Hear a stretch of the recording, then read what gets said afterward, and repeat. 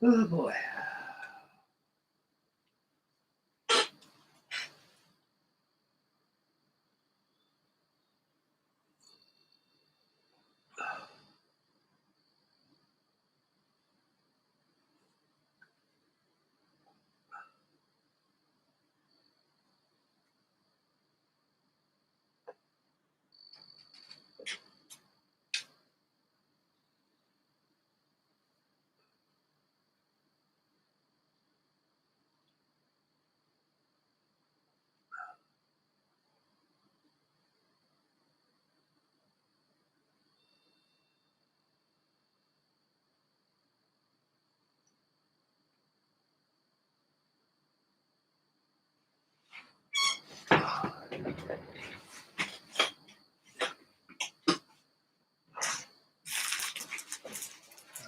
Snack knife.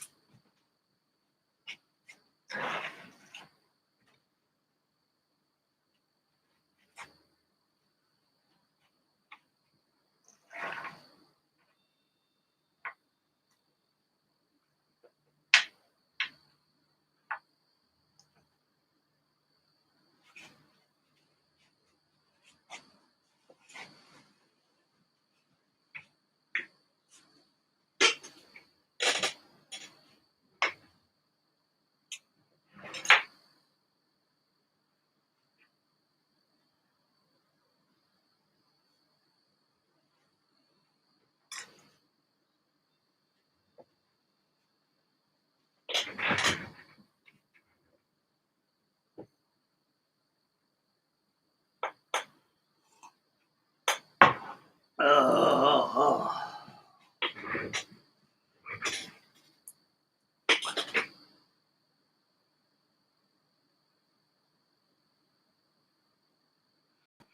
Hey, happy birthday to you, Mr. Daniel. How you doing, dear sir?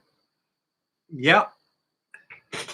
Gonna finish this up tonight, and I'm gonna put the flying wires on it and frame in the canopy and everything, and paint the pilots, and it should be all done.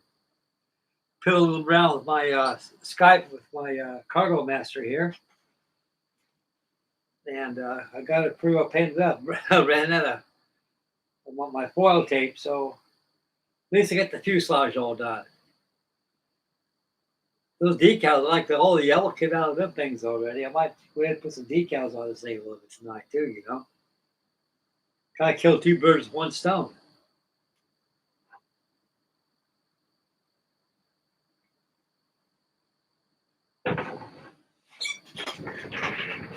Yep.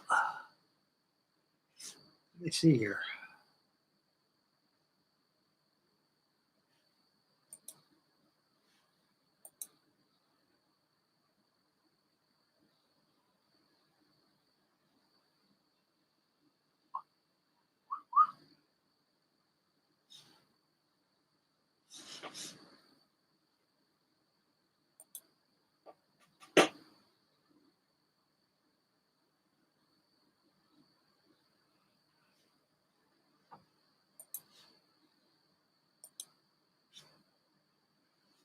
Yeah, Daniel, that B-25.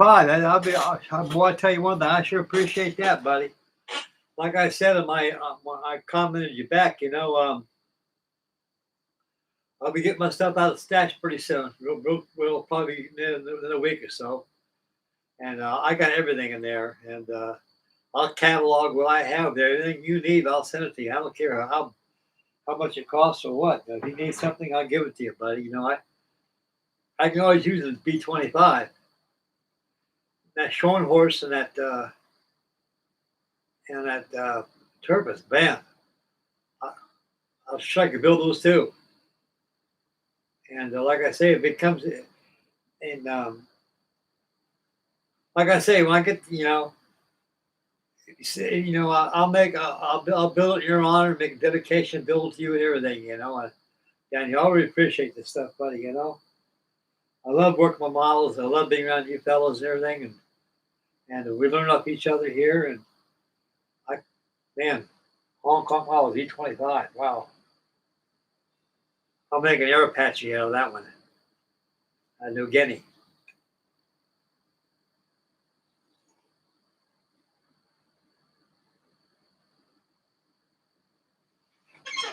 Did you get my address and everything, Daniel?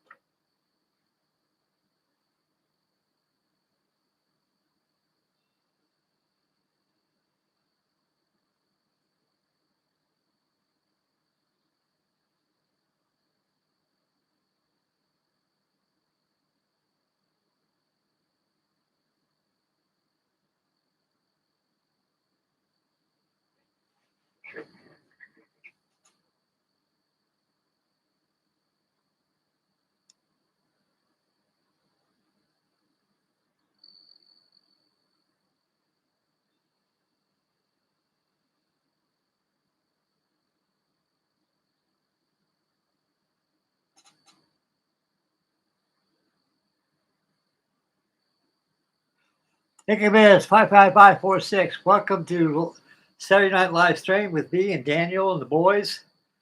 And right now we'll finish up this Aurora SB2C SBC-3 HELLDIVER, and I might put a little more decals on my Cargo Master right here too.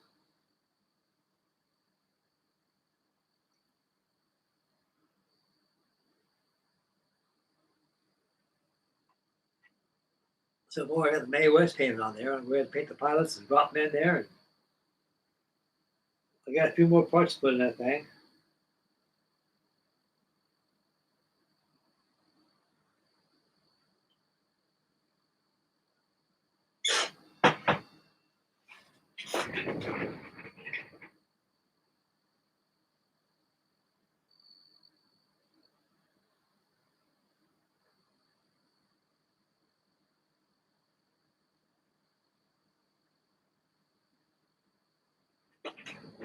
Well, let me give you a little sneak preview to keep all my finished work.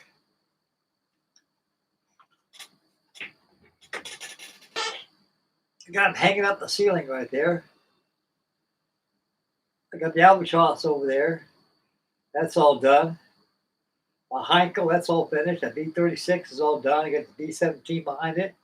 Between the B-36 and the B-17, there's the 1/32 scale Revell 262 Swallow. And behind the B-17 is the R6B Constitution. I finished up a lot of stuff back there. I got my Saratoga, it's all done back there.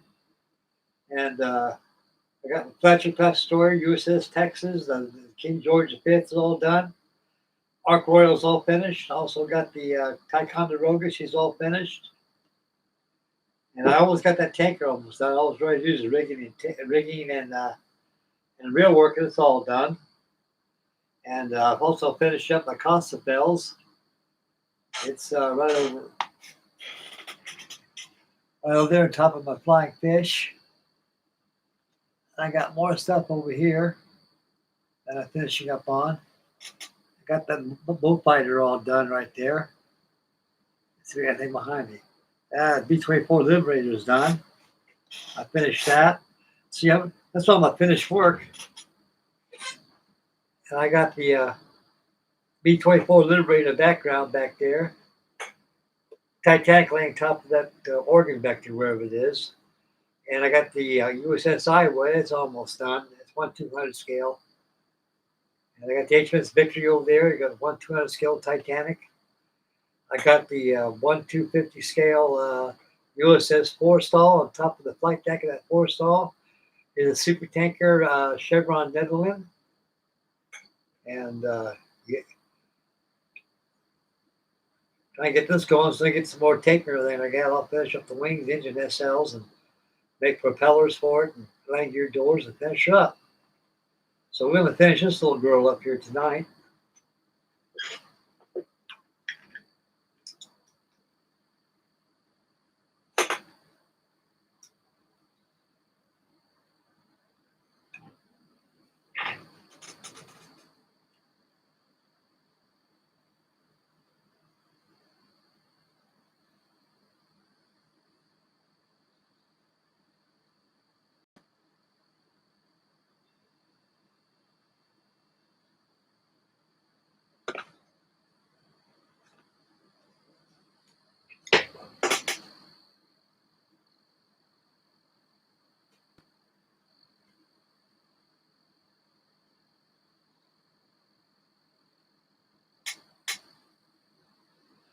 And I got the tape on that fuselage, that aluminum on there. It looks like it's real.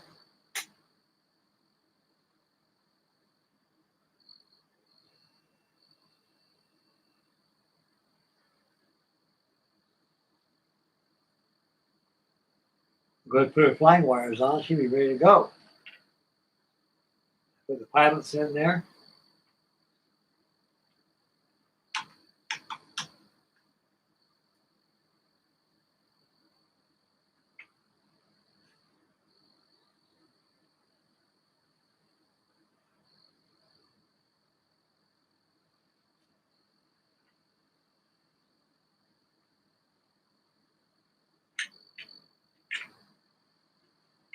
What pilot is? Sit right in there.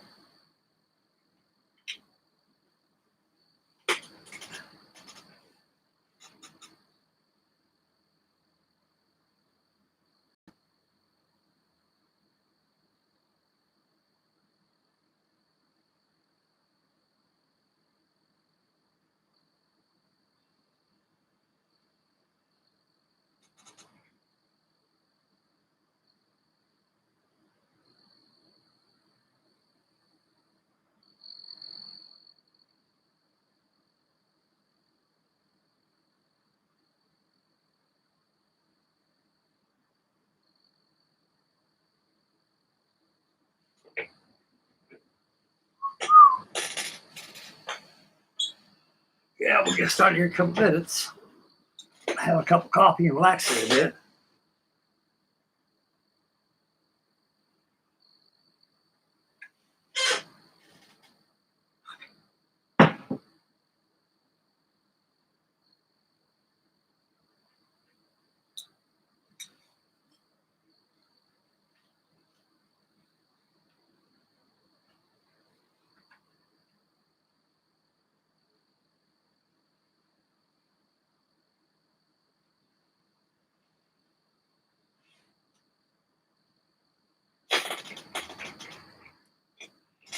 Yep.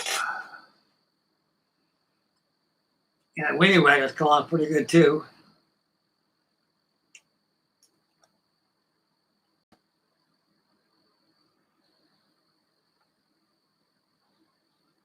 See how you see different tones?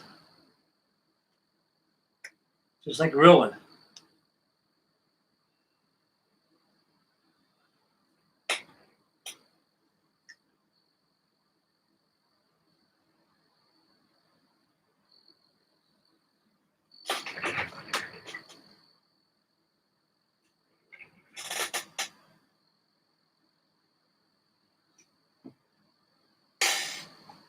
Yeah. Oh, the old weenie wagon.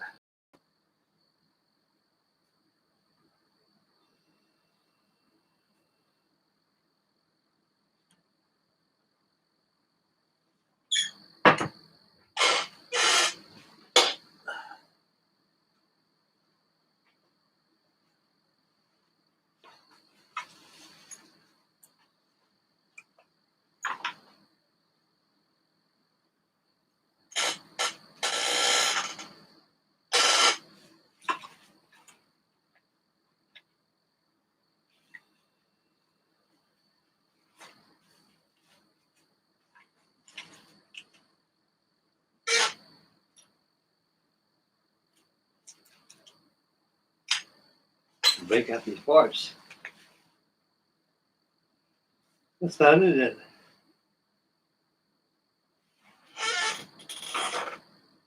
Yeah.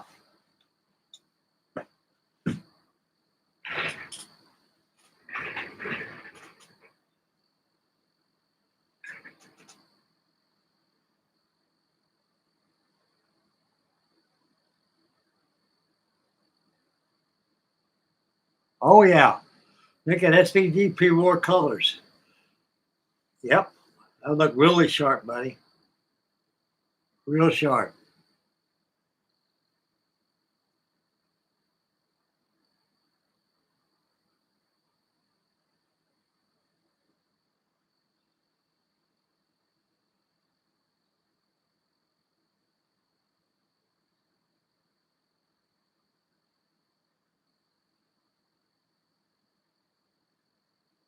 Yeah, the fate of the Shorn Horse.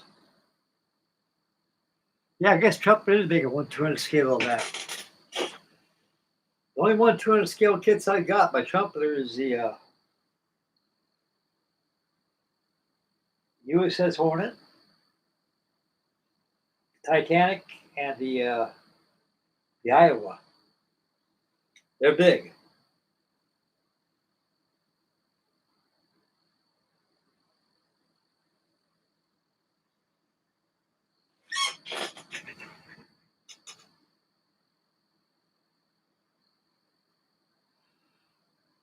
Yeah, I did that. That was a group build. Me and Martin Lamott, we did that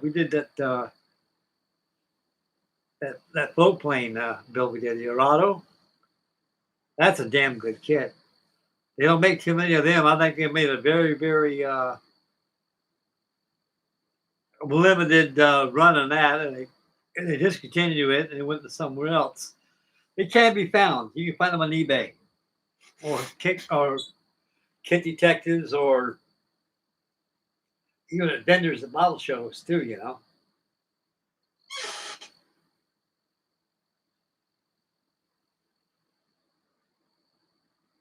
Yep, that's it. That's a good kit. Damn good kit. Oh,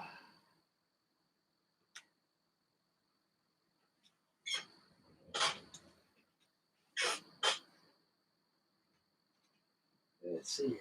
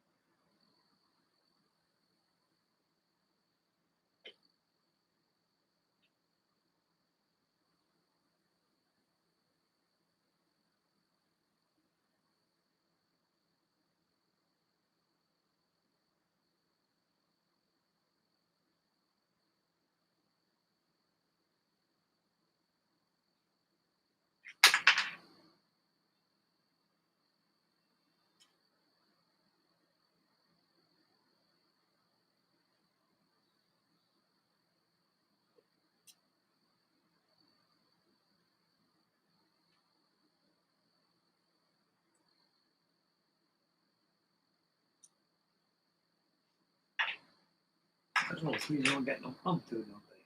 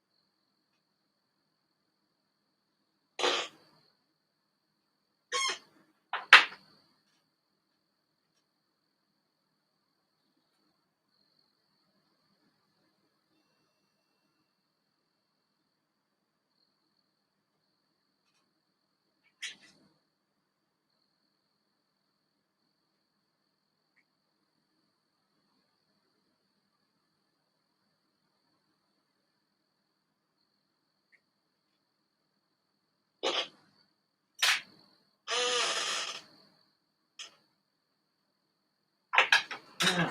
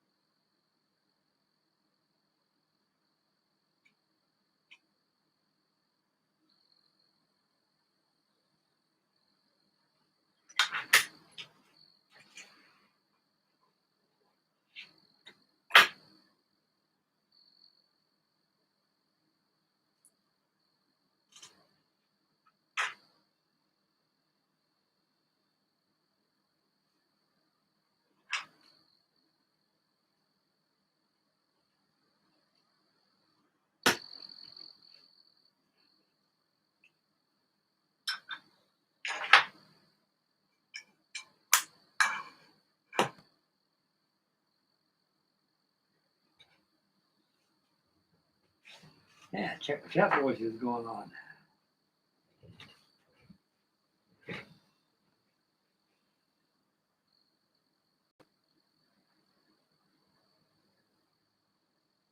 Oh yeah, that's coming up tomorrow on the Coronado. I'll go ahead and do that. That'd be a coastal command. Because I got another one right here too, just like that one.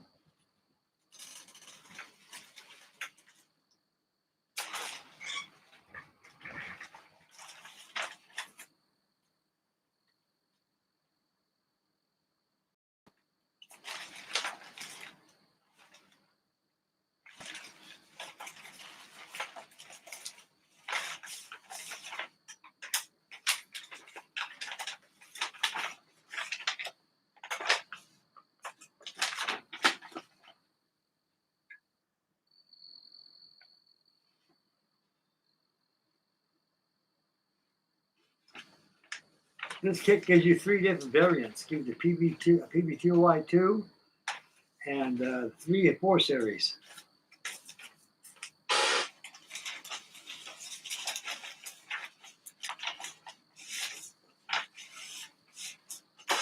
Yep.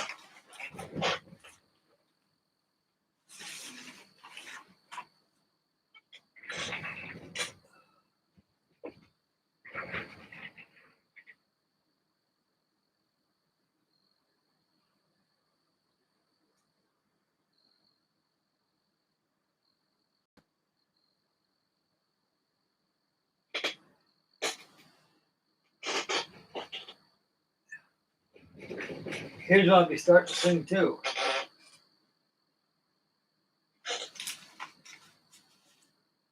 I gotta paint those bombs, flip them over here, something like that.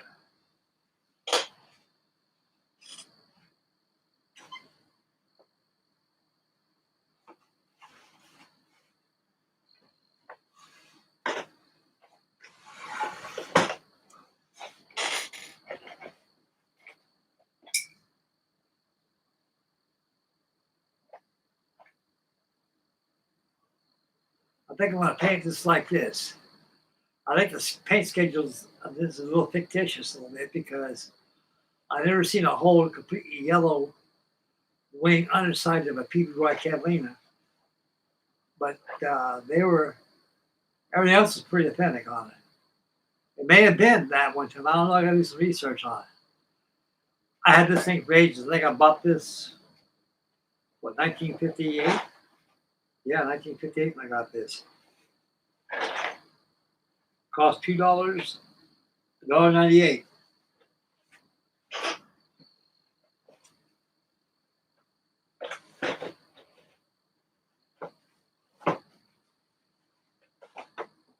Here's what I like the best.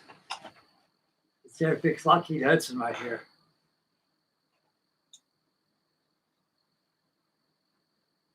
It was a good kit. I think it's one of the first ones that got my air fix. 83 cents it says here. That's what you paid fine. About 83 cents. Yeah, 1963 bucks. With red stripe on there. Air fix. Well, I saw those at Coach's Hobby Shop. Wow, man, where the hell did these come from? And it said, Litho USA, made in England. I go, wow. And I found out they all came from England. And I tell you one thing, I grew up with air fix kits. I think we all did. I think they've been around for a long time. They're the best.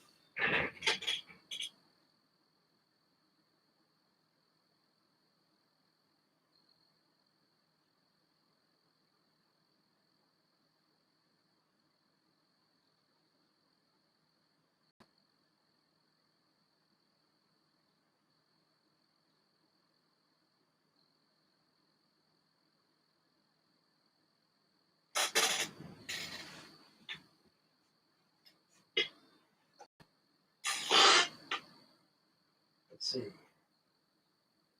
What else I got back there? Yeah.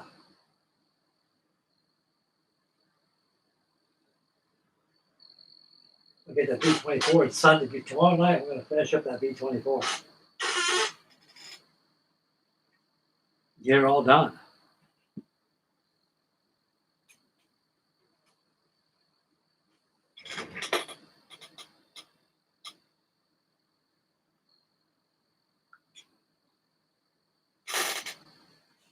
Oh, yeah. I love my tanks.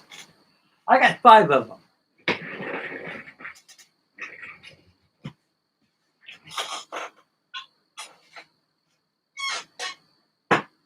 Yeah.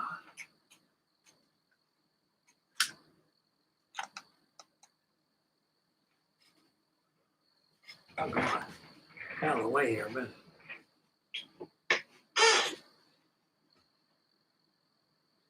I got the Cava, the Patton, Sherman, and parked over here.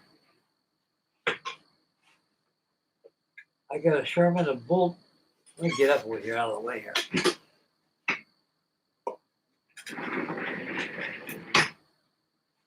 I got my Sherman and my Bulldog tank. Hang long. I made a video of my hang long Sherman tank. Yeah, I think yesterday I made it. Well, I love playing on those tanks.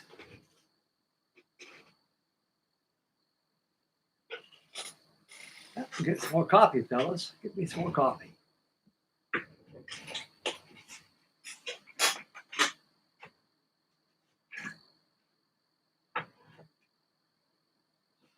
Man, this damn Cargo Master, it's cold. It's all that metal on there.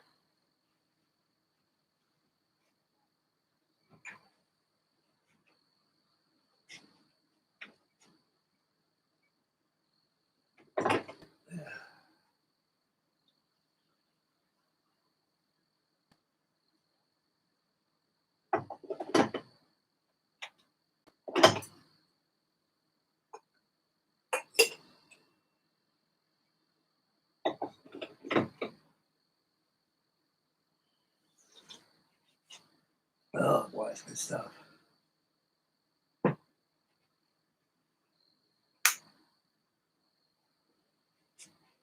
Let's see what's going on. Let me just show you guys something else going on here.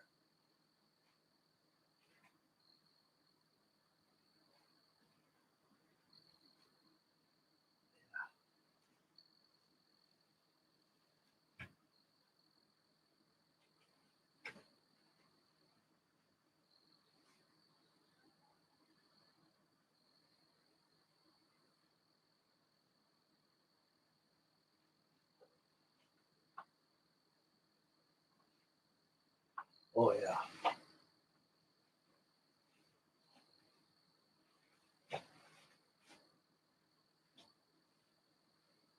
Get that Grow Master going next. That's a vacuum form kit. Same scale next to my Cargo Master.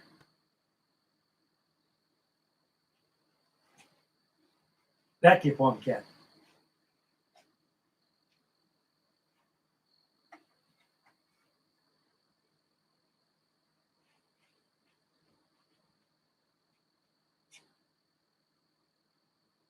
Let's see here. I had this. I'm gonna have this in the water too. So get my radio.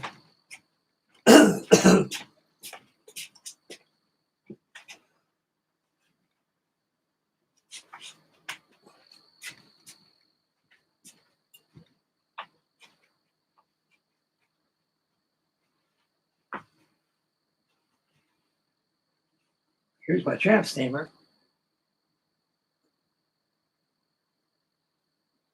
Danes Marine SS Melody 2. 1918 tramp steamer. Radio control.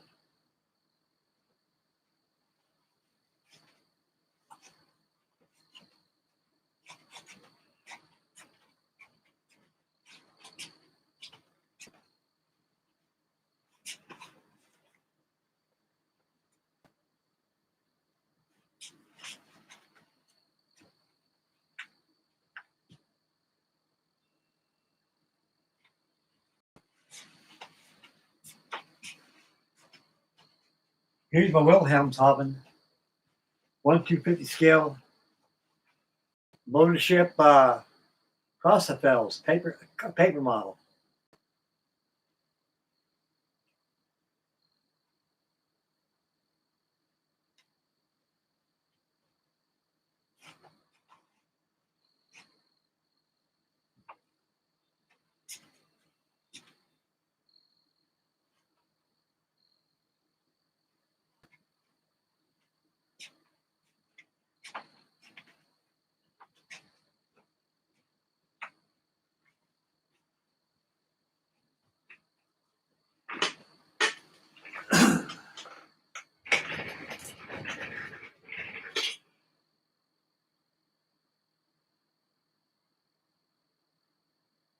Yep.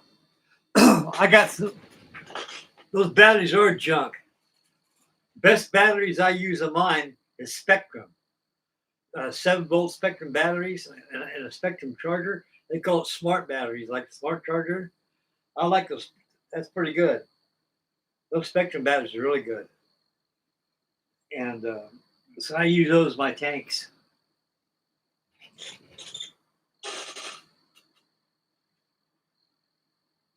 Those batteries will give you a real chip.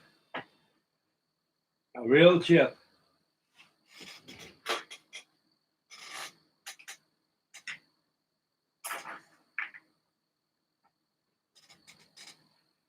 Yeah, a real chip.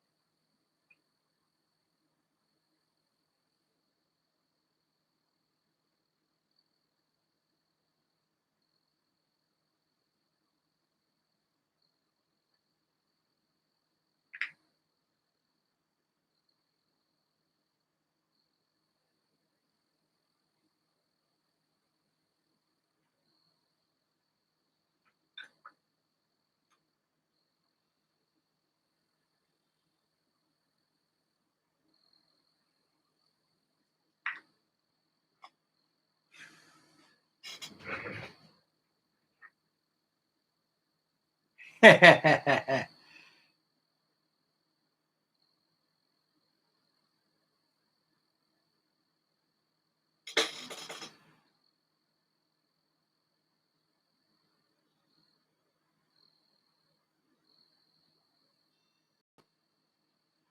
favorite type of model. Gosh, that's a very hard question to answer. I like them all, to tell you the truth. But I like 1 200 scale ships. Big ship models. They're my favorite. And bombers, they're my favorite. And Navy shipboard aircraft, they're my favorite. When it comes to aircraft in general, I like English aircraft. And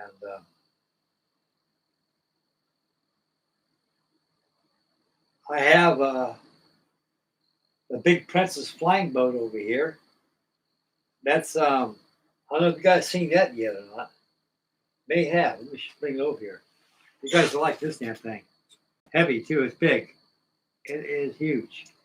Huge, huge, huge, huge, huge.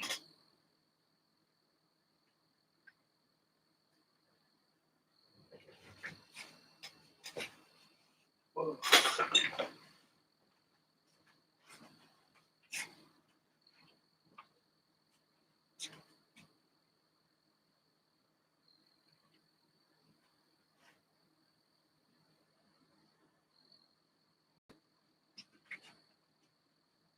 Come here, girl.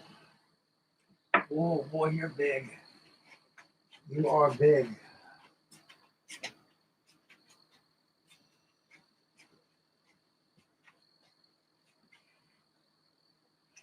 This is the Princess Flying Boat. Saunders Row, Model 245 Princess Flying Boat.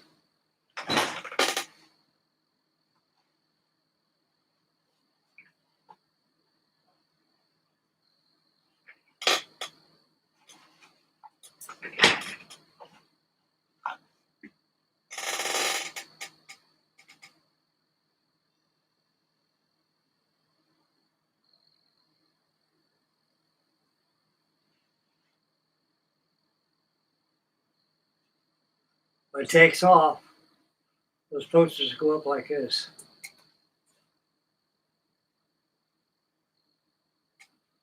Just like the other one. It lands in the water, it is just like that. This thing is big. Took me about 2 years to build this thing.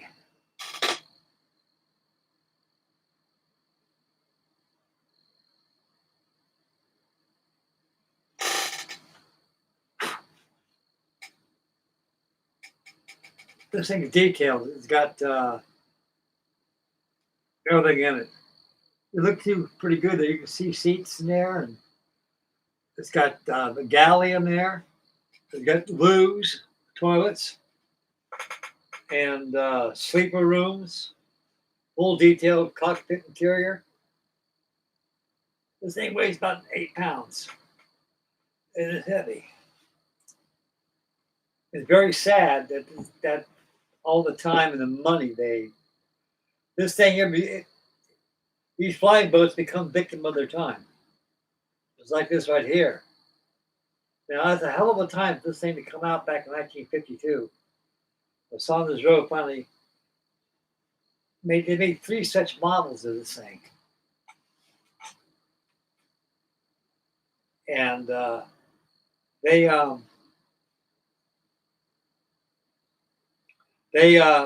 held on to the belief that flying boats could make another comeback, but they were wrong. Because they forgot to think. So years ago, flying boats were the king of the airplanes. They could fly all over the world and land in the water. But Saunders Row forgot that during World War II kind of changed things. All continents all around the world have runways because of the war. They got the Seabees out there, the mobile construction of Army Corps of Engineers. They all went out and built runways for airplanes. Now they got piston-powered aircraft, even jet aircraft that can fly equal distances as these and land there. So no need for these anymore. See, the flying boats will become redundant right after World War II. They didn't use them anymore. And so Saunders Road, they just held on to the belief that they can make a comeback, but they lost. And like I say, this thing become a victim of its time. This thing has 10 engines. Has Bristol Proteus engines they use. And only one such example of the Princess Flying Boat was available to fly. The other two were under construction. Then they wanted to give it to the military. Military didn't want them. This is because they're redundant. We didn't need them for it. We don't need them anymore. And so we got jets nowadays. We got piston-powered aircraft that can fly all over the world. And for the commercial airlines, they didn't want them either because they were redundant. They didn't need them anymore. So the old Princess Flying Boat, like all flying boats, become victim of the time. All three of these flying boats were cocooned, and parts of it were used for the NASA program for rocket engines and stuff. So this thing had a lot of significance to it. It's such a beautiful flying boat. What the hell? It came out too late. Now, this thing would have been the hell of an airplane back in World War II, like the Martin Mars. Heck, that'd be England's answer to the Martin Mars if they had one of these. But although during World War II, it was on the drawing board. It really was, but they didn't bring it out the shelf until after the war. And Saunders Road, they just held on to the belief that hey, you know,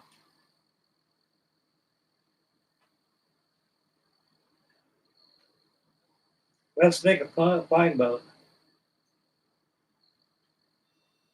They were big.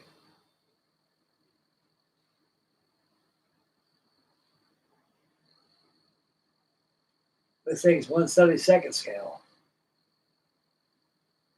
Huge. It's got double bubble fuselage. This thing's pressurized all the way. Oh boy.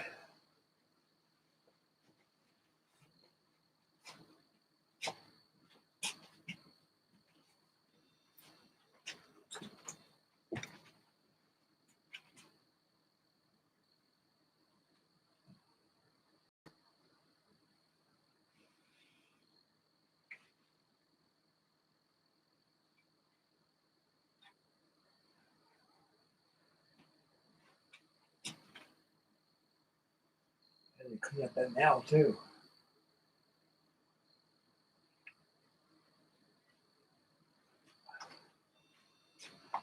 Yep.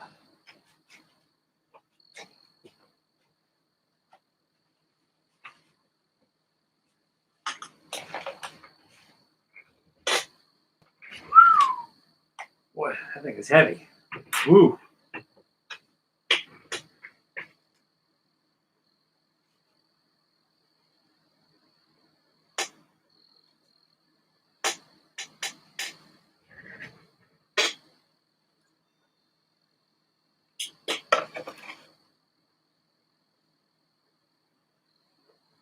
Yeah, it does.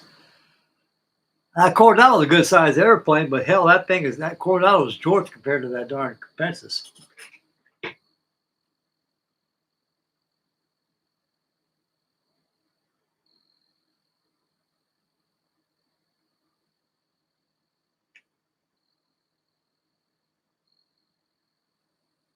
Hey, Dingy, real good, buddy.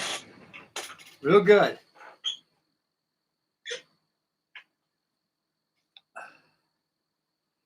Got the cargo master over here. Got it painted up. I ran out of my tape. I thought I had some tape out there on my back of my trailer, but I was wrong. Didn't have any.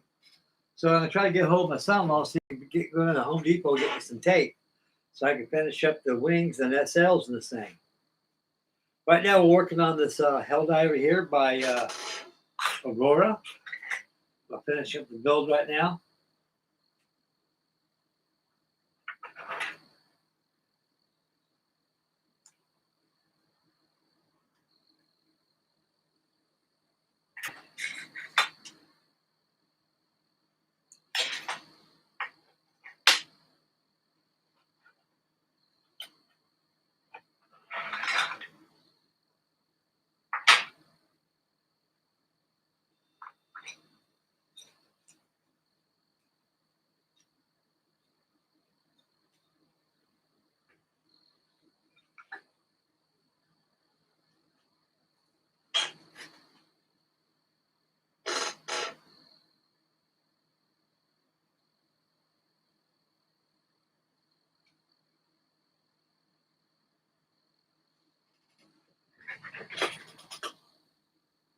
Yeah, thanks, buddy.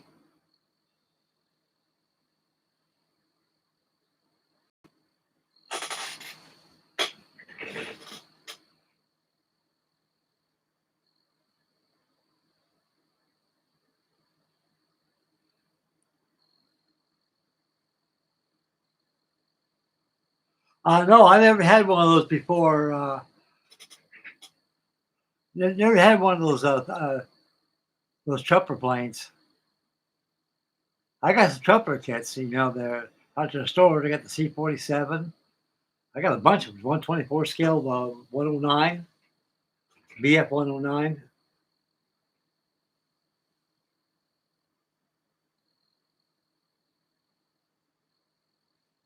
Yeah, that bear bomber's pretty good size. Real good size.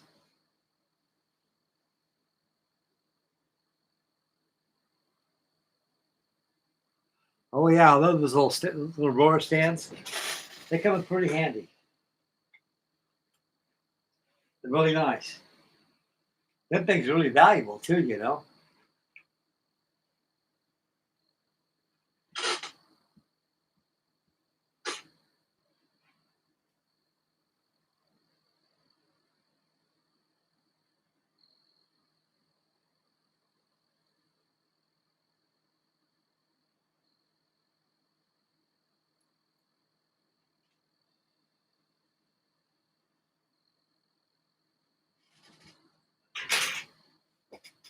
Yeah.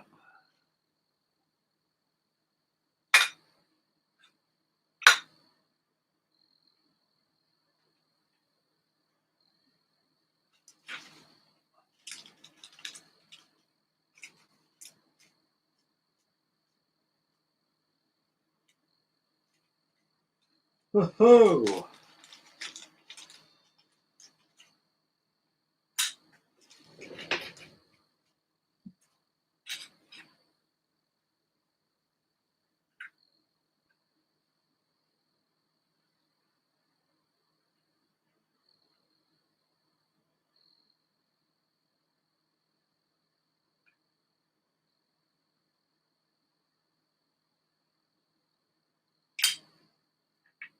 Okay.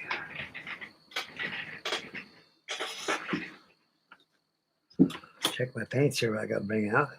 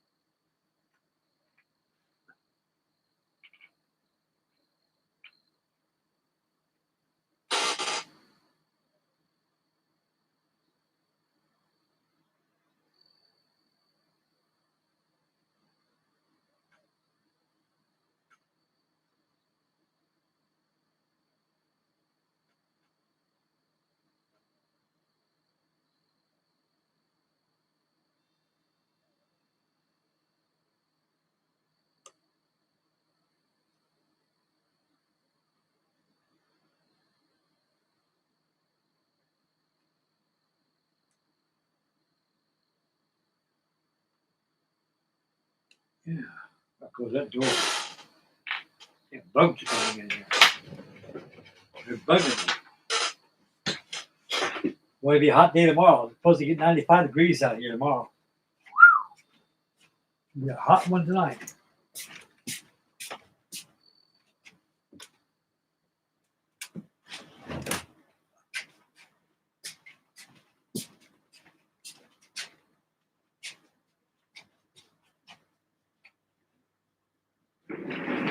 Okay, June bug, do something else.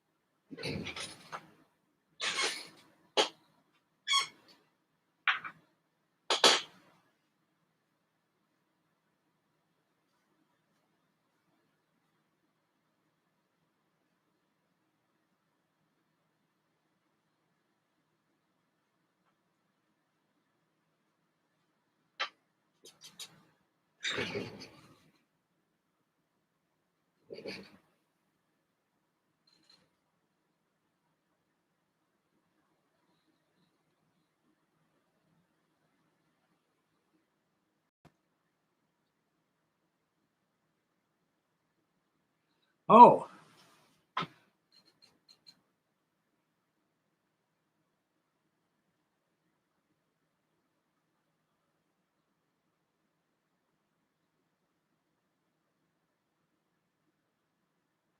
about 6 miles.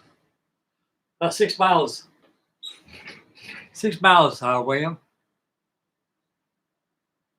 I mean, Daniel. Excuse me.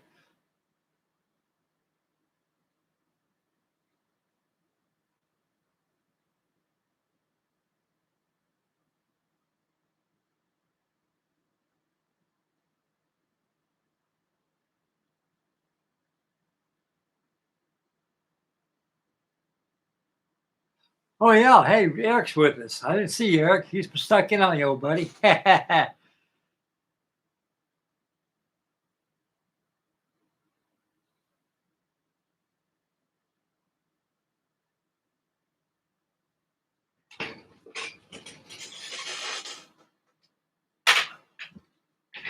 Let's see.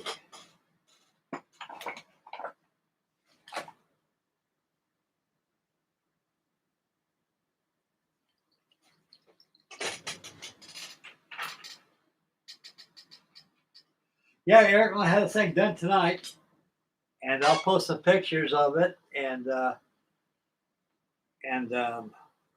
send them your way, old buddy.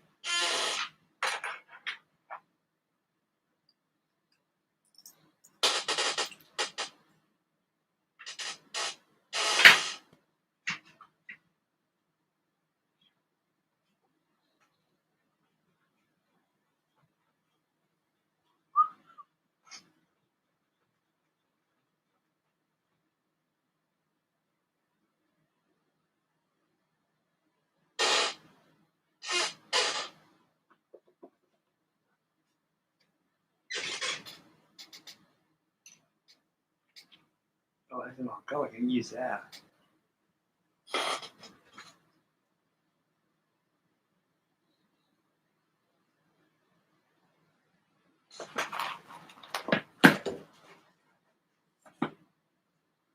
That's very great.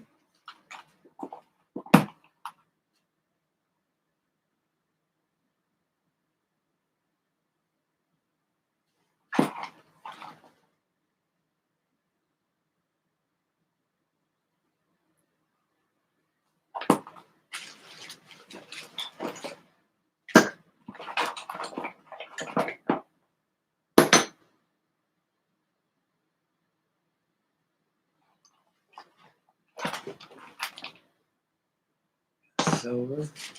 I get some bouncing here somewhere. Where the hell could it be? Where can you be? Oh, probably over here on that. Got a bunch over here. Okay, da.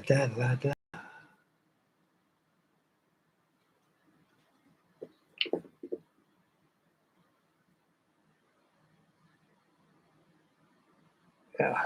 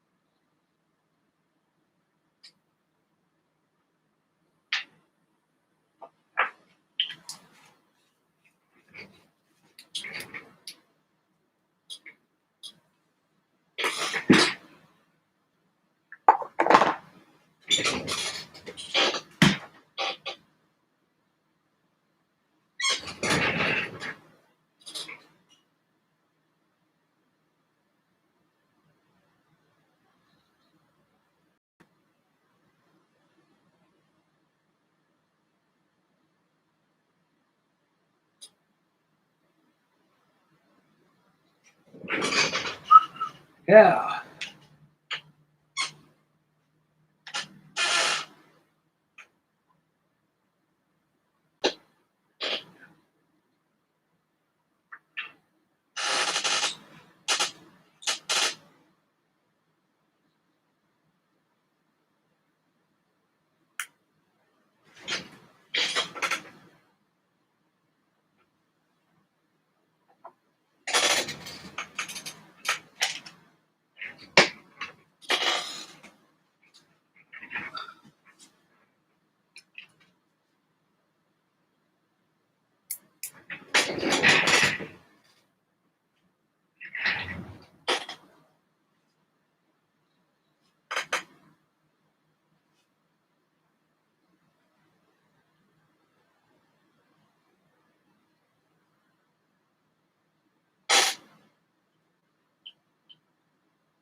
Boy.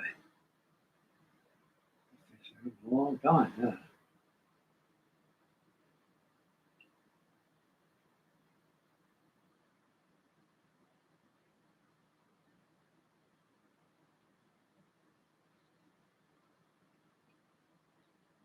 Oh, touch your thing.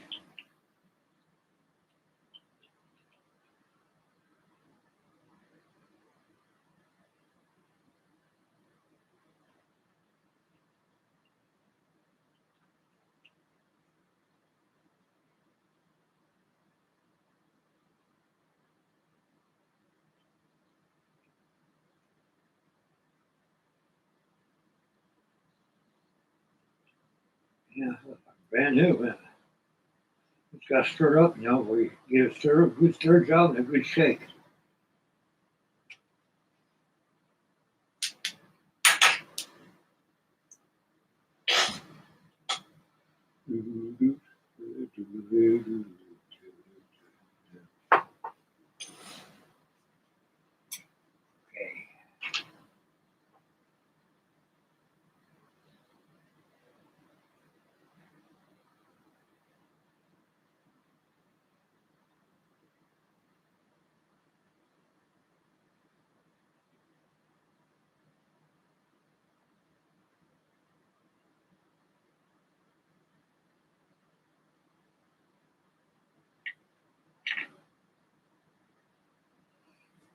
Yeah, it's one observer is looking at the side right there.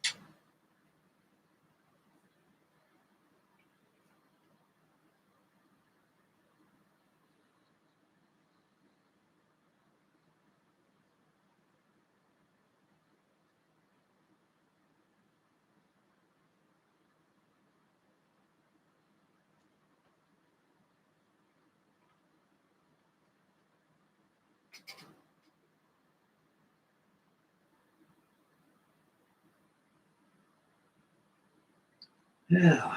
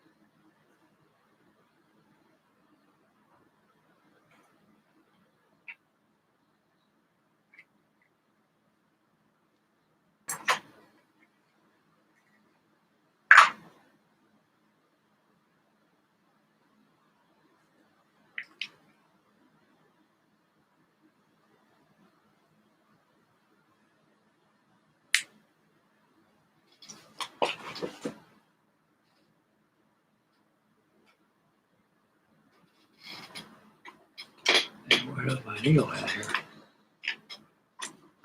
Out.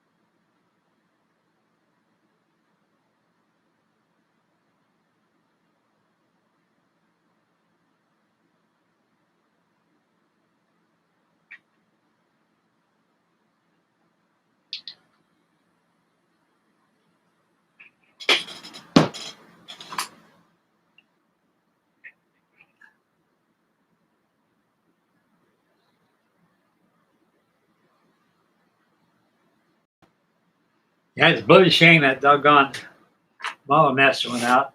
Got too many of those doggone people out, activists out there, saying, "Oh, it's poisoning the world," all the stuff going on. Oh, I don't know. These people are crazy. So here they went for acrylics.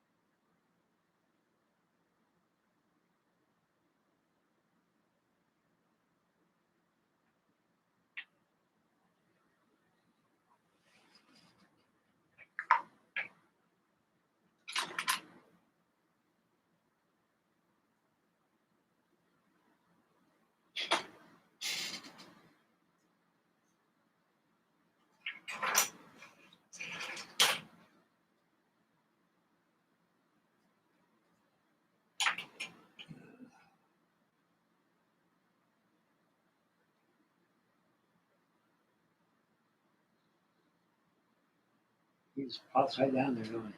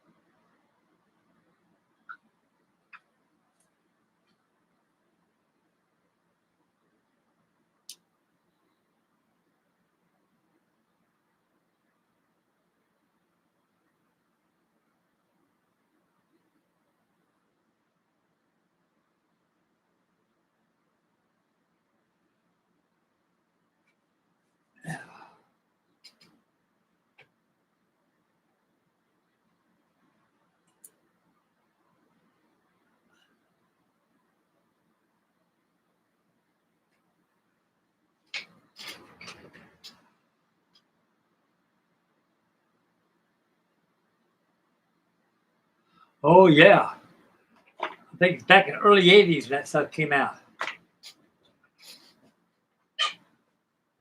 and I remember I bought a Herky Bird, a C-130 Herky Bird, 148 scale. It had a whole that thing had it was testers, you know, and they highly recommend Model Master paints to tell you what color you need and everything. That was great. And I tell you, go nothing lasts forever. You know what I mean? You get too many activists out there complaining about pollution and stuff like that. Just like swastikas in airplanes, you know. You put a swastika on there like that, and they take offense to it, you know. Heck, it's nothing to do with fascism like that. It's history. Everybody knows. Others know that a German airplane don't look like a German airplane without having a swastika on there. You gotta have a swastika.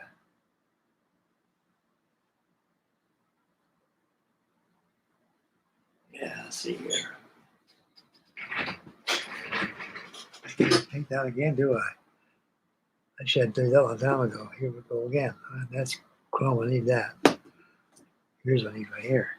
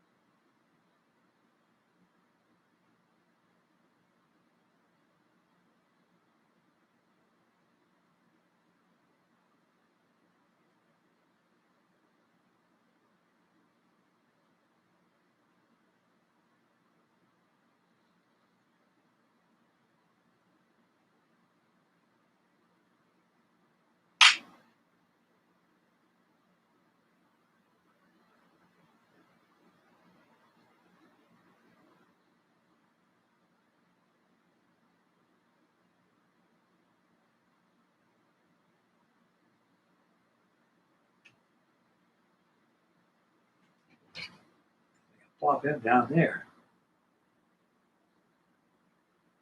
Panzer Man builds bunker. Boy, he loves putting pilots. Says you like putting your pilot figures in his planes. I do too.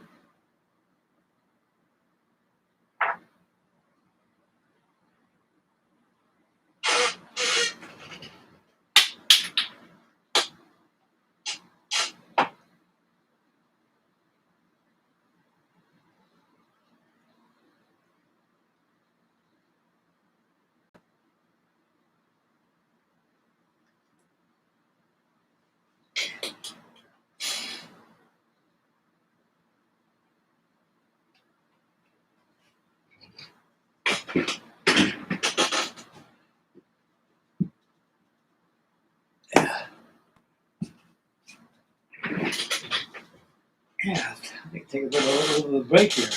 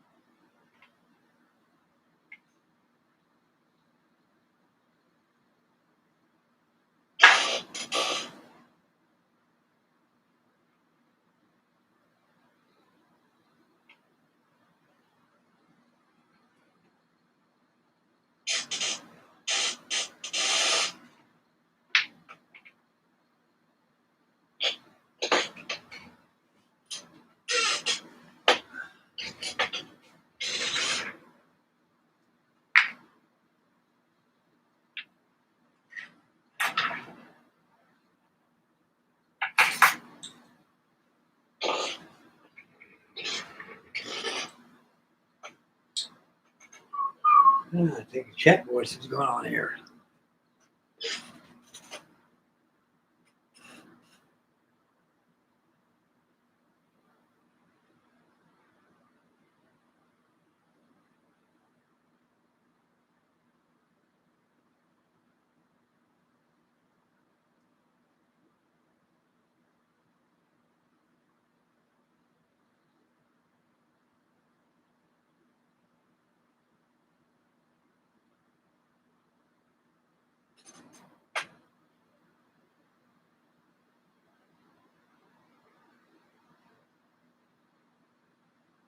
Okay.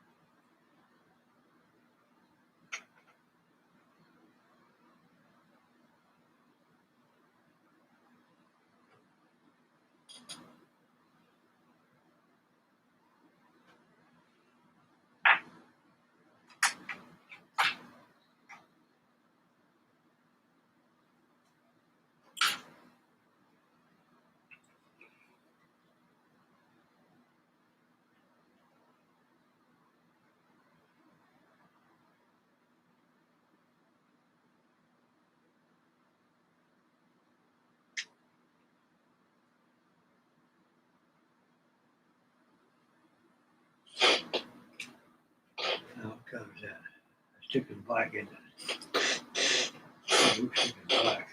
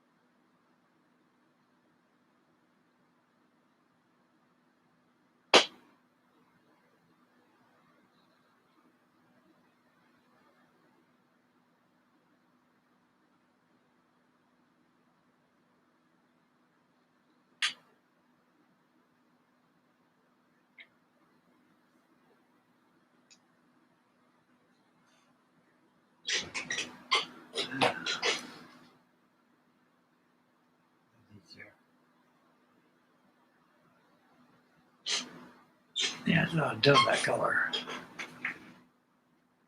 Where the hell is it at? Yeah, here it is.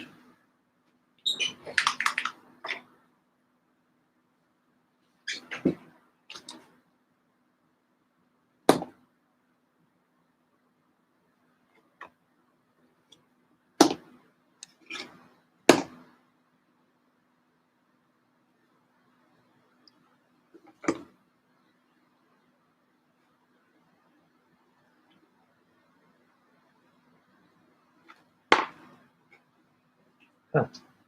Where the hell is that color at?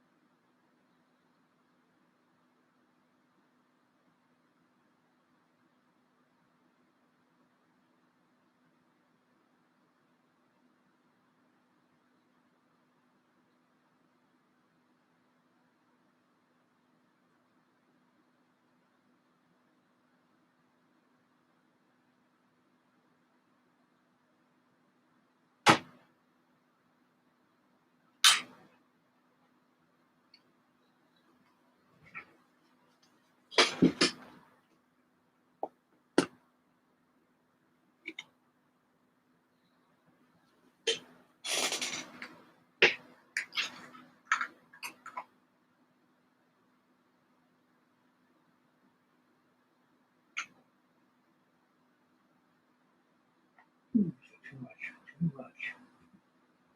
Way too much.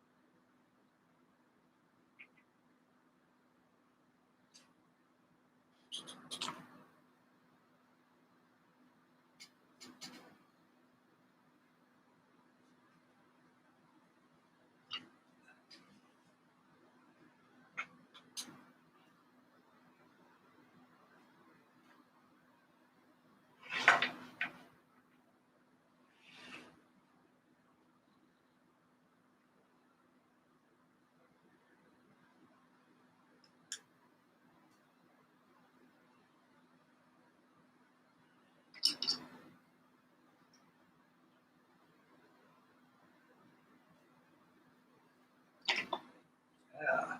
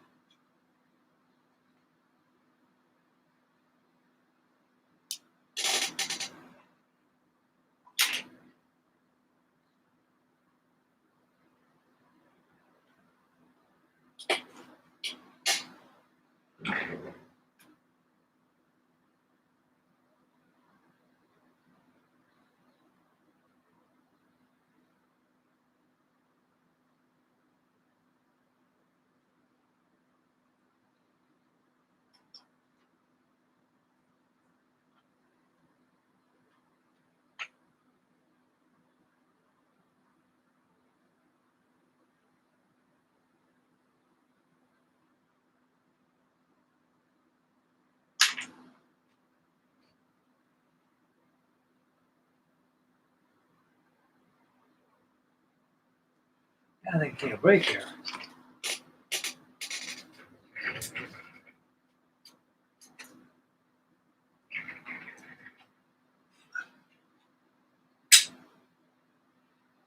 Oh boy.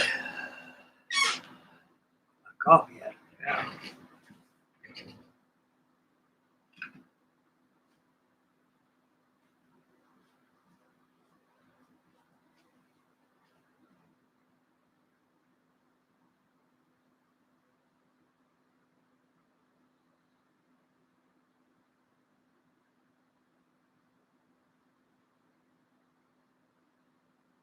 Hey, I mean the cargo master here, Eric. Yeah, I'll start working on that. I ran out of foil. To get some more, and thank God I got the fuselage all done. And here's the glow master over here.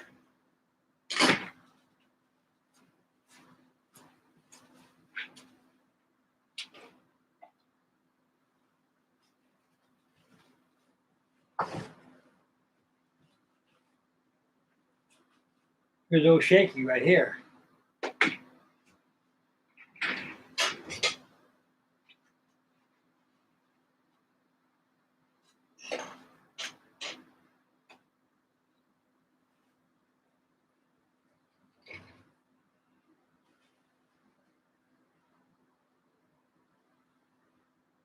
Same scale, exactly form.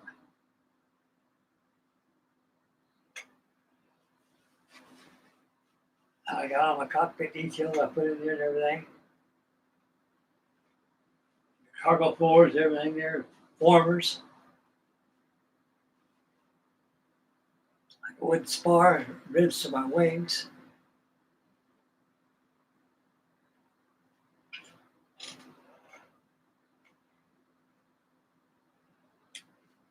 So they're pretty much the same scale. A little winggy wagon.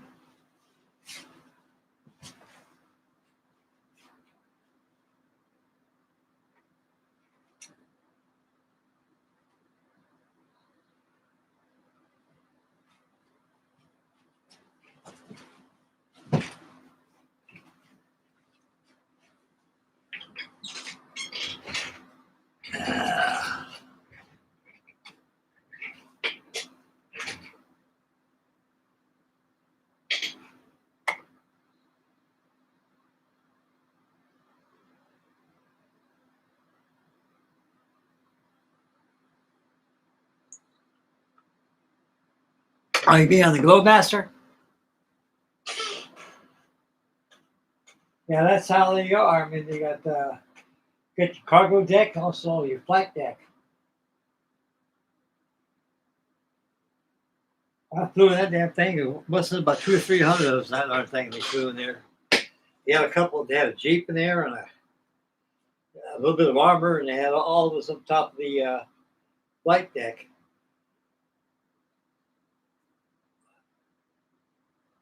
On a winning wagon over here, that's a big airplane. Boy, I'd like to have one of those for my home. If I have a lot of money, I'd buy something like that and find a piece of land and put it on there, and I could be living there and having a ball. Woohoo!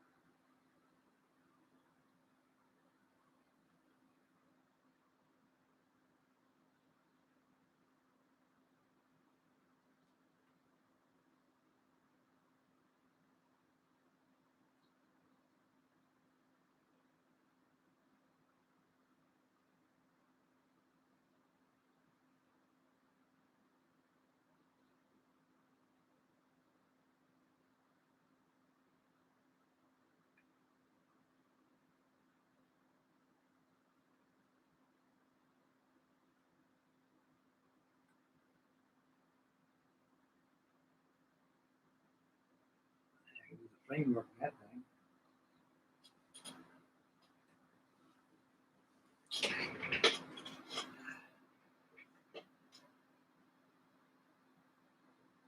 Oh yeah, yeah, I sure did, Eric. Yeah, I sure did. Everything else is just Luna dope.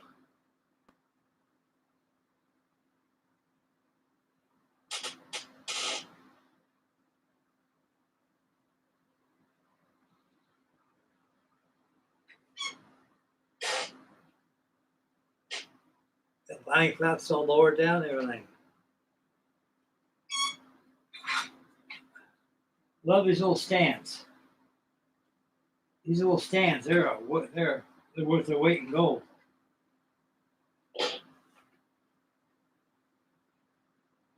Almost done. I just got to put the rigging on it and do the framework.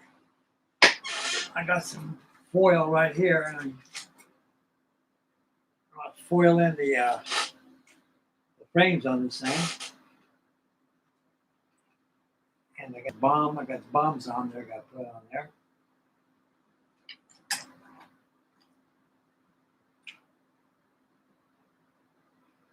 That's the style of bombs. They look like something out of Buck Rogers, don't they?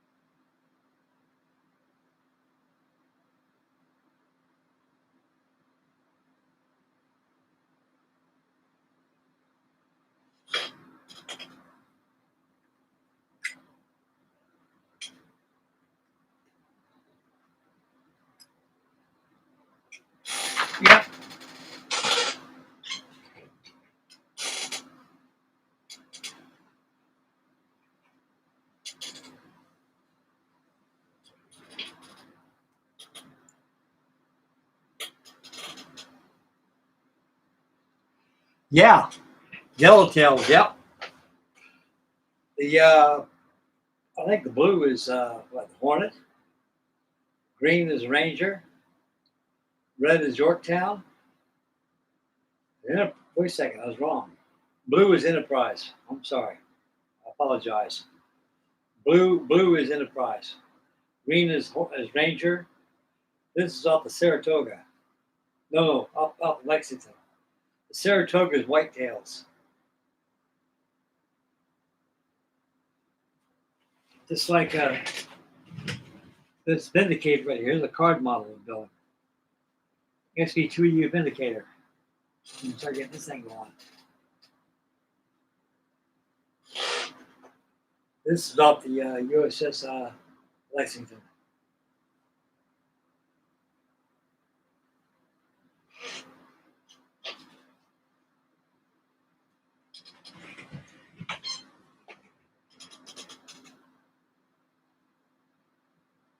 No, I never did.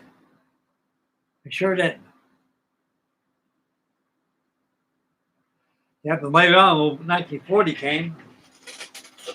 41 came, and during the Pearl Harbor, they changed the blue to red and white stripes. And here's Enterprise right here.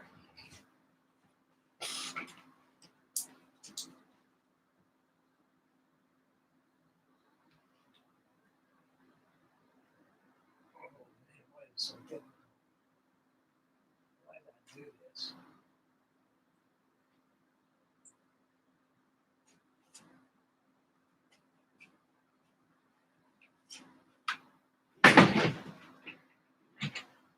Damn, this chair once gets away from me.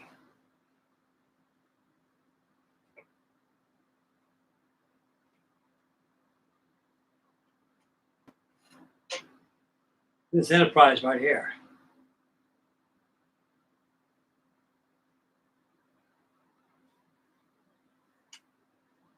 SPD Dauntless, 1/32 scale.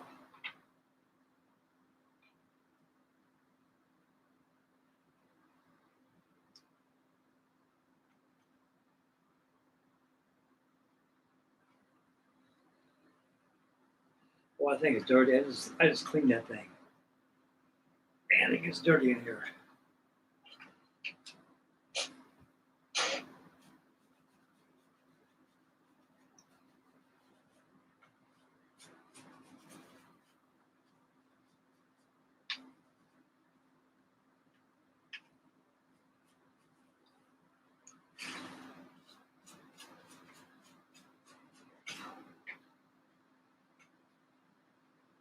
Yeah.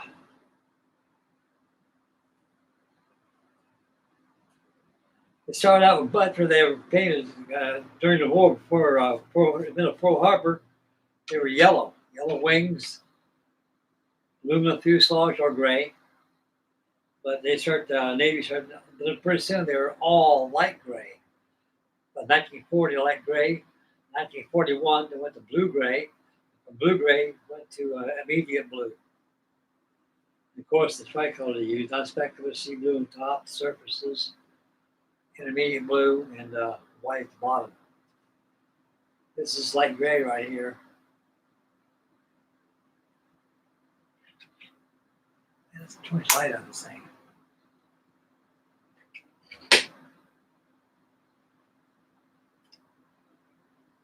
It's not a bad kit. I got about 4 or 5 of these in the kit inside my storage.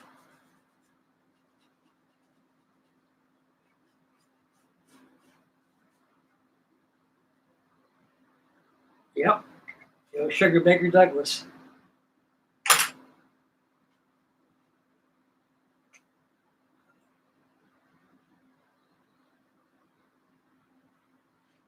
Yep.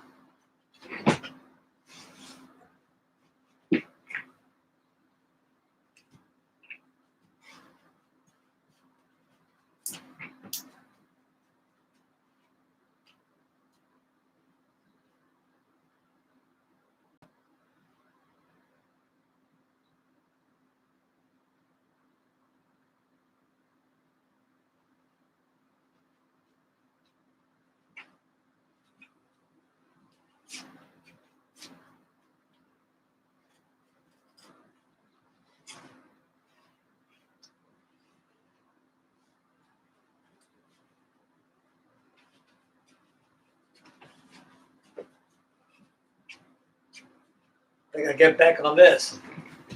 Get this one going. Boy, trying to fall down a little place here. This is my P2B Neptune card model.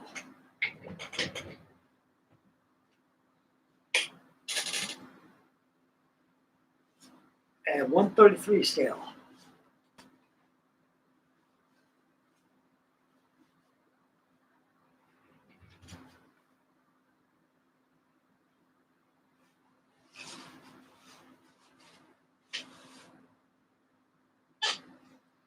As a matter of fact, I think I might hop on this pretty soon, so I get this thing going. Yep, the old P2V Neptune. I saw all these back in the 1950s flying around.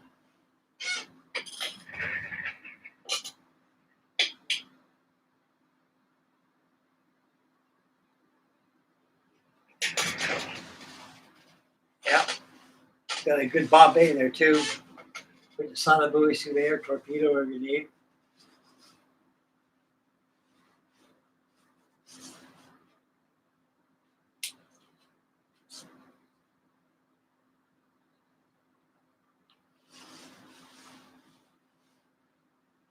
Yep. The old Neptune.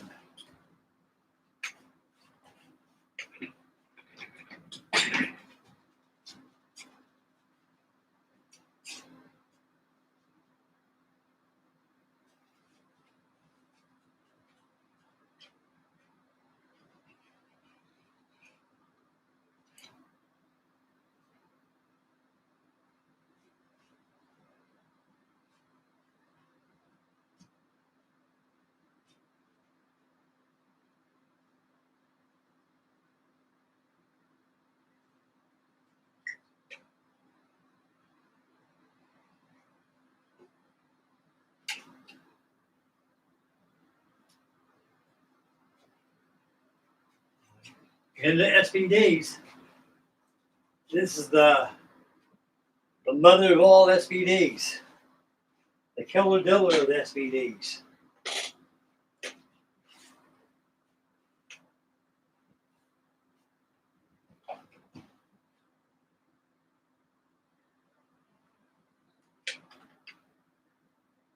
This from Enterprise.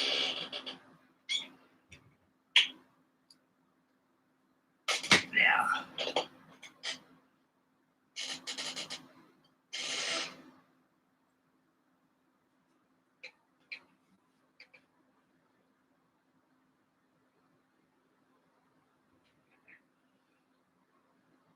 Yeah, the wheels, they retract in there and come down.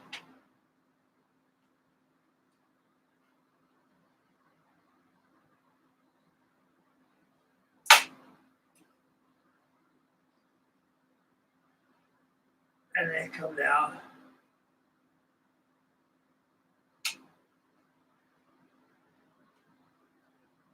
Side brakes work. The thing does everything but fly. Dusty too. Heavy. Very heavy. This is American, 1/18 scale. I got this from China. Took almost 3 months to get this thing. I don't think I was going to get it. I really didn't. First thing you know, it came out. That box, the kit box was perfect shape. But the shipping box was the thing, oh my God, looked like 1,001 chances. Holes in it, torn. Oh my God, I hope my model ain't like that. But it wasn't, thank God. Got to go to customs and everything.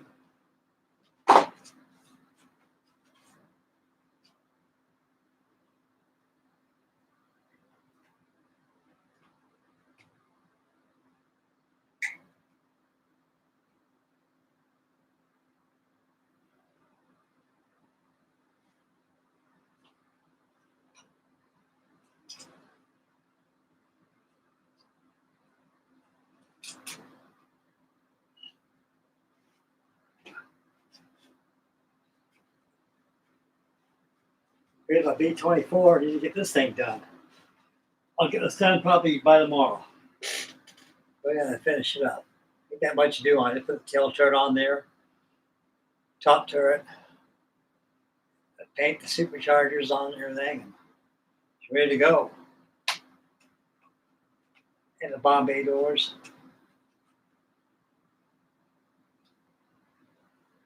It's a one hell of an airplane. It is heavy. It is heavy. And it's big.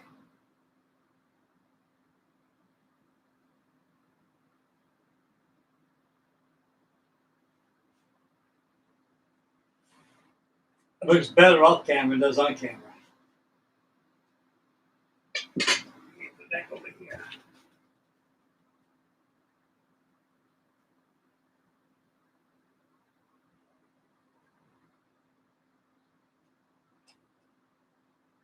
Wonderful.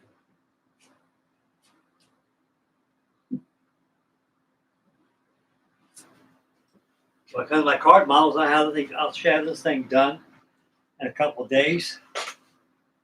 I just got to put the boats on it, lifeboats on it, and rig it up. She's all done.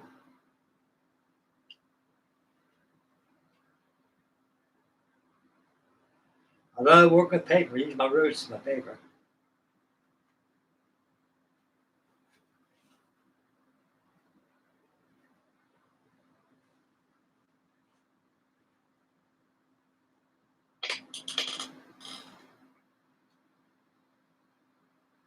This Kaiser's I got. Kaiser Wilhelm. Thing about 390 feet long.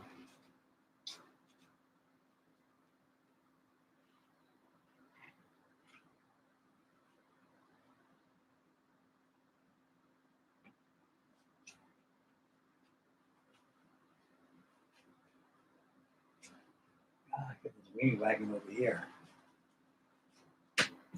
Put it out of harm's way. Gosh, you don't want to get that thing busted.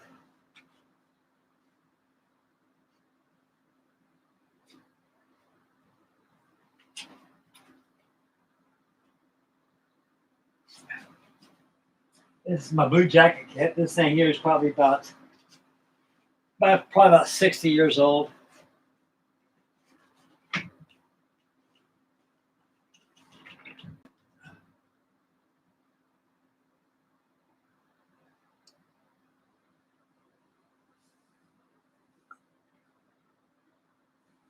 Yep, so you got to rig it up, put the railings on. It's ready. It's all done.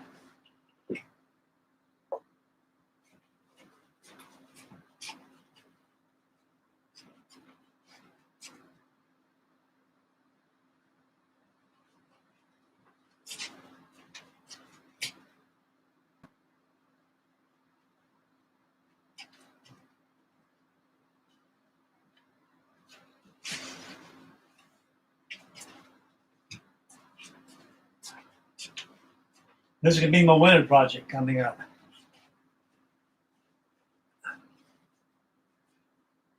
This is my model ship weighs 196 scale clipper ship swordfish.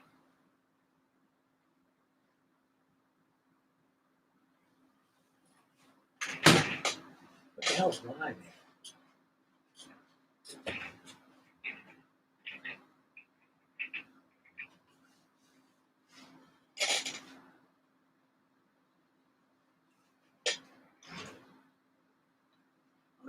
It looks like it's getting old with all the wood on there.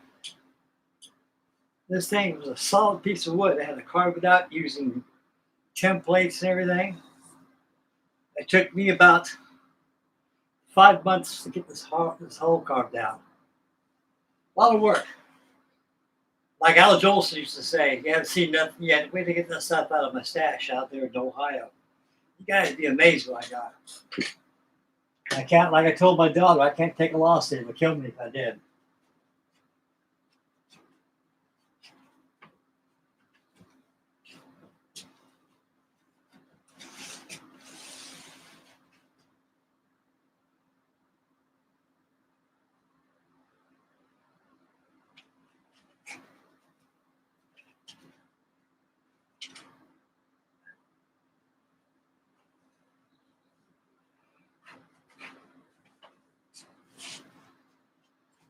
There's no solid hull one I'm doing right here. This is a Blue Jacket Smuggler.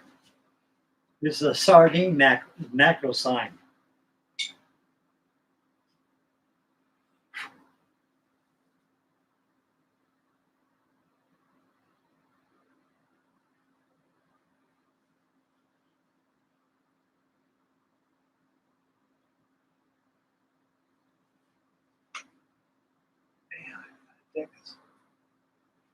The lacquer that damn deck.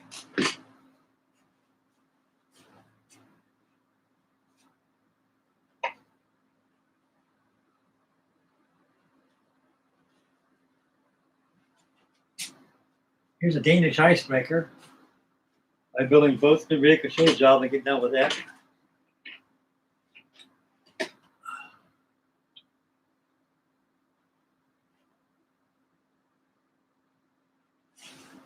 This is St. Canute.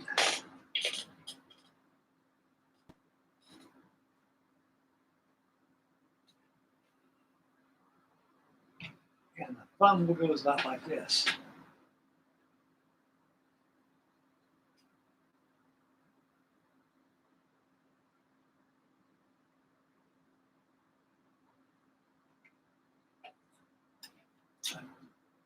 And the pilot house comes off and everything. Get to the radio. Yeah, it's fun.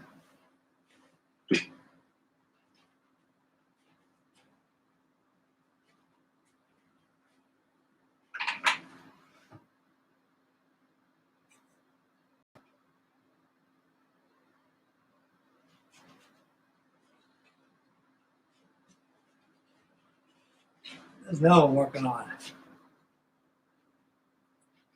This is Lycurios. This is a French exploration ship.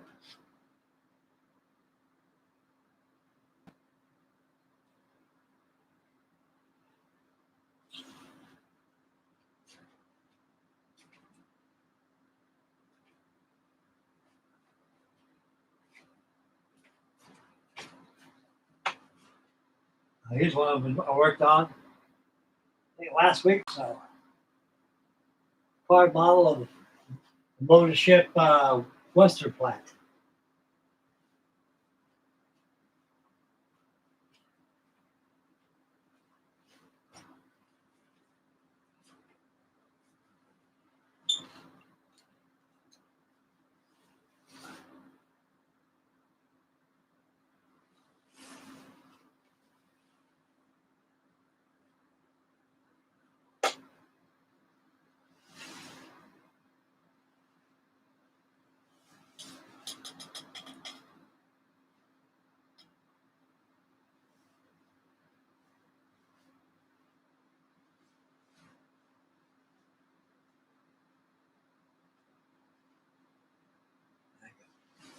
I got space with lacquer on this thing too.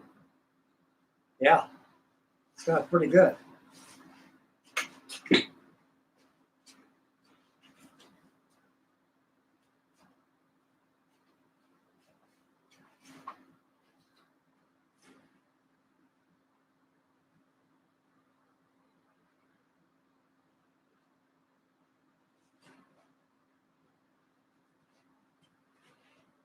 I'm gonna finish these up here too.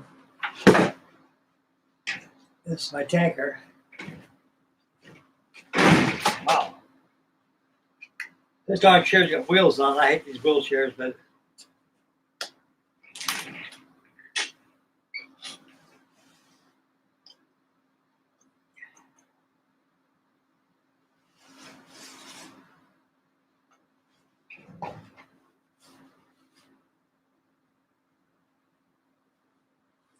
still working the water line this thing.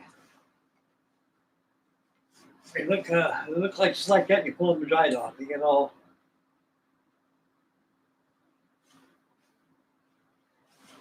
merged with water, seawater and stuff. A lot of plates at the bottom of the hull. Yeah, this thing comes pretty good. It's got to do some work on it. Right now, I need some clear lacquer spray. Same thing on my forestall over here. That thing is big. That forestall.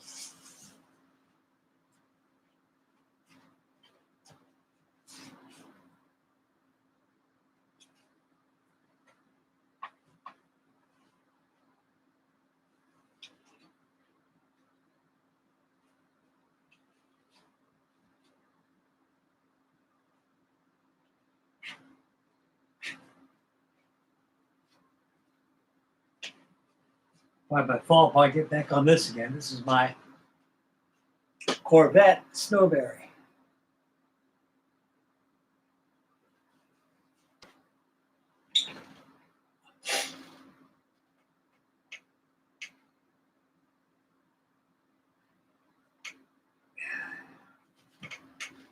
back button over here.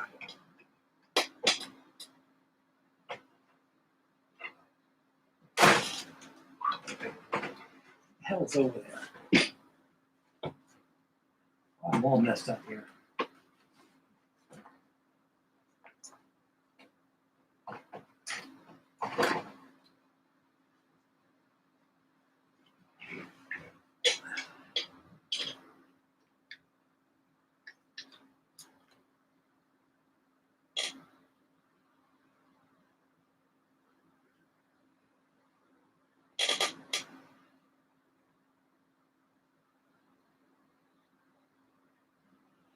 Yep, there's my airport hanging up there.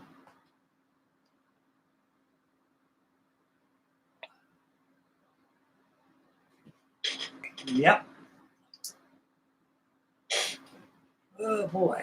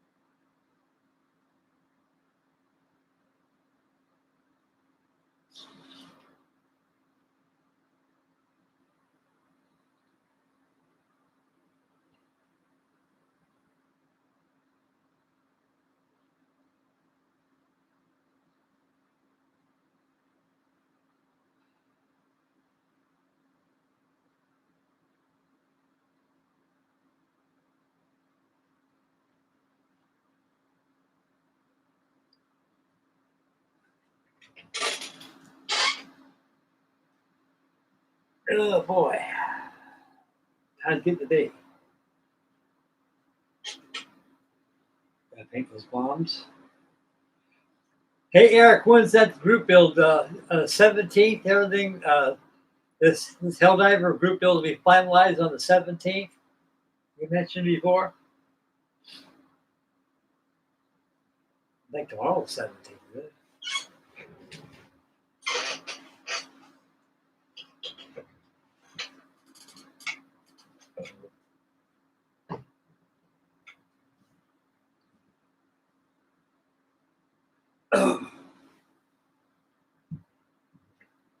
Let's see, what was it?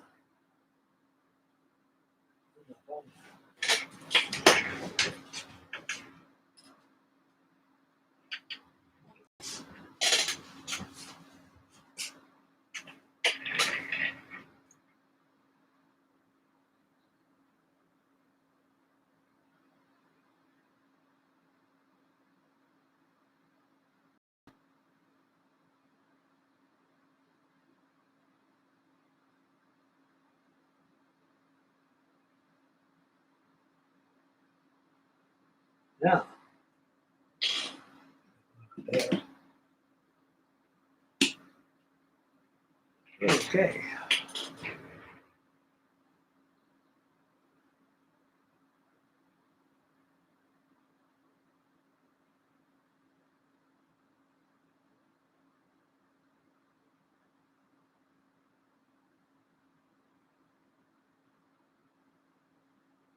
Okay, just let me know. And like I say, this thing here, it could be long. This thing is done. I'm gonna paint the bombs, mount the same, frame the canopy with. I gotta frame in the canopy and put some epoxy in place and do the using my 13th 1,000 gauge guitar strings. Okay, my flying wire I'm going to use on it. And yeah, came out pretty good.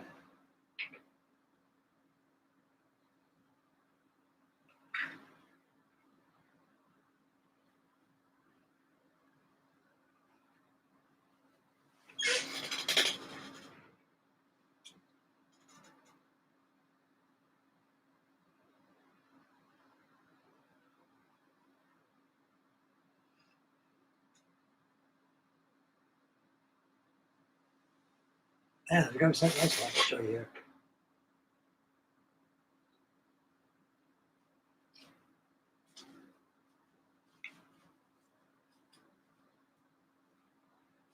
$1,000 out here. I can't even spend it nowhere. Oh boy, wait a second here. Ooh.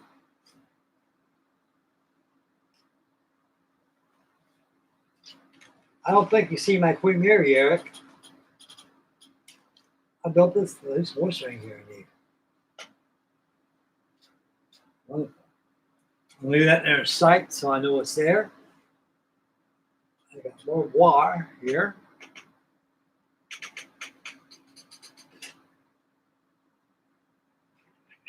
Gotta paint those guns up, and I got plenty of time for that. Okay, let's see here. Yeah, Eric, I want to show you something, buddy.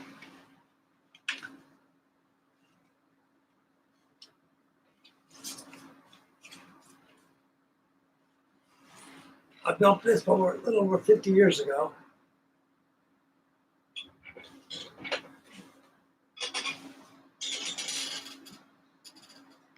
RMS Queen Mary. I had it in a museum, and they got a bigger exhibit of it coming out, so they asked me about mine. I said, that cost me $200 to get it shipped out here. It came in a big old wooden box. And, it took a lot of work to do this thing.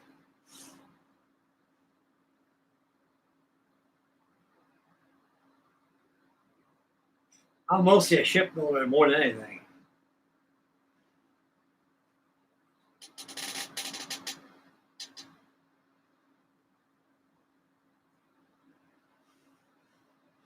I got an 18-foot model of the USS Missouri. It's in one of my storages, and I'll bring it out here. It has a boat trailer. I can transport it. Yeah, built Queen Mary, RMS Queen Mary. I got the Andoria too that I built, and it's done. And for Mr. Daniel Britton, I'm going to go ahead and get my Coronado flying boat down over here, make an English coastal command job out of it. Matter of fact, I want to take that thing down tonight and clean it up.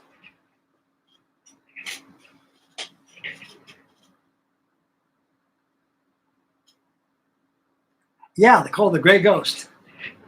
It was I'm going to tell you something about these things, Eric.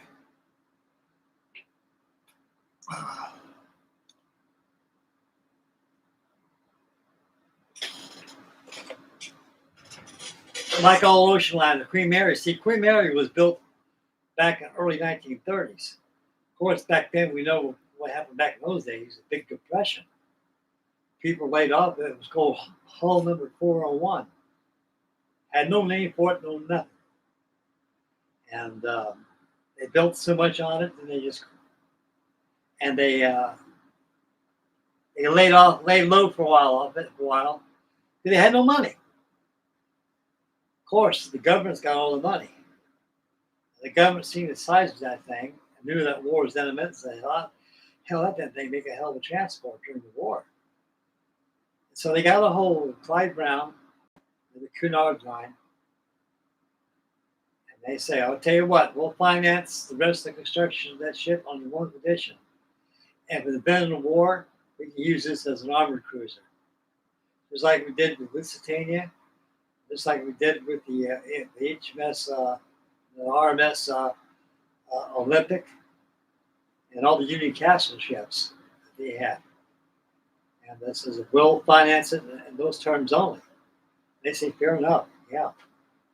So they kind of figured out what the name was. So one day Queen Elizabeth came by and took a look at it in the dock, and I guess they pushed her and bowed their head to her and said, "Can we call her? Can we name her the Queen Mary?"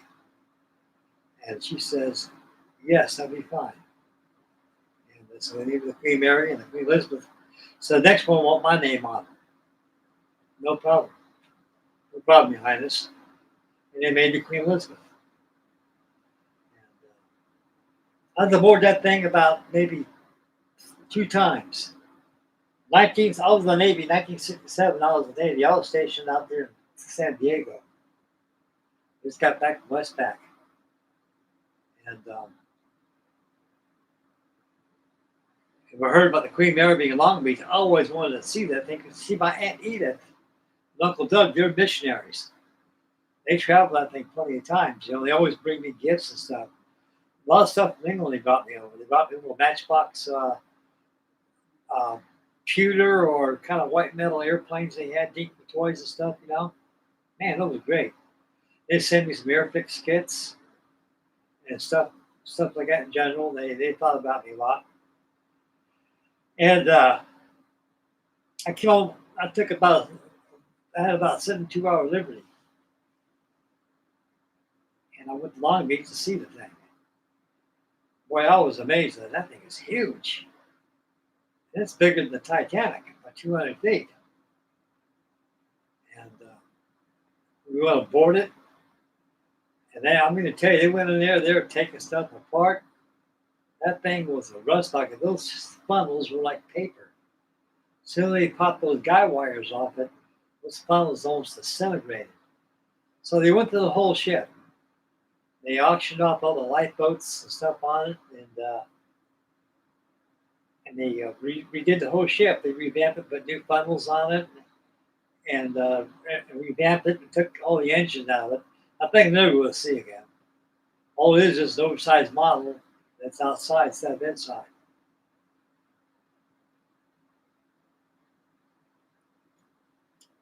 It really makes how big it was. Then, by 1979, I was trying to get out of the Navy. I got out of the Navy in 1981. I got out. Did about 30 years then. And my wife, she passed away. My daughter's mother, not Ruthie, but Brenda. She's my first wife. I was married 30 years to her. I got 6 kids. And she never been aboard the Queen Mary before. I said, okay, look, I'm on leave right now. I took a 3-day leave. So let's go down to Long Beach and show it to her. And what she was made was so darn big, huge. So we went aboard it. Now the prom day taking my little girl, my daughter, she's the youngest, she's 45 years old. And went in there and a lady came out to us. Now, this is on the level. And this lady coming to us, I kept looking at her. She said, "Oh, what a beautiful child. Can I hold her?" Yes, ma'am, sure can. I handed my daughter to her. Oh, she has such beautiful long brown hair. Is she Jewish? She said, maybe, I think. I know I got one named Jew, maybe, because my grandmother's Dandenberg. That was her last name. Before she married my grandpa. And I guess I had some Jewish in her. She says, "What's her name?" Named Megan. "Oh, it's the Star of David." Yeah, yes, ma'am, sure is. I kept looking at her for a while. I said, "Man, you look awful familiar from somebody I see in TV and movies. By any chance, are you Mrs. Robinson that played on with Dustin Hoffman?" She said, "I am, my man Bancroft." I knew it. I said, "I knew you looked familiar from somewhere." So boy, it's an honor for you to hold my child.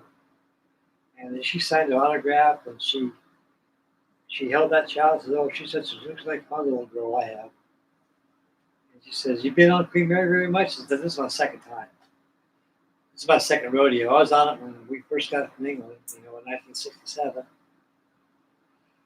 My wife, she never been aboard before, so she wanted to come aboard.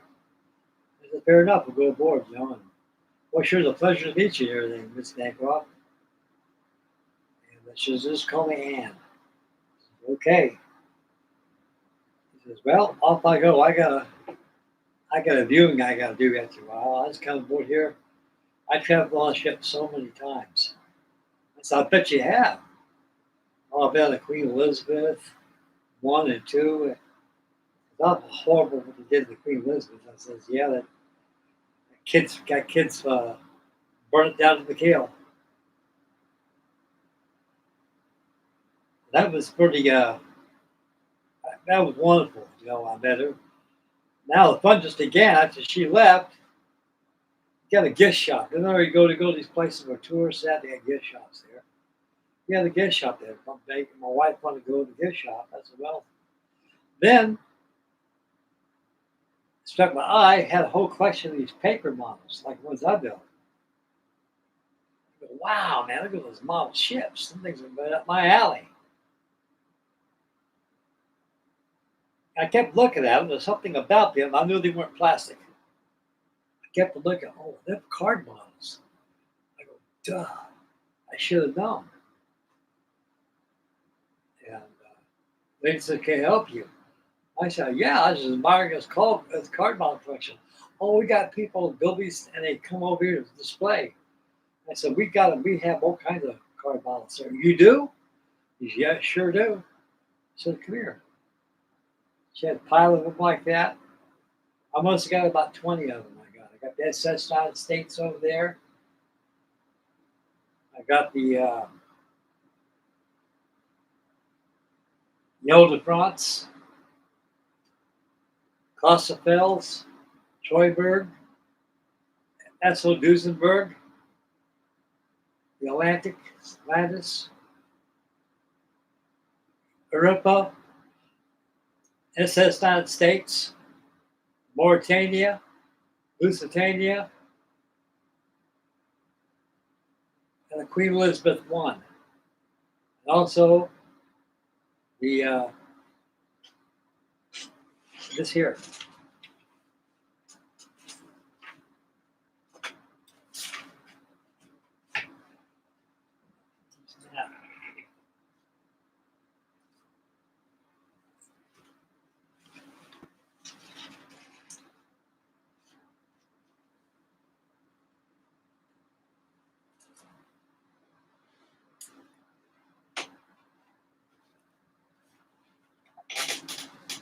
With the bosun thing.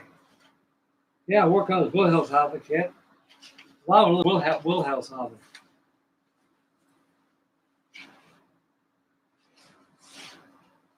Let me show you here. I got a picture of it here. I don't think I cut it out yet.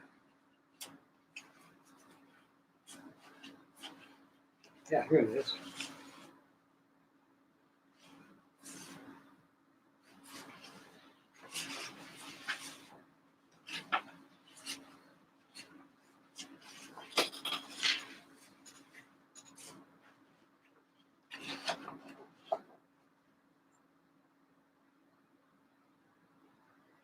Look at the Autohan nuclear ship.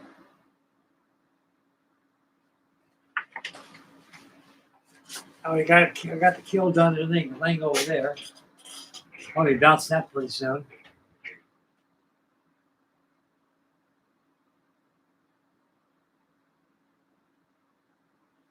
The Atlantis, the Raider, it was captured. We captured her, and what happened is we captured and they scuttled it. They put a scuttling charge in it. So she's laying out there by Scapa Flow, right there off of not Ireland, right off of Scotland, by the Denmark Straits, all through there. And she was finally captured. The admiral, the The captain was ordered to abandon the ship with the crew figures too, with the ship's crew. And I guess the captain ordered one of the crew members to scuttle the ship so they couldn't catch her. So she's laying down about 200 feet of water. Same thing with the Felix Wapner, the Seattler, that big old steel bark windjammer they had. That thing was deadly. A lot of people thought it was jokes. Oh, come on, give me a break. A windjammer come up against us. And know something? He was known as a gentleman captain. This guy was really peculiar. And he had a heart of gold against his foe, you know. I wouldn't mind being captured by the enemy who would treat me like that. He was known as the gentleman captain. What he'd do things very politely. You see, just like the melody up there, my tramp steamer. He'd yell at the microphone, heave to, stand by for an inspection. Then they lowered the jolly boat, they go to the ship, and they got 4 or 5 inch guns on top of the forecastle up there, aimed towards the ship in case anything happened. And went aboard it, took an inspection. They found out the war contraband going on. Ordered the captain to vacate the ship, and also take a crew members go and vacate as well. And they'd sink the ship. And what he'd do, he'd invite the crew and the captain down for dinner. They'd drink, have a good time, listen to music, and do what they pleased aboard ship, but they couldn't leave, couldn't escape. Yeah, that was kind of peculiar, though.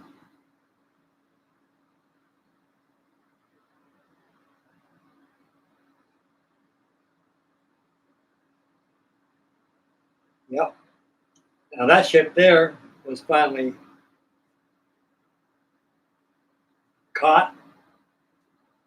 They salvaged the Seattler, and guess what? She is. We got a hold of it. We christened it as the Coast Guard training ship Eagle. So only 2 such examples exist of that type of ship is the Eagle and the Gorgeburg. Those only ones that they're identical sister ships. And Felix Van Wapner, he died, and he was prisoner of war. Also, the rest of the crew were, and they're very short-lived at the time. And the Seattler was requisitioned as the Coast Guard Eagle, and so she still stays as our tall ship.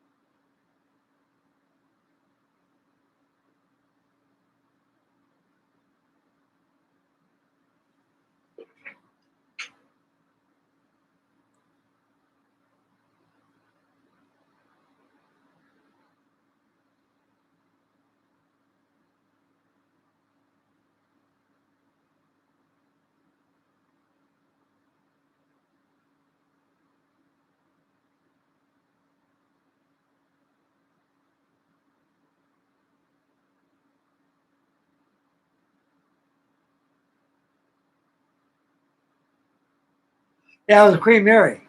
They call it the old gray ghost. Now I think it's called the blue ghost. They call her the Enterprise. And yeah, that mean they Queen Mary go about 35, 38 knots, really fast. Couldn't catch up with them. Can outrun a torpedo, and outrun a U-boat. Yeah, Hitler had one hell of a big reward if anybody could sink it. Never did.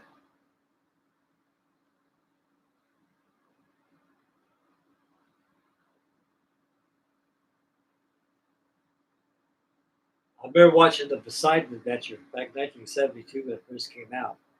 That was a good movie.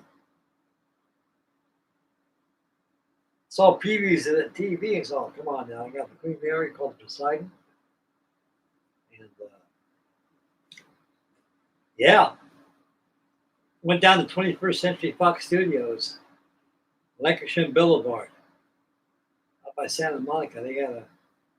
That's where they made the movie and everything. I was sure. Yeah, they got two models of that. I got one probably about that size right there. That's about 40. This thing, my Queen Mary in 1/250 scale is 45 inches long.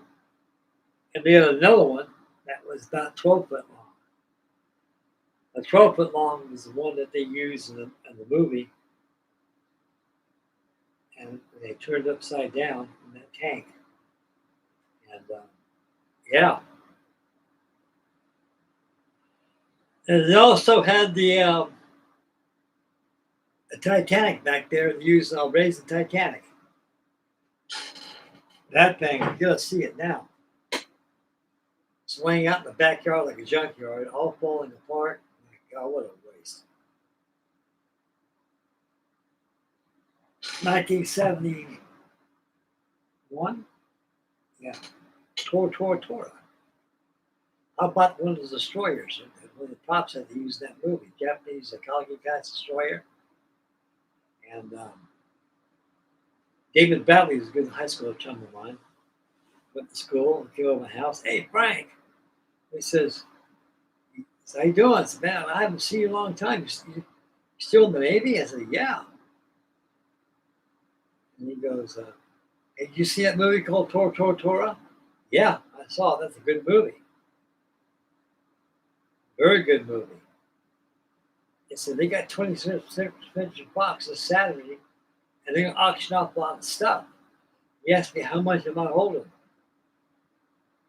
So I got a few bucks on me. And I said, well, I got about $1,500 I got on me. I said, I probably got about $4,000 on me. I have. And though it's way we can get something out of that. I said, well, let's see how it goes.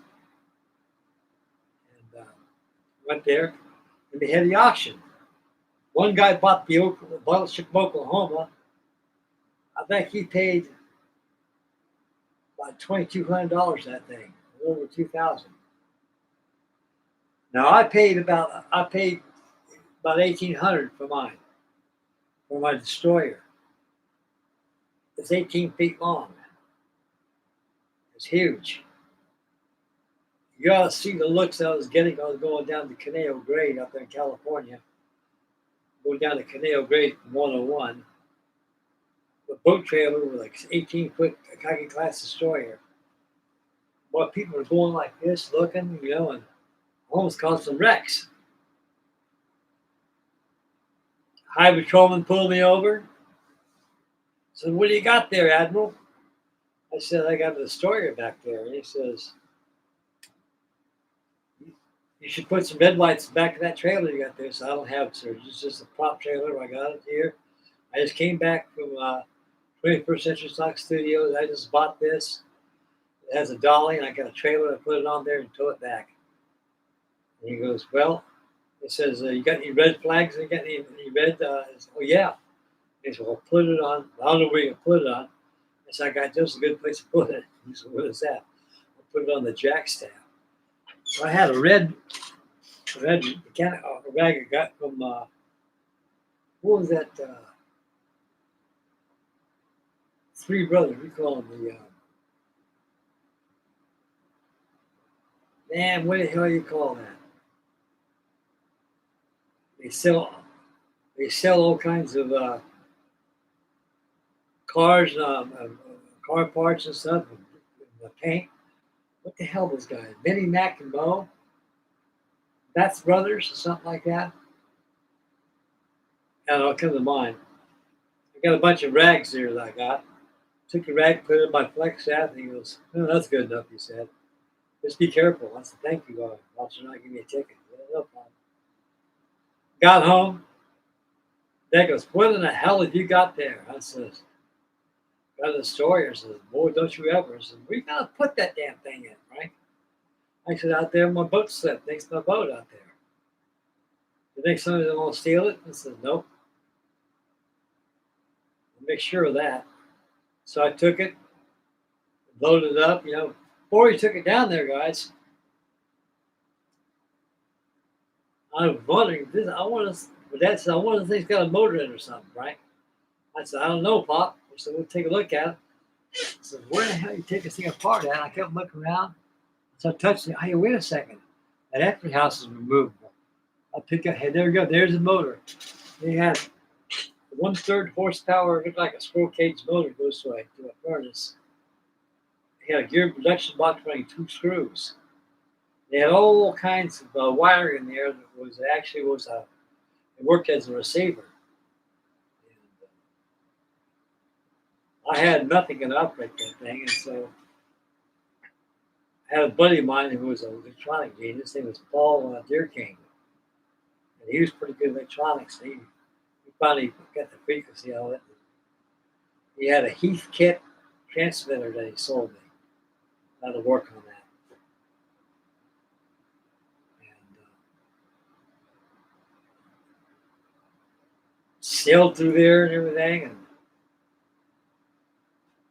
I don't have it anymore. I used to. I sold it before I moved to Ohio. I'll tell you one thing, I was a trade.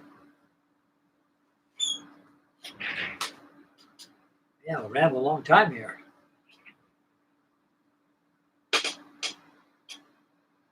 Minnie, Mac, and Job. That's it. What do you call those guys? Smith Brothers or something? What the hell was that? Spats?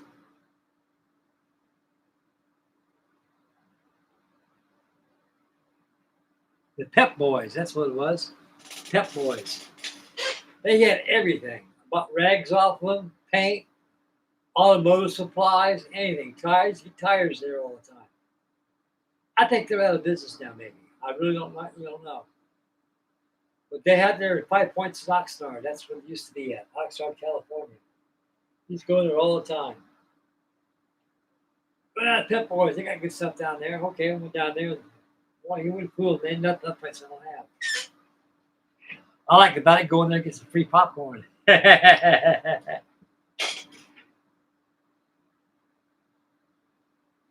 Yep. Yeah, I figured they did. I figured they're out of business. Just like Dragon Models, I heard they're out of business now. Dumas, they're out of business now.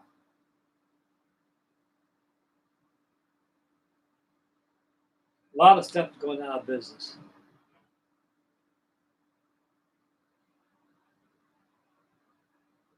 I'll tell you what it is, guys. With the expensive cost of plastic nowadays, a lot of people are going to these 3D stuff, It's cheaper to get 3D than the kit models,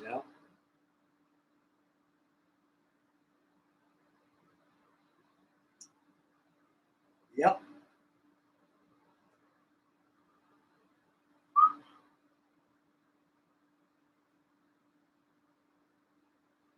Gotta get this thing painted up. The reason I didn't do anything on it now is because I don't have any clear lacquer. This is a 1975 release of the Avro Lancaster by Tamiya. I think it's not better than Hong Kong models. This thing's ready to be primed, pre-shaded, and painted.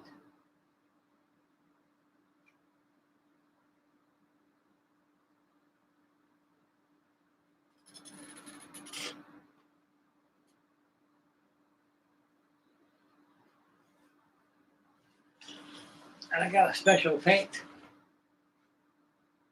I got this from, I think I got this from Screw Brothers. No, Freddie sent this to me. Freddie DeWorte. He sent me this. Aurora paint set. Leo.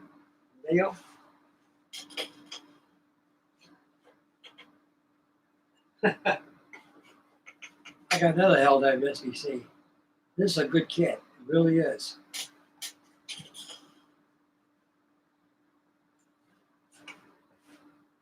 Here's one for you, Eric.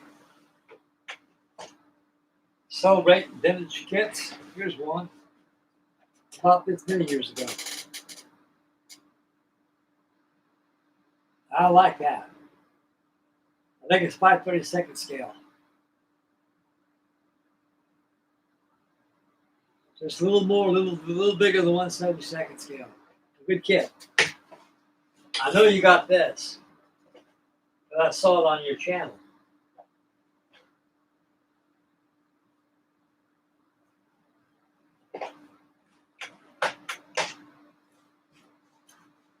I had that for years.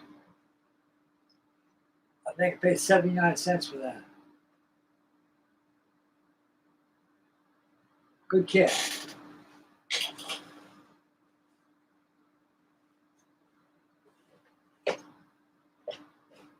Here's another one. So I had this since 1963. The Airfix Lockheed Hudson bomber.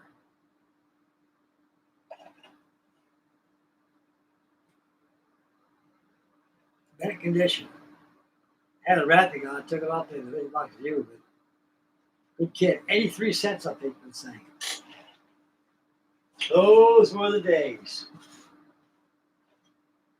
Another one here too. I bought this back in 1971.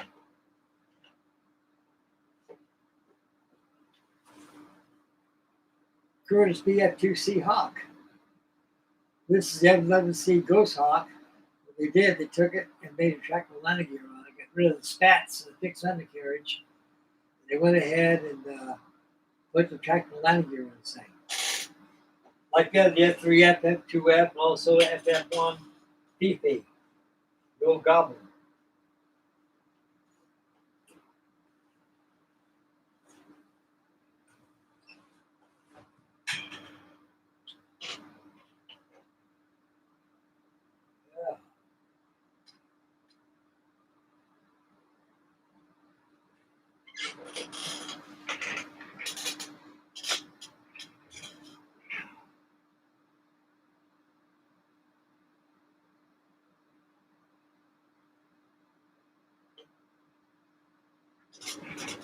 Now, those Aurora kits, I've been looking at eBay a lot. They got a lot of Aurora kits in there. And about 20 years ago, they were expensive. Just they got P6C Hawk right there. About 20 years ago, I seen one on eBay. How much think I wanted for it? I wanted $100 for it. Oh my God. $100 for a 79-cent kit? Oh, what the heck. You know, they're out of business now. They're dinosaurs, and the company may be out of business, but the kit's still there. They go on forever. And, now they're cheap. They're dirt cheap now. I got a lot of kits. I got kits at 80 years old right here. I'll show you something here. Pick up this doggone Corvette, but it's broken. My knee. How about as clumsy as what clumsy means? And the room is small with all this stuff in here. I'll put this back down here. That fork.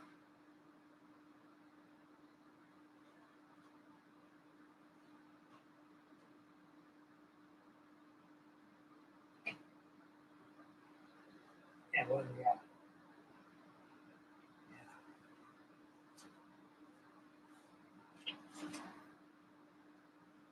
Calm this right up.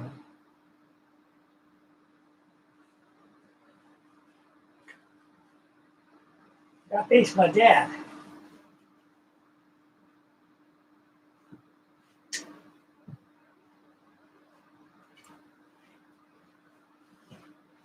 I was a little kid. I started building these a lot.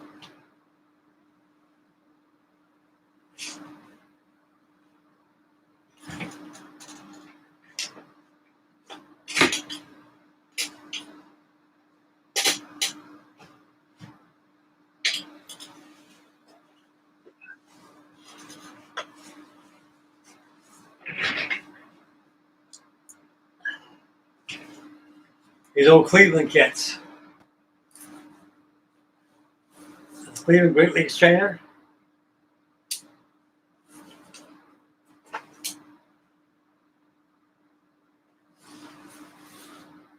Cleveland Hawk.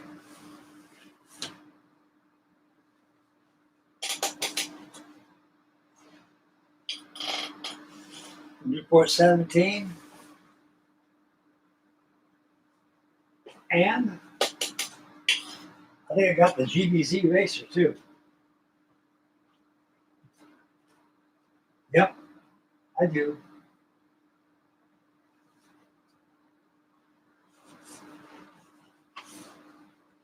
I got plenty more in my stash out there in Ohio too. We got a GB racer.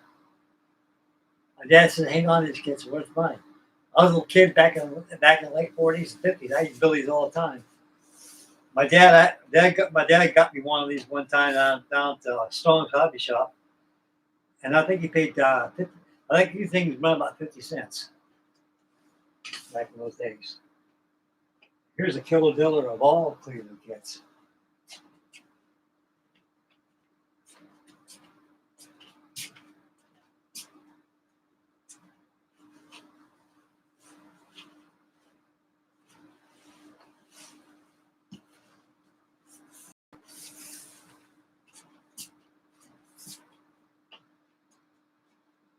This is Lockheed Hudson.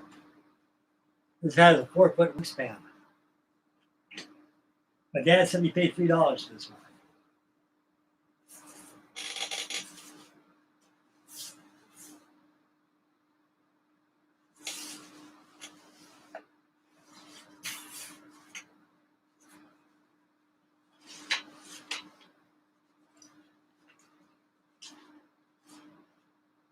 That's a tail up here. Look how big a tail is. The size of my hand. It's big.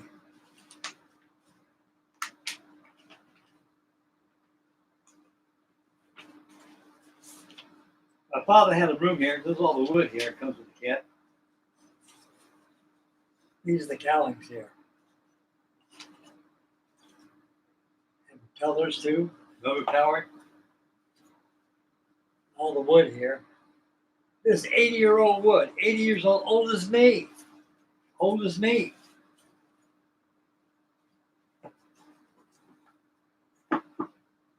He had a room one time.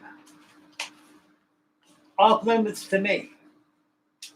But he knew I always got into things like all kids do. And he said to me, "What are you doing?" "Oh, what? You go in that room, are you? I don't want you in there. I got stuff there, don't concern you." And every time he said that, it got me more and more and more interested at no end, wanting to know what's in there. Every time I tried to make the attempt to go in there, it's as if he was waiting for me all the time. I went in one time, I told you, you go there one time again, I'm going to warm your tail with my belt. You understand that? So I didn't do it for a long time. So as I got a little older, until I got around what? 8 years old? 9? 9.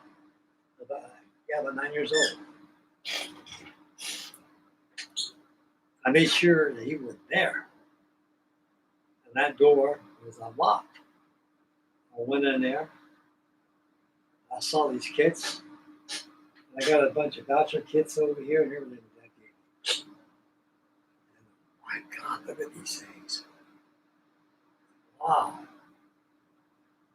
I've never seen something like it before.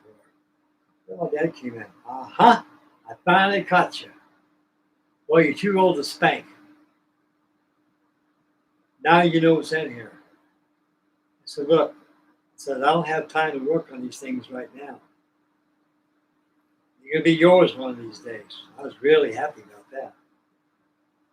Well, one of these days was when my father passed away back in 1998. He was 104 years old when he passed away. Dad was. And all those years, he finally gave them to me. I said, man, I was hoping he gave them to me before he passed away. They told me, you can have everything I got, son. Everything I got is for you. It's made for the living. And that's it. Hang on to these things because they're worth money. And I did.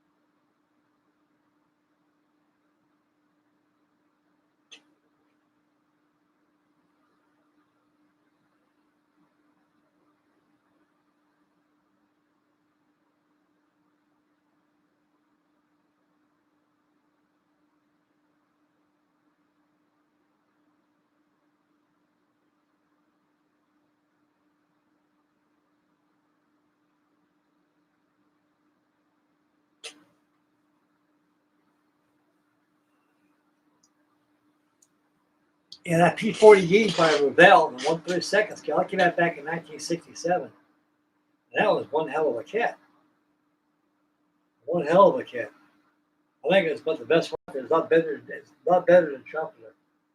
That Trumpeter kit is junk. I mean, I got one I built. I think the last model I built was the P-40 by Trumpeter, 1/32 scale.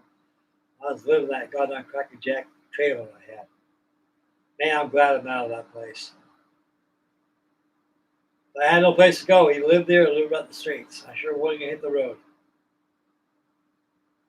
Lose my wife, lose my home, lose my dogs, all over again. This time, lose my brother and lose my trailer.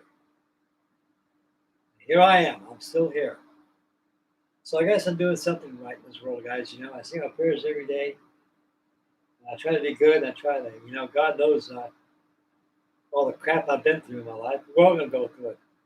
Just how caught up with me. Pretty soon, I'm dealing with it and stuff. And a lot of other people are going through the same thing I've been going through. Yeah. Oh yeah. Get back over here. I'll probably be flying this pretty soon. I got the Tom Wing done.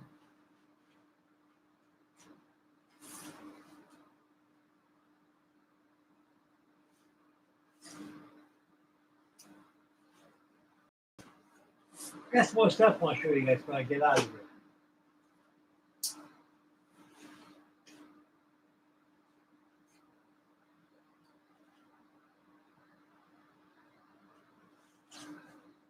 Boy, this thing is light.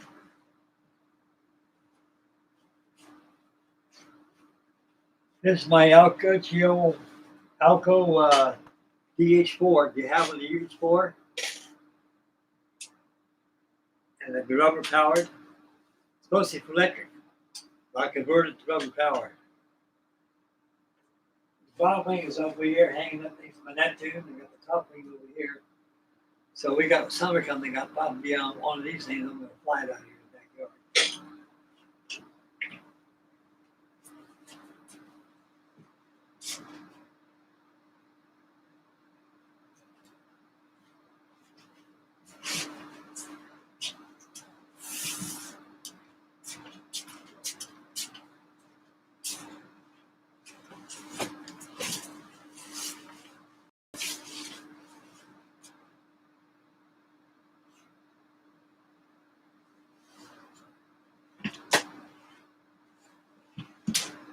Dang.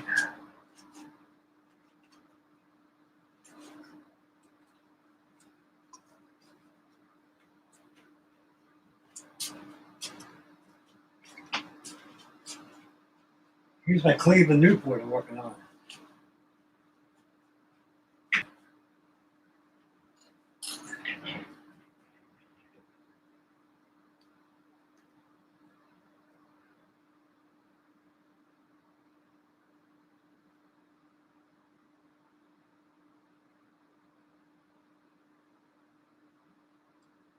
I'm going to rig it up and everything.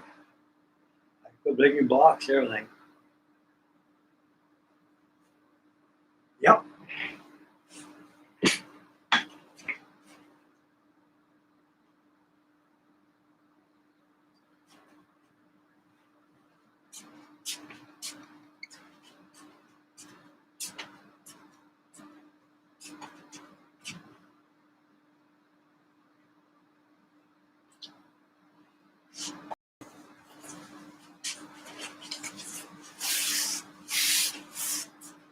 I got a bunch of these.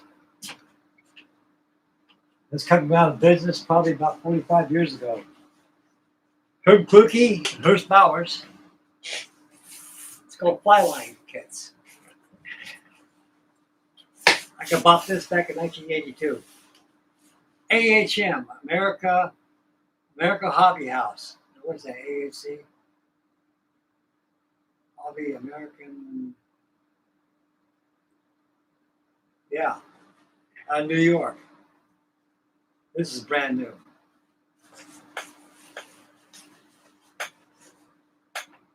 A nice set of plans. Build it. Beautiful choice wood. This is a Miguel coupe. I got an old 4.9 engine, put that thing and be a pre-flight job. Colors livery be yellow and black. This is known as the Monocoupe D45. Called the Miguel coupe.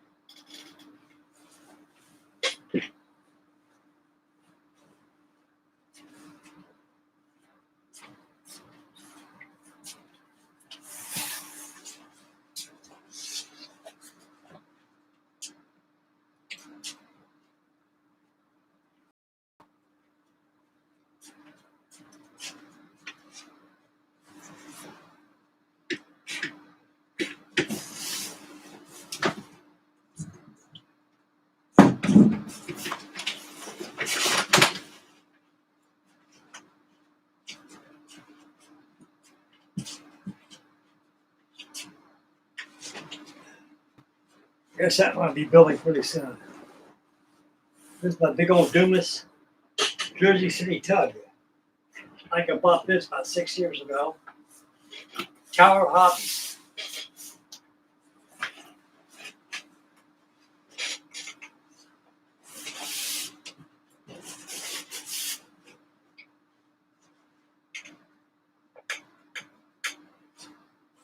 The old Jersey City tug.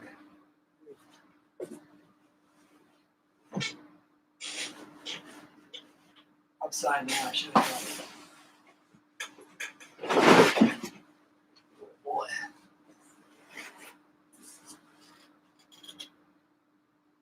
Huge.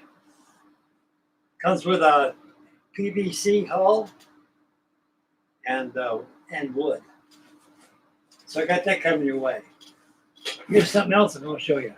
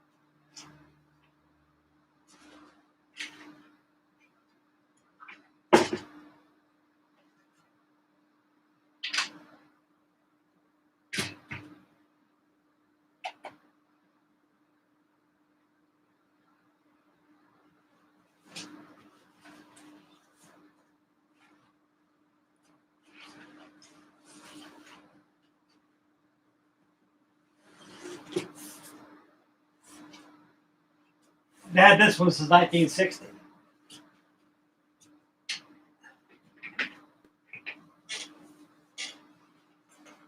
This is my Sterling American Scout cargo ship.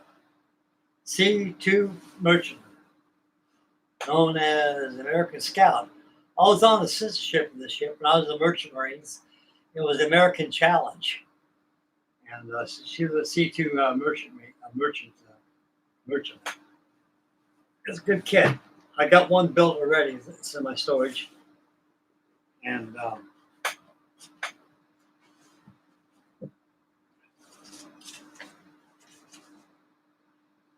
instructions how to build everything.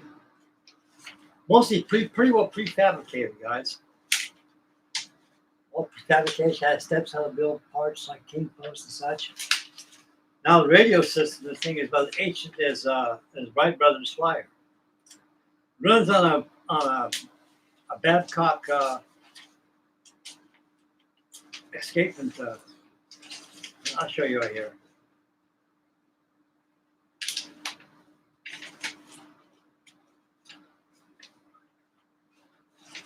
It starts out with the hull, construction of the hull. It's 56 inches long. It's huge. It's big. Suitable electric or gas motor. I'll show you the radio this thing goes on. I had one before.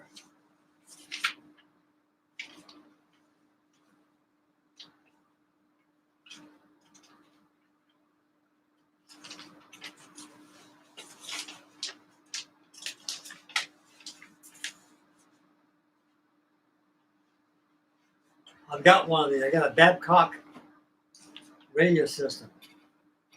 Got the gearbox and rubber band. You got your tubes, your receiver, also a charging jack and everything in there. Now, this stuff they'll make no more. It's gone. Progress has superseded the old fashioned. I want to taste it right now. With a transmitter, this is all your receiver, everything inside here. It has tubes. Those are your tubes right there. You got batteries up forward here. And yeah.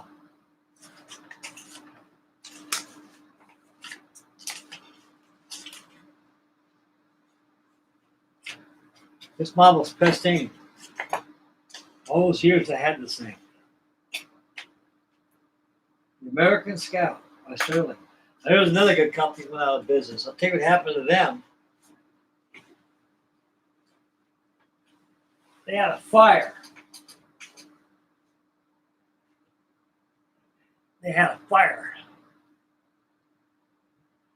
And burnt up a lot of the pressed eyes. It burned up a lot of the stuff they had in there. And so they only had a few things they could sell. Pretty soon, they've been there for a long, long time. They just went out of business because of progress. Management passes away. The owners pass away. Just like Revell. You got Lou Gracer. And he's the founder of Revell. When he passed away, his wife took over. She was up to her head with it. She couldn't have it any longer. Mattel came in and took over. And finally, they just put, screw it. They've been long enough.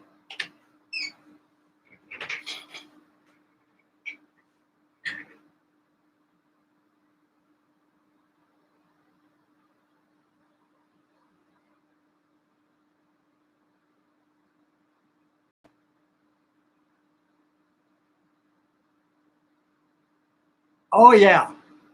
I fly them all the time. Stick and tissue models. I've got one here that's ready to take to the air.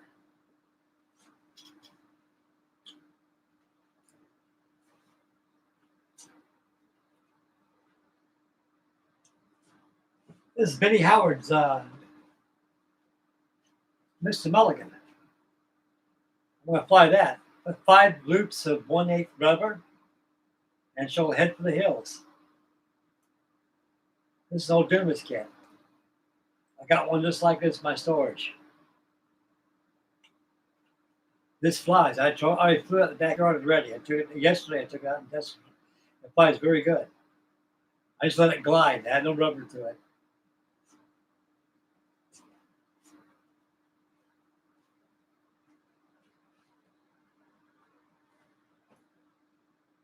And what else I got back there?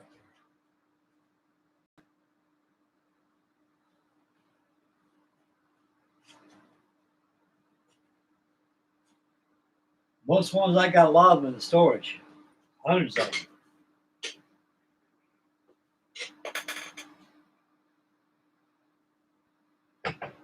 Yeah. Well, it's a pretty good show and tell night tonight besides work on the Helldiver. But like I say, I ain't got that much work to do the Hell. I got probably a couple hours. Put the flying wires on it. Get the canopy framed in. Paint these 2 Buck Rogers type sand bombs they got here. And paint them black and still need the 2 toggles here. That need the wing.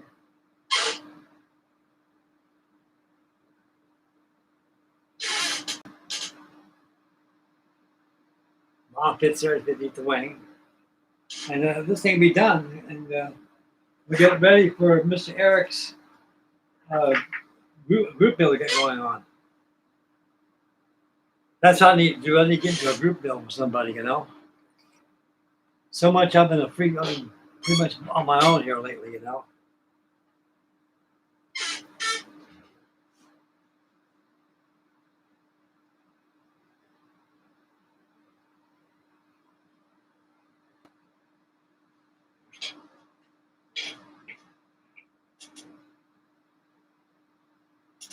Are you going to build that shrine horse there? A shrine horse there, Daniel?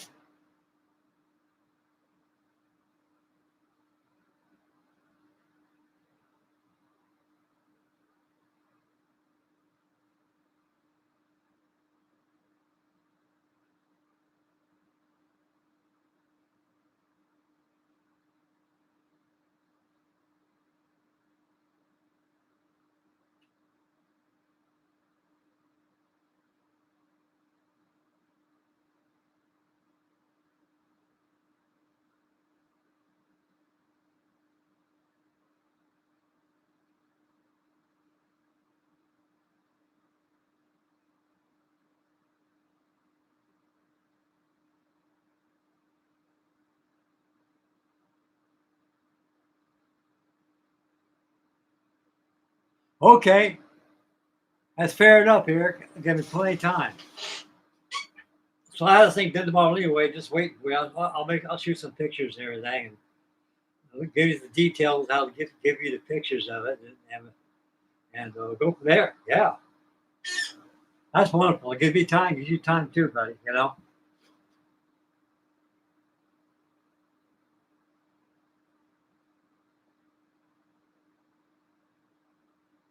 Okay, I can do that. That's the only way to do it. Fair enough there. Fair enough, Eric.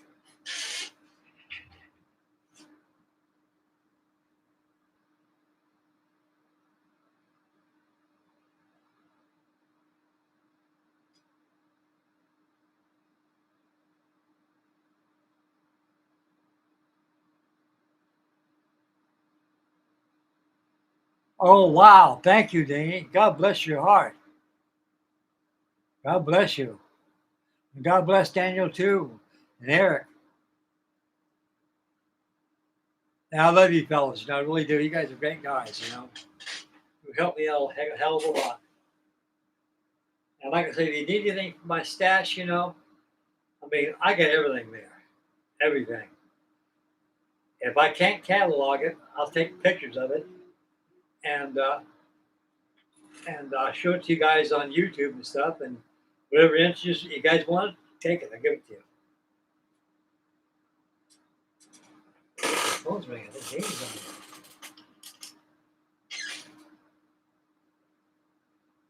Oh, on Facebook.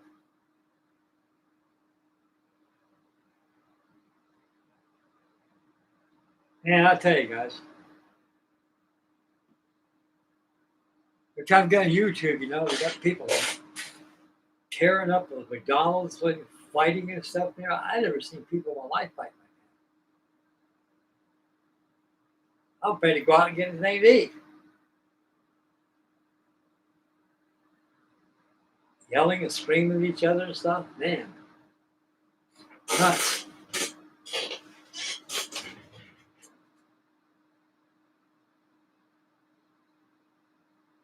It is. I'll tell you the biggest difficulty you're gonna have, Eric, on your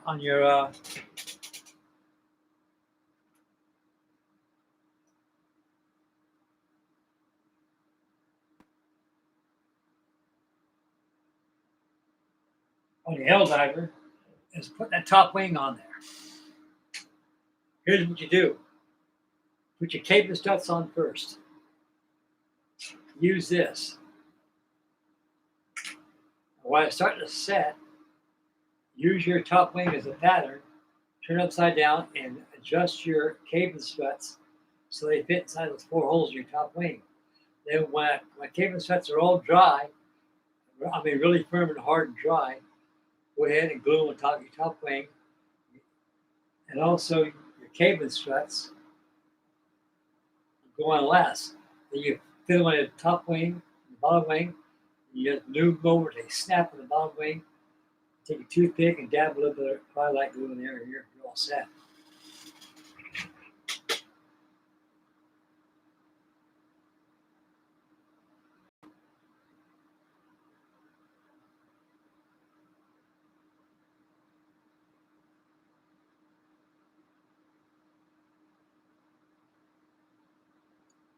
Same here, buddy. This kid's always playing home with me. I love this old Helldiver right here. It's probably one of the best ones Aurora ever made, you know.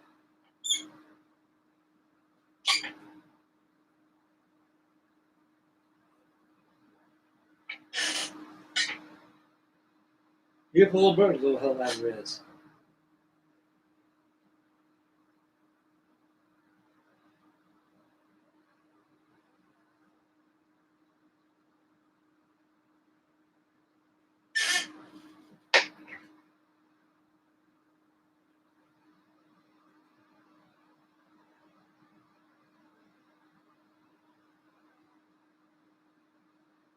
This Tamaya Mark pet works pretty good.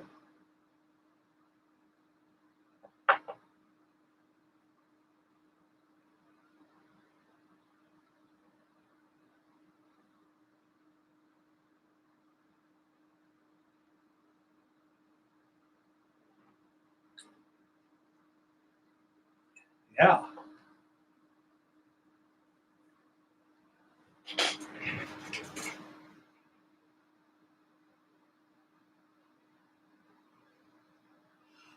Yeah, like I say, you know, that's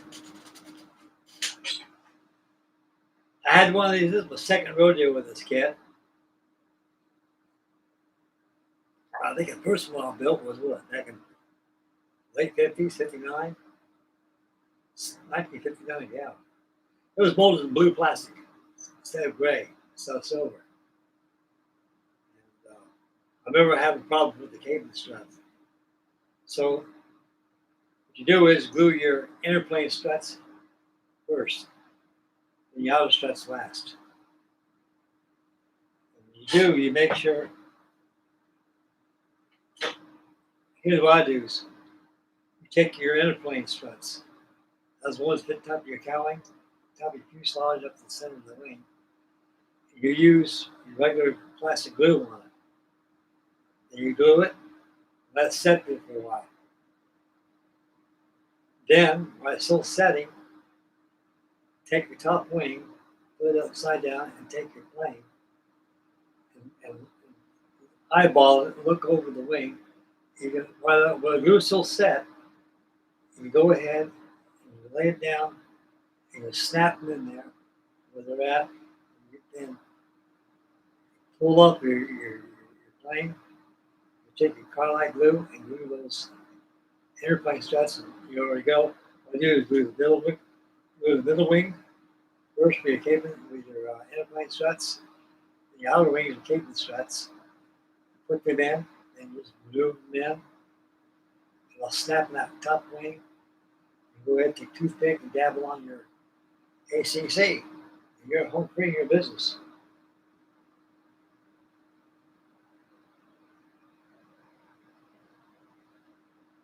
Oh, Helldiver.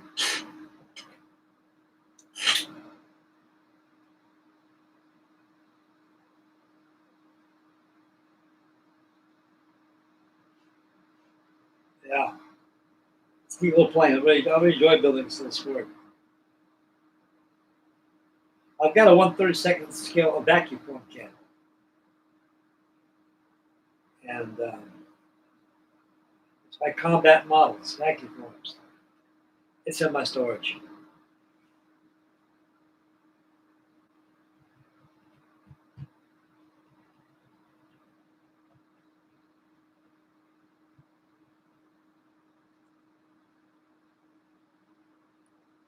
Yeah, that weenie wagon came out pretty good.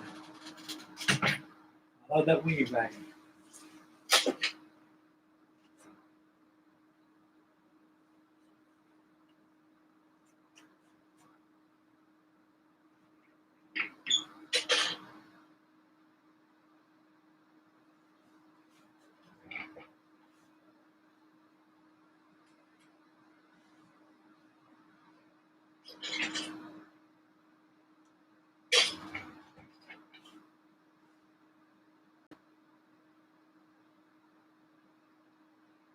See how the panels, they change colors on there on the palings up here? It's like a real one. You take a look at real pictures of them, and you can see how the panels, how they change tones. This is a place out of Alaska.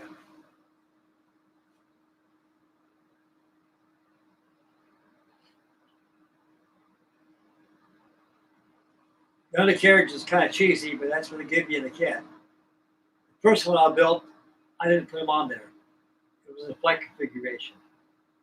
I went ahead and masked the cargo doors back there too. I scragged them in. But like I said, you get the wing on there and engine decels, and get me a jig, make me some props, put them on there. Yeah, good looking weenie wagon.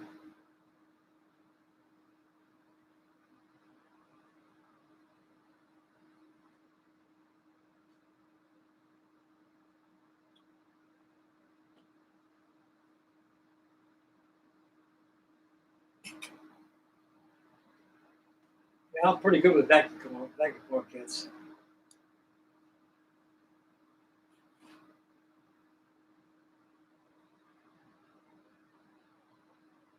Why shiny instead of reflection? See how it reflects that light, just like the real one does. Just like the real one does.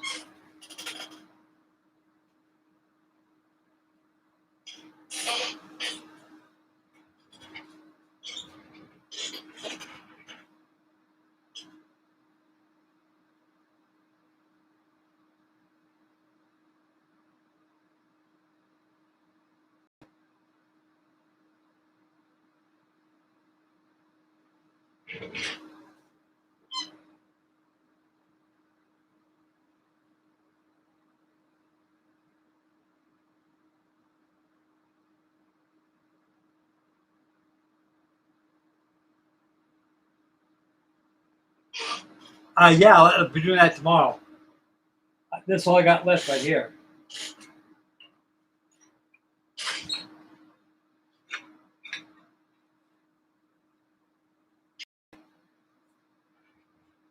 That's all I got left.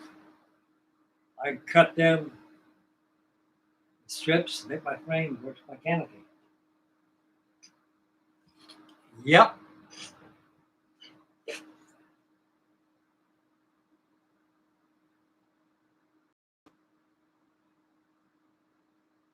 The hydro on the bottom wing,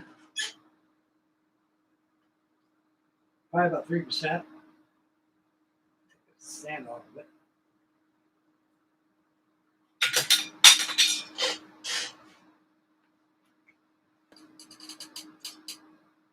The sand's pretty tough.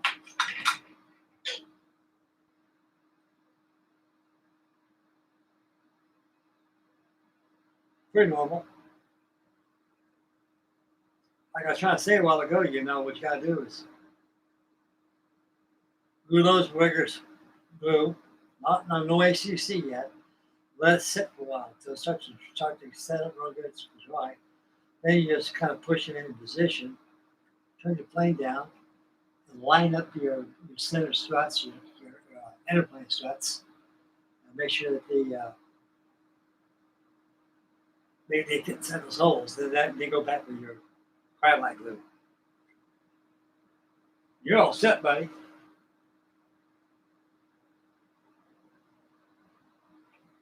You're all set.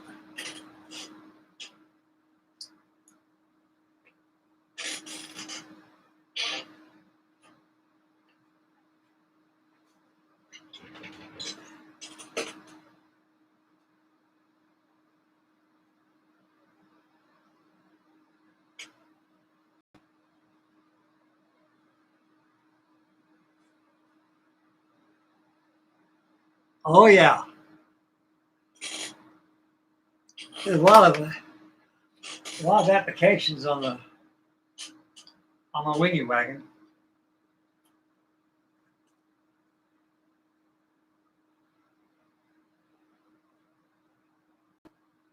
Push glue these rings on here.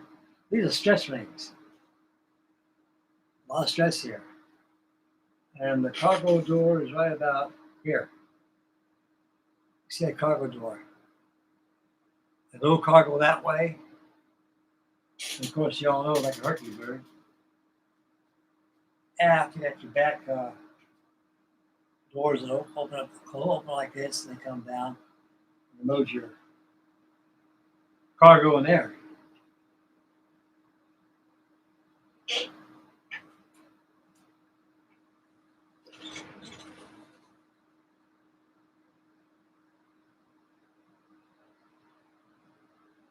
Yeah, you're taking cabin struts, uniplane struts.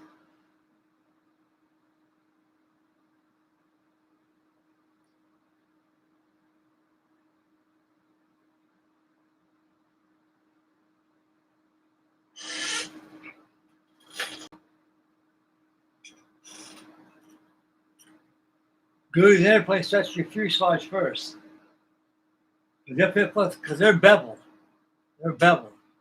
Once the bevel's flush against you got them right, then you just kind of position them and let them set there for a while. Don't fool it, leave it be. Come back about a half an hour later and you look at it, it's starting hard, but you can still move it around. When it gets to that stage, that's when time. Say this is your wing here. This is your top wing.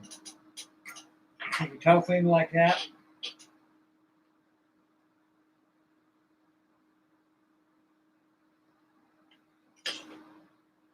You lay your fuselage over your cabin struts there. See if they're aligned with those holes there. And you position them and get them inside those holes there where the wings are at. Then you take your plane off. You put a little dab of cryolite glue inside your cabin struts. Let them dry because they're ready to go. And you're going to slap your middle wing and your middle struts in first. Let them dry. You come back and take your cabin struts, put them in the bottom wing, and move them this way, and glue to your top wing. I see a lot of guys go ahead and glue them, put them in there. First thing you should smear that wing. You don't want to smear that beautiful paint job you put on there. It would be very amateur doing that. That's how you do top wings with these things. Another way too, you make a jig. Put a jig on a piece of plastic or a piece of wood, and you cut it like this and take it down and put it on top of your fuselage, lay a wing on top of it. But this way is better, the way I showed you. It works for me, it works fast. So take your time on it. It's a beautiful model. And that's how you get it in there. Yep. That's how you do it.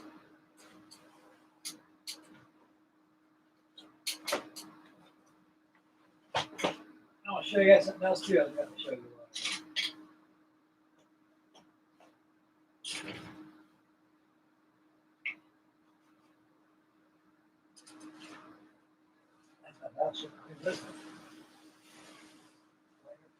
Scout.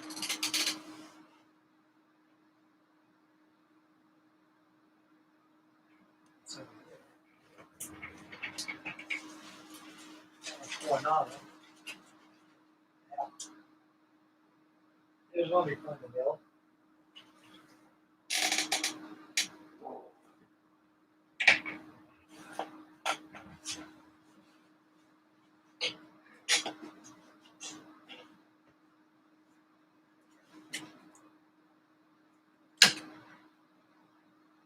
TBD1, the floats, and a kipper right between. Man, yeah. This is by Hobby Boss. Here's some CAD drawings of the kit.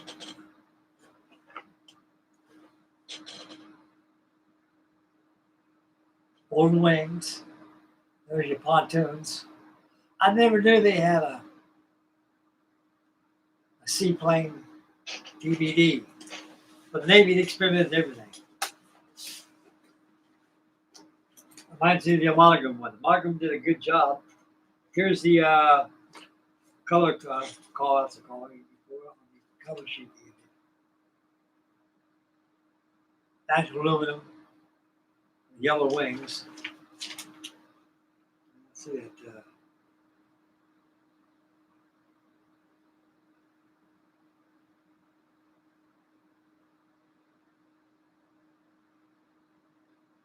Let's see what color schedule is. It looks like maybe doped the fuselage, but it should be shiny.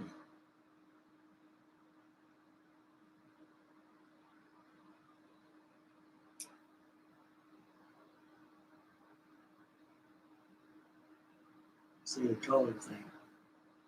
You can see what color they go for. Silver.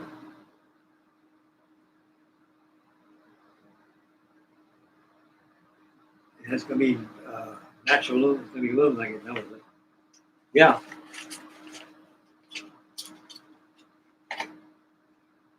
The fuselage has.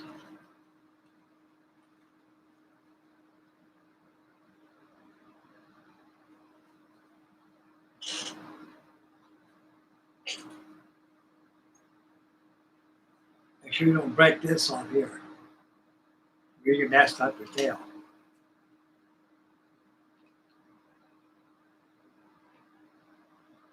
Wow, I think it's good. No filler. None at all. You can butt that bad boy out. Yeah. These things, same scale. TBD. Little Helldiver. Now, you want to get some good footage on this Helldiver, I highly suggest use your Google search engine, whatever you got, and look up a movie called Dive Bomber. Errol Flynn, Ralph Bellamy, and Fred McMurray, and a host of other fellows in there. A whole lot of actors. See, they'll let's research the world. Watch that. They got the Helldivers on here. They got them two different colors. They got them pre-war colors. They got them navy, like navy gray color, all gray. And they got the SB-2 Vindicator.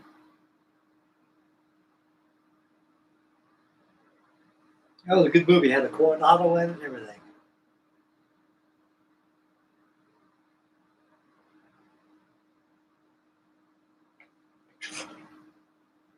Yeah, that Coronado, I don't think I'll start working.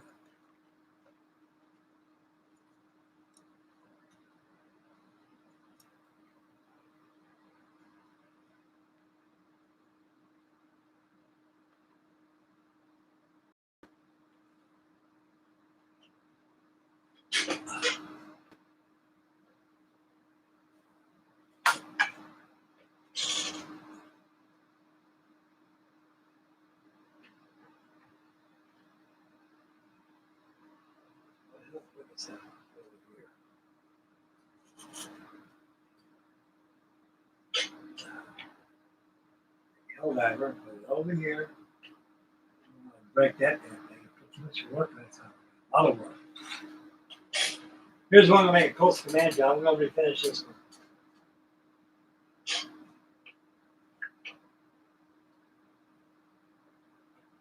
My PB2Y3 Coronado flying boat.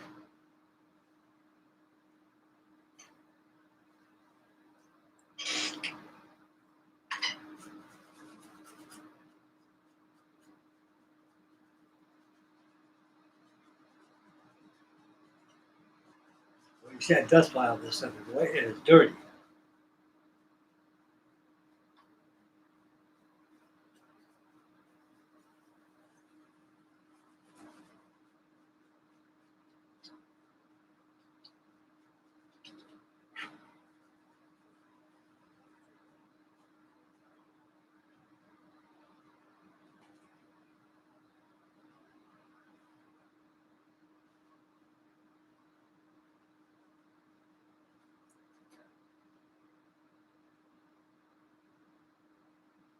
These right here, the stores where they carry bombs and torpedoes there. Yeah, the Coronado came out probably 1938.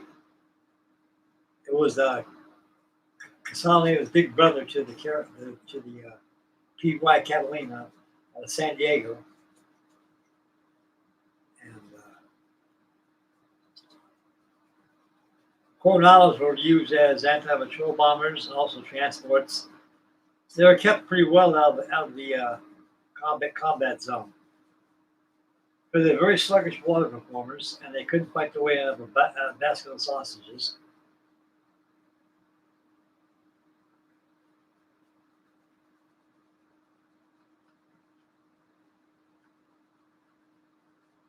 And they were used as medevacs, transports, VIP planes. This one here is the Admiral Nimitz flying boat.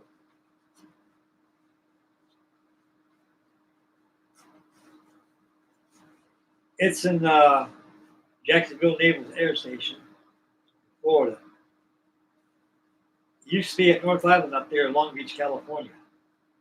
I can remember going through there a couple times.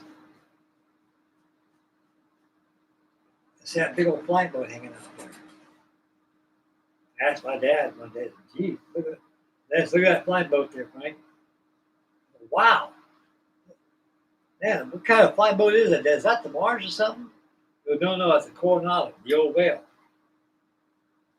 Wow, it looked like a Mars or something. I said, well, it looks similar to the prototype with twin tails. But,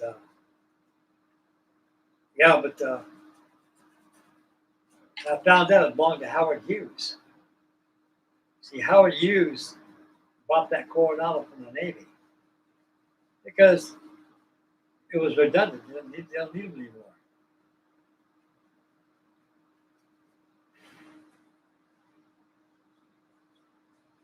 And he used it as a test bed for the spruce scoops.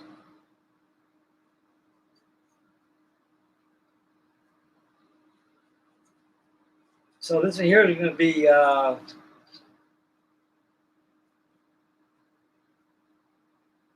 the Royal Navy's Coastal Command Coronado. It'll be painted all white, slate gray, and X dark sea gray. Now you can always paint the North Atlantic version all white with dark gold ray on it. Anything is fun, flipping machine.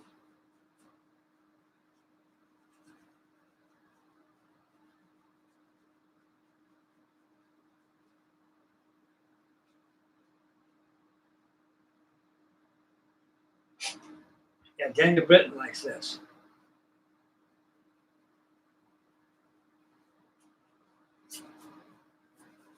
I think about 40 years ago, I built a 1/32 scale Coronado one time.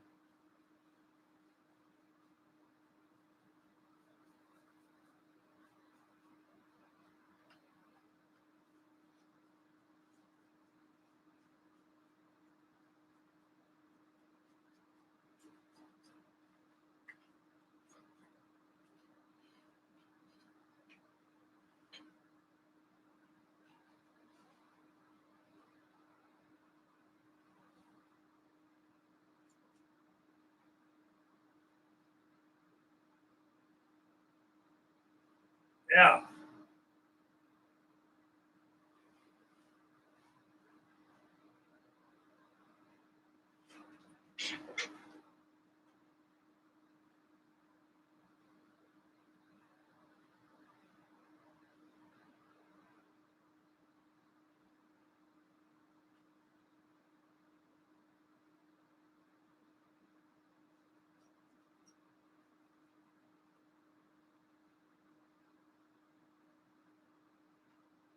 Yep, the old Coronado.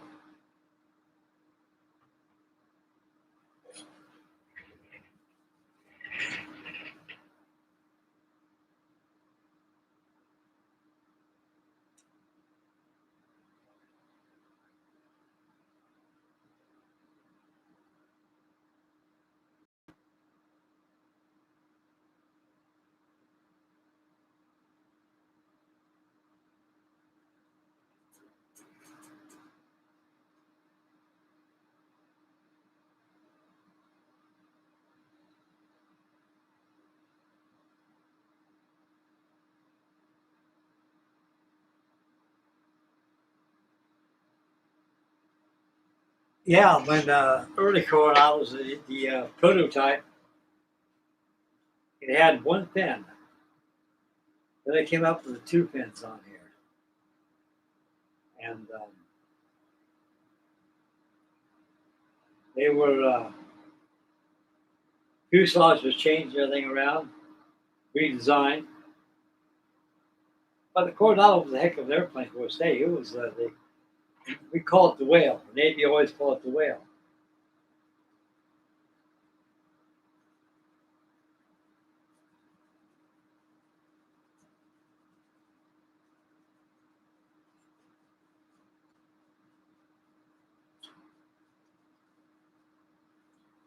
I was in the Navy. I went by North Island, where this was sitting at. It was laying on top of the tarmac, but the outer wing panels were gone. They're probably in that hangar back there. Well, I found out that belonged to Howard Hughes. Used it as a test bed for the Spruce Goose.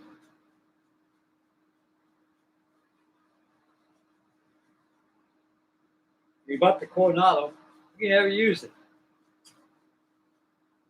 You're the kid with candy money, you know.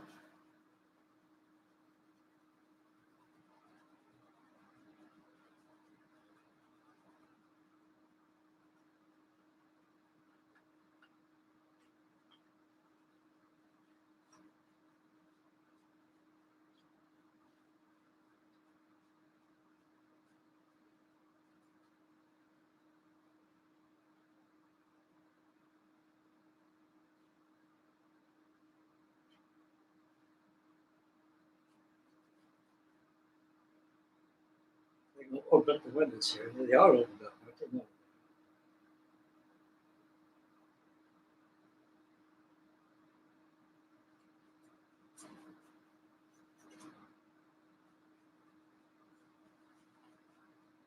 Boy, it's getting clean now. Dust this place like talcum powder.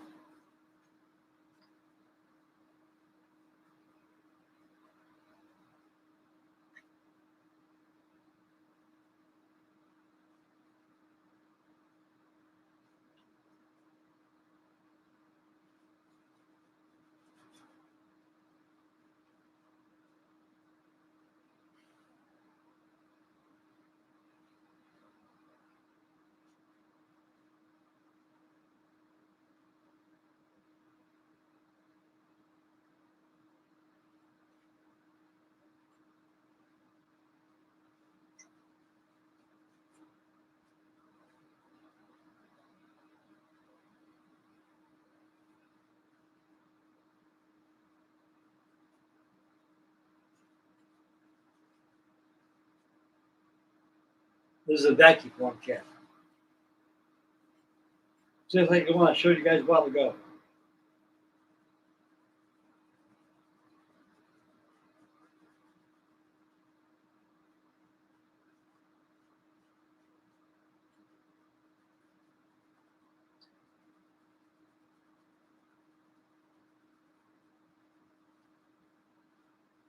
I think I bought this at Archer's Hobby World. I know everything well I did because you don't want to have them.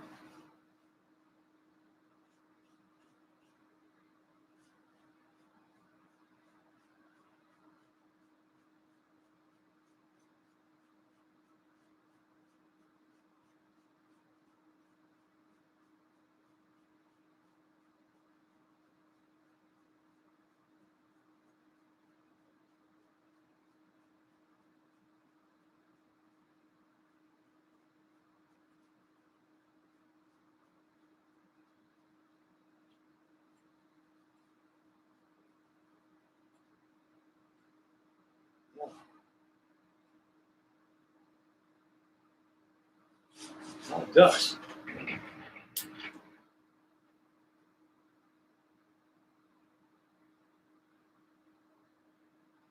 You ain't a kid, Dingy.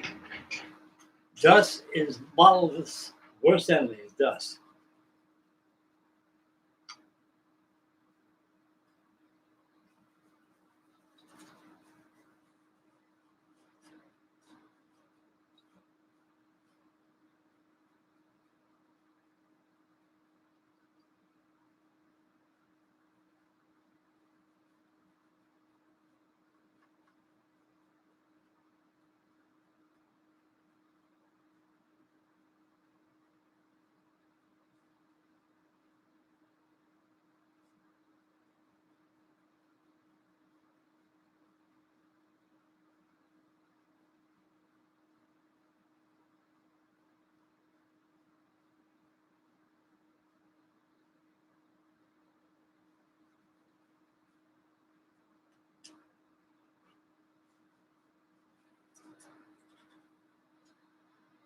Yeah.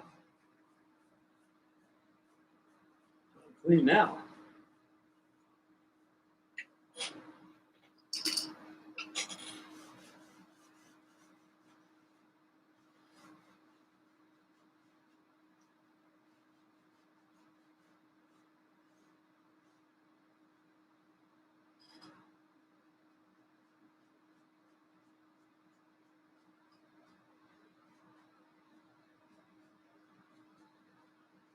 Yeah.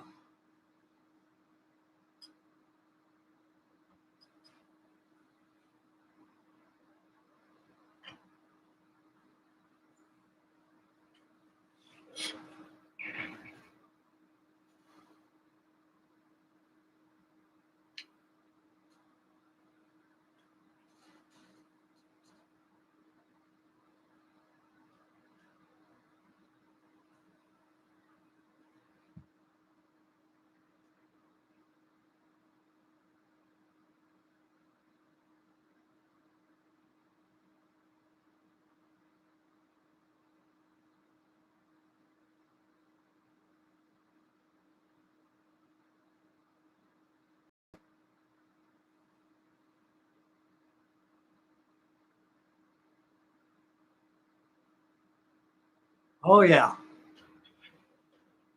Well, I'll tell you something. You look at the B-24 Liberator. You look at this at the fuselage.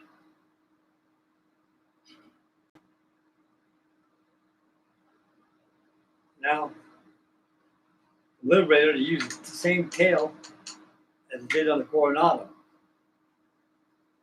and now B-24 it just straight across this way. Look at the fuselage thing. It looks like a B-24 in a way.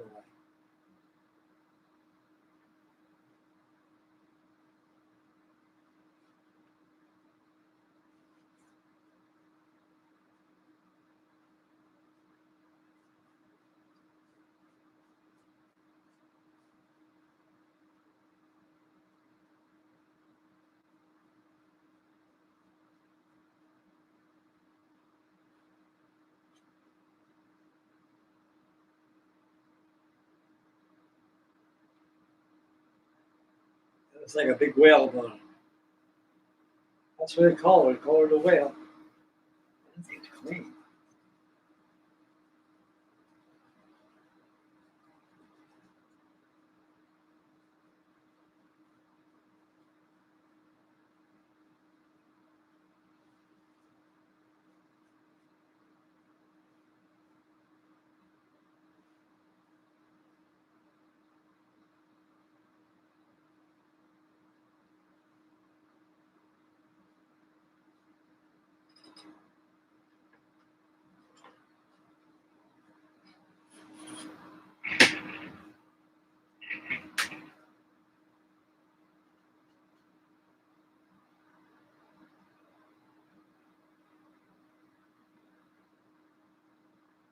Yeah, that's right.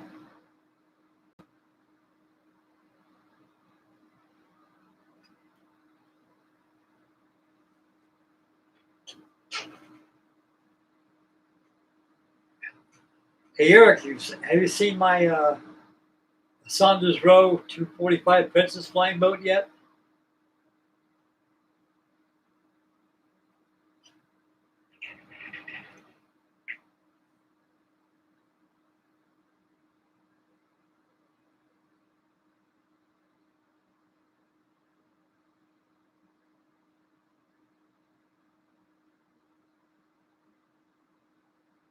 I don't think Eric has seen this one yet.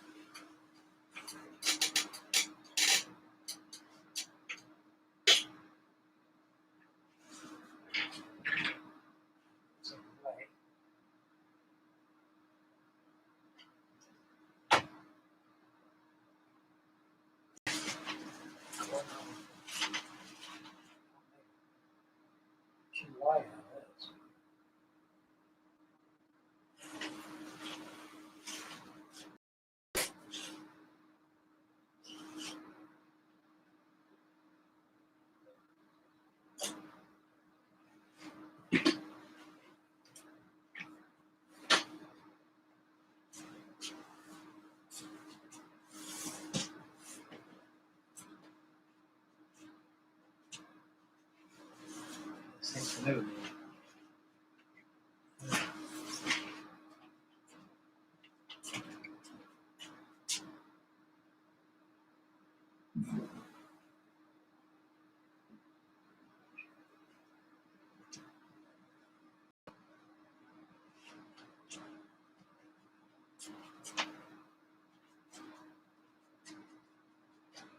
Eric.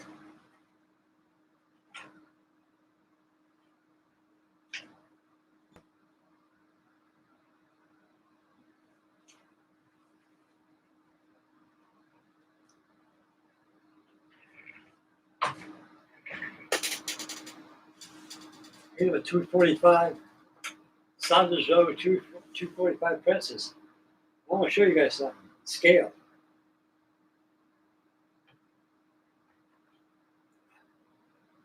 $4 had a week set about 115 feet.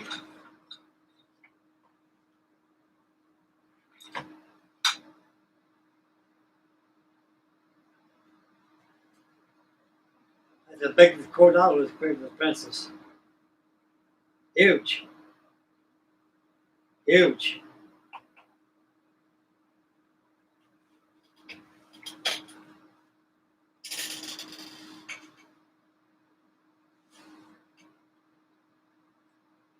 We kids to track, they fold up, and it takes off, and it's like that. We go for water landing, it slowly floats down.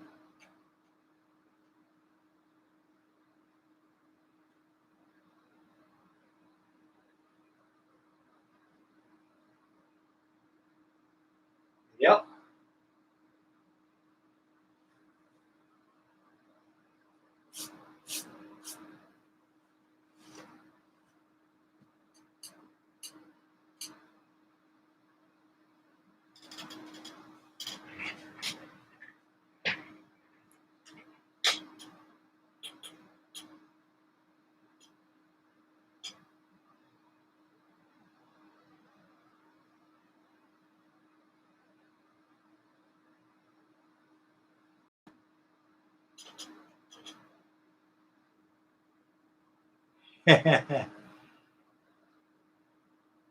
Yes.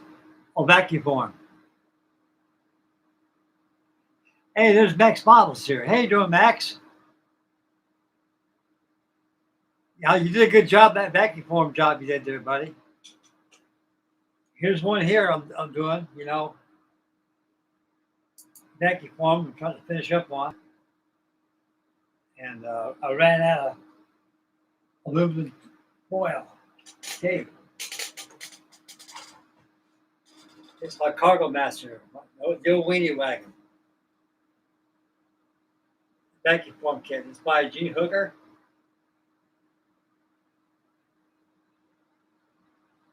I covered it with aluminum foil, aluminum tape.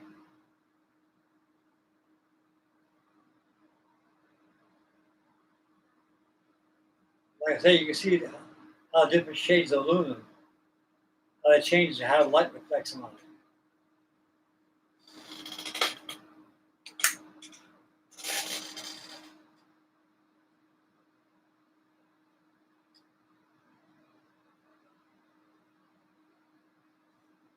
Yeah. The old weenie wagon, Cargo Master.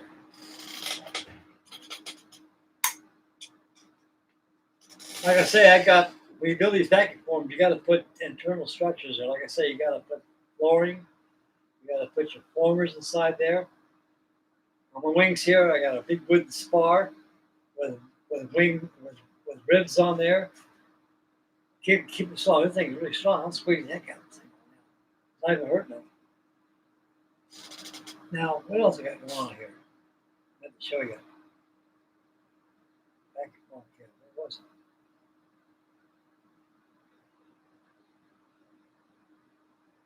Oh, I forgot. This is vacuum form. PP2Y Coronado flying boat. This is Howard Hughes' old flying boat. Actually, during the war, it was, Admiral Nimitz used this. Flew all the way from San Diego to Pearl Harbor, right after that, because he was on his way to relieve Admiral Husband Kimmel. Because Kimmel and George Short, they're being charged for dereliction of duty. And so his oldest ward that Admiral Nimitz took over, he was commanding at Pearl Harbor. So you got a couple Airedales that are laying around there doing nothing. And so they said, how about flying me out there to Pearl Harbor? Sure enough, that sure can. They flew. And so they kind of flew around the harbor and looked at it and landed out there. And he never discussed his life to see his whole fleet destroyed. But like I say, that phone kits, you gotta really enforce them. You gotta put internal structures. Like I say, it's you can build them without them. Yes, you can, but lots lost. Straight integrity. If you squeeze it, it's like mush. It's like you squeeze it too much, you know, crack in the fuselage where it goes together. That's why you gotta have formers and everything. This is my second rodeo on this kit. For those that haven't seen it, I'll show it to you right here. Here's my first one I did. It was a beta build. It was a beta build.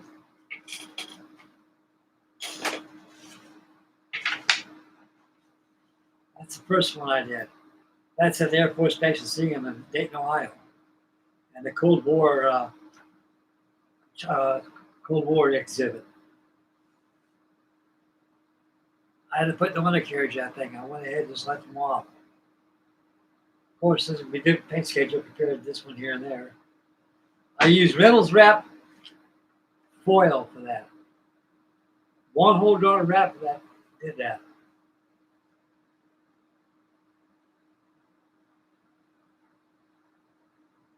Yep. Good old vacuum phone kits. I love them.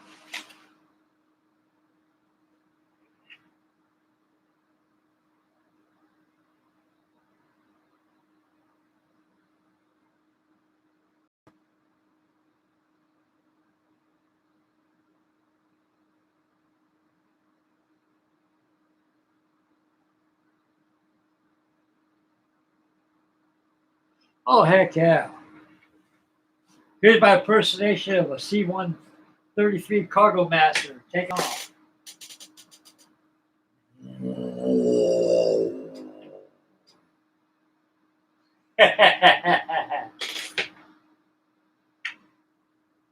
Like a Globe Master. C-124. Oh, shaky. We all do that.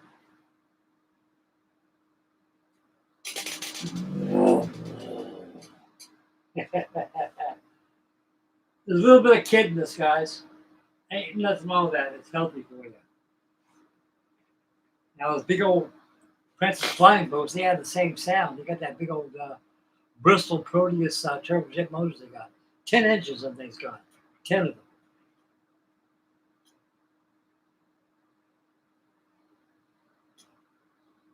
Now, for experimental aircraft, I'll walk over there and show it to you.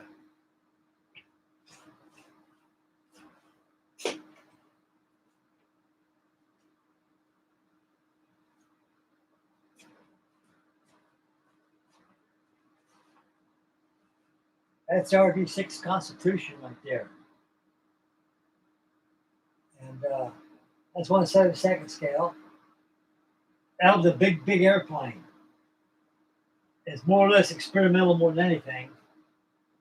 The Navy didn't want to use them anymore because of reasons. Too big, too much upkeep, and most biggest problem of all, they're terribly underpowered. Terribly. And each one of those engines had 3,000 horsepower, each one of those motors. It was a big airplane. It was huge. The the RV6 Constitution was big. And it was designed as a transport plane. More or less to supersede the Martin Mars. But it became a victim of its time and didn't use them more. And when it's peacetime, who used big transports like that anymore? Well, you got Super Constellations, DC-6, DC-7s, 377 Clippers, and the rest of them out there, jets. You don't need those big things anymore. So back in those days, everything was big, big, big, big, big, you know. And just like that Princess Flying boat that I showed you a while ago, it definitely become victim of its time. It was redundant from the get-go. But like I said, Saunders Row led on to the belief that flying boats can make a comeback. And it's very luxurious inside. Now, if you see, I made a video of this. You check out my old videos I got on my old channel I have. I wish I can get that back. In fact, somehow, reason how I can get that back. Here I'm starting over again. I lost all my subscribers. They probably think I'm dead by now, and a lot of them want to know where I'm at and stuff, you know. But yeah, I get a video on that the RV6 Constitution, yes, and also on that Saunders Row flying boat. See, Saunders Row, they built it. That thing was actually designed during the tail end of World War II. And a lot of them say, flying boats are done with. We wouldn't need any more of that. Oh, yes, we do. And so people like to travel and something like that. Look at the luxury we got there. It was a very luxurious airplane. But the problem was that Saunders Row didn't stop and think. That when World War II was underway, every continent, every country around the world had airports where you land-based aircraft. So that actually rendered the flying boats obsolete because of that. But Saunders Row was stubborn, and they say, nah, man, flying boats can make a comeback. Like everything else, people will come back. They probably want to get on a big old flying boat and fly, but they don't. People get on a jet, go here and there, or a piston powered aircraft, do the same thing. And of course, the upkeep that thing costs a lot of money. And they thought maybe the military do something, but the military don't want things. They're getting rid of their flying boats. Maybe they get rid of the Sunderlands, the Solarlands, and the rest of them they had. The only flying boat that we ever had, the last of the flying boats were the P5Ms. We designated as P5Ms, VP-145 out of Sangley Point, Philippines. And Operation Market Time, we used those P5M Marlins. They were the last flying boat we had. They seized them out back in 1968. That was the last of the flying boats. Mars was surrendered back in 1956. But Forced Industries out of Canada, they said, man, these make one hell of red bombers. They did. They bought all four of them. One was wrecked. What happened was it flew too low. Mars has got a big wingspan, about 200 feet. And it's very, very not too responsive with the controls. There's time you want to bank to the left, pull back the yoke and turn to the left. It takes a while for the flying boat to correspond to commands of left aileron going to your left. Well, they're going down and dropping. They were going down.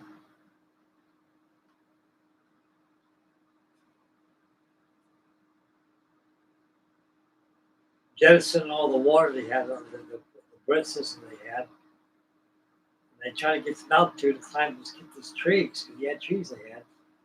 And the Mars is very slow, just like this thing is. Time to drop discharge all this water. It's very slow, trying to move out of its wings. What did it? Wing clipped the tree, and the plane cartwheeled and boom, crashed and burned. I believe that was the core of the Caroline Mars. And, yeah, that was something else.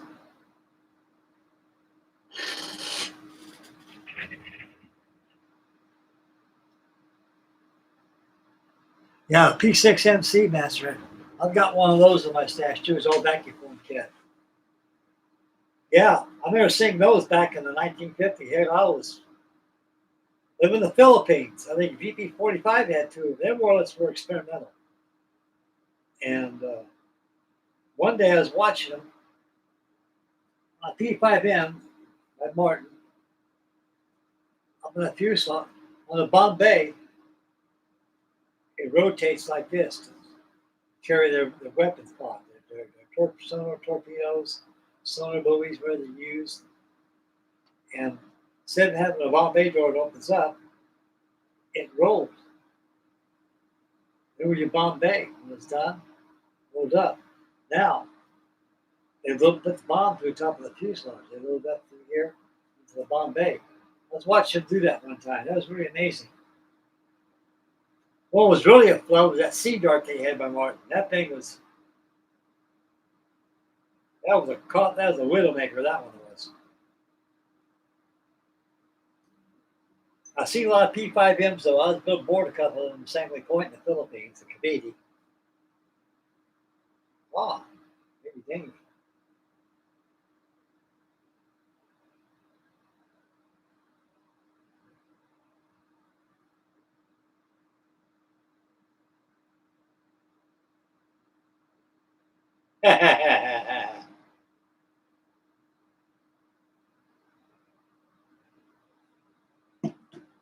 Yeah. God damn, I've been on here over 4 hours. Hope ain't boring nobody out there, you know. I'm all over the map today.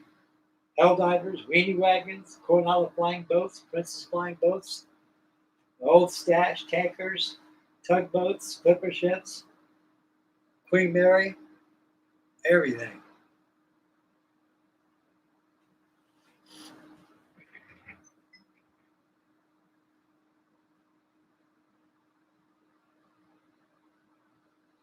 Oh wow.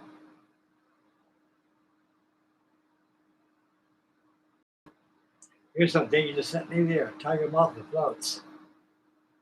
I imagine the experiment with had DC-3s with floats, C-47 with floats. I've seen them. So everybody's trying to make seaplanes out of these things. They rework. Looks like my Brandenburg. Well, the other picture you sent me.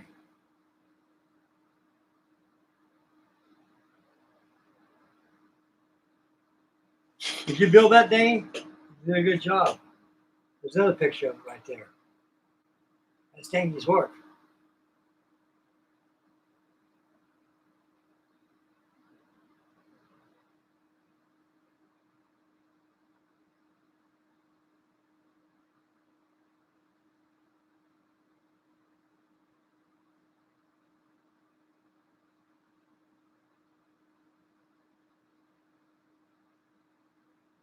Beautiful. Wonderful, wonderful, wonderful.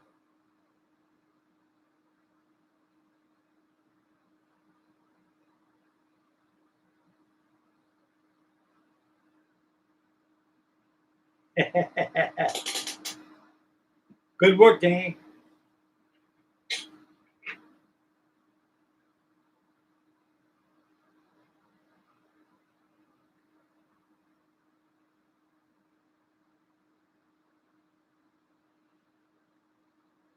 Yeah. I've got the Alaska Canadian Mist de Havilland float plane I got. It's a big yellow plane. I got that from a manufacturer. I think I got that in New Orleans.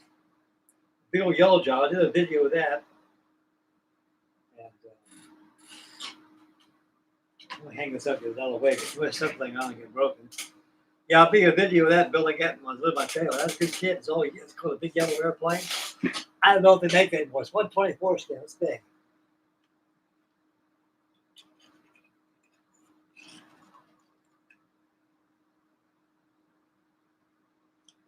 Here's one, man. Just get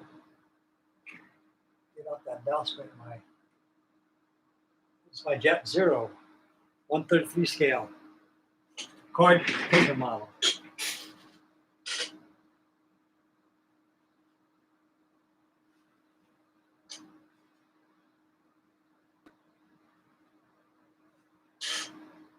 It's a little dusty too.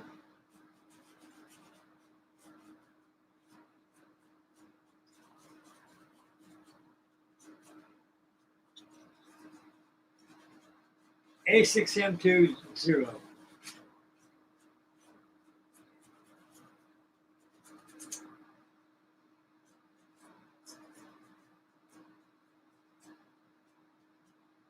All paper, 133 scale.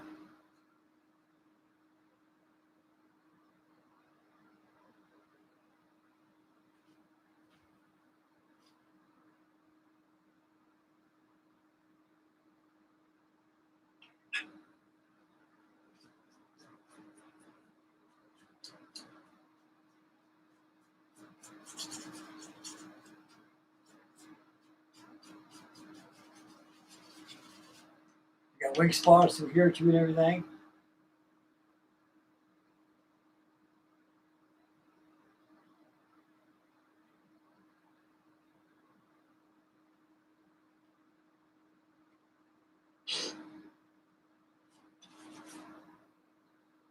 I always liked the Jet Zero. It's a good, hell of a good airplane. A very good airplane. Now, here's something of significance I want to show you.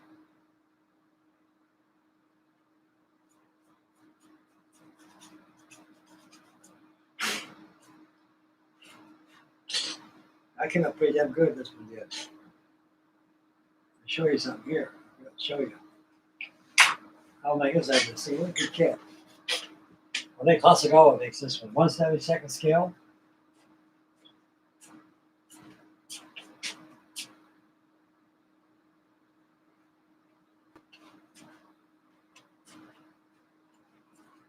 This is a good kit.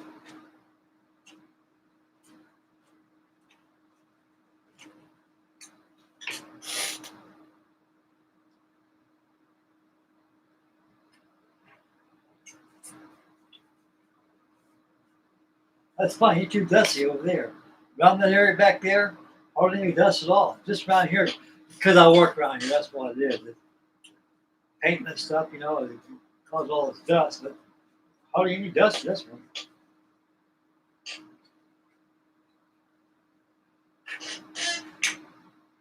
Here's the G3 nail. Mitsubishi G3 nail.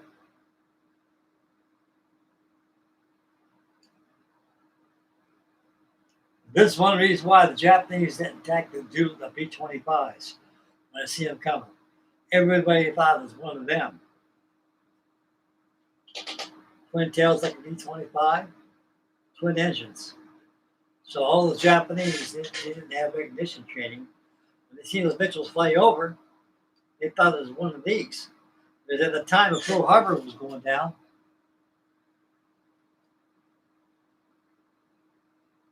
Pearl Harbor was being attacked, you know, and everything.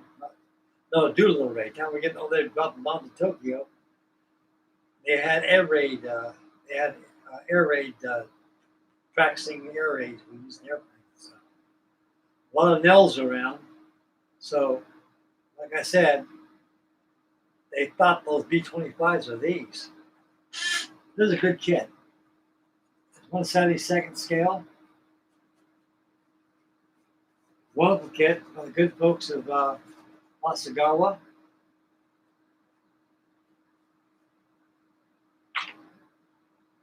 The nail didn't have internal bomb base, they had external, like that of the Bristol boat fighter. Not boat fighter, but the Bristol boat bird. And also Bristol, what's the other one they have? Bristol boat bird. Blenheim. The external stores. Some carry torpedoes. This is a Japanese nail. A good airplane, good kit. It's a good collection for your Japanese aircraft. Goes good with my Emily flying boat got back there. Also, my Jet Zero got right here too.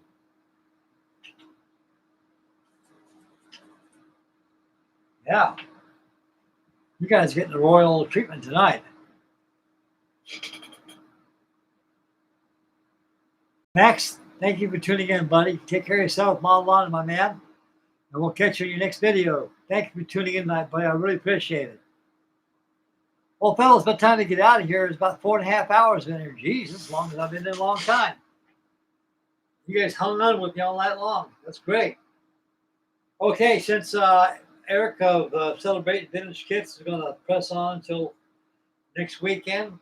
So next weekend we had a final reveal on our Helldivers. And I'll have the Helldiver done tomorrow. And I'll put her away. And wait till then. I'll send some pictures out to Mr. Eric. And I can't do nothing on the weenie wagon because I got no more tape. So I got plenty of work to do. So On that Coronado up there, I'm going to go ahead and make that a coastal command job. Paint it white, slate gray, and also X-Dark Sea Gray. And can't work on the Globe Master either because I ain't got no tape for that. So I got a lot of stuff coming away.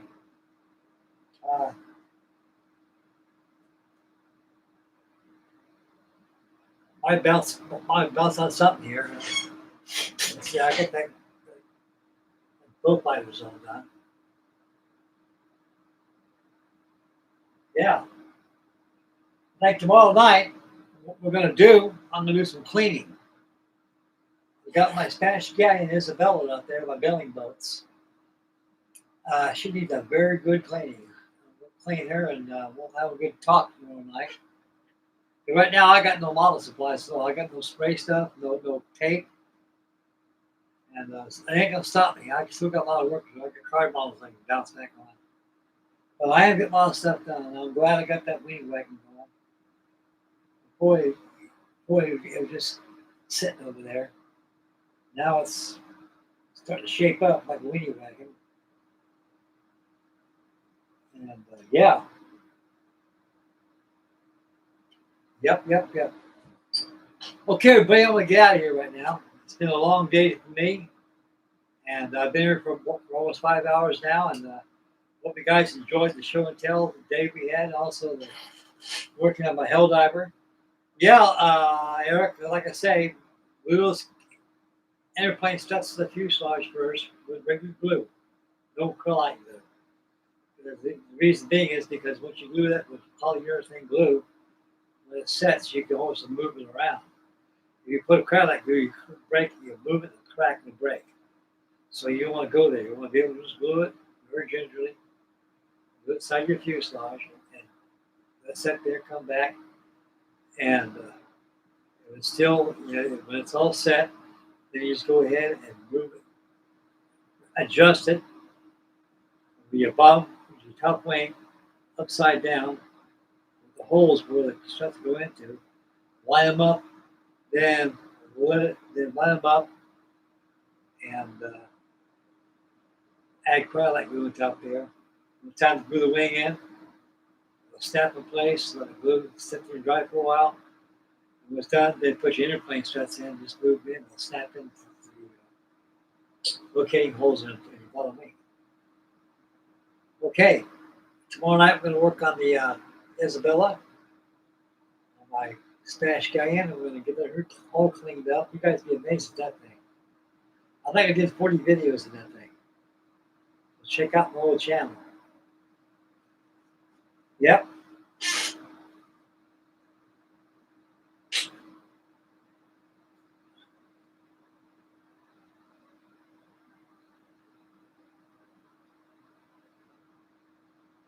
Yeah, I'm going to do it tonight. Okay, guys. We got the wing on, everything.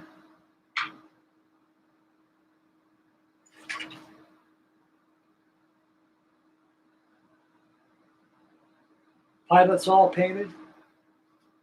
I haven't got the cockpit now yet. That's last. I got to bring that in. And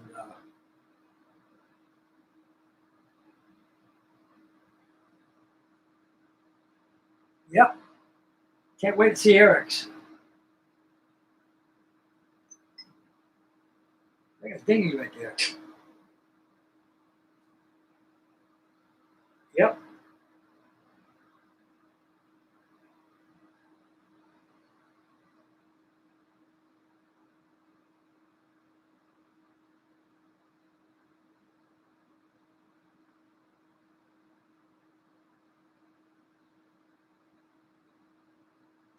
Did a wonderful job on that you have, buddy. Pretty real good job.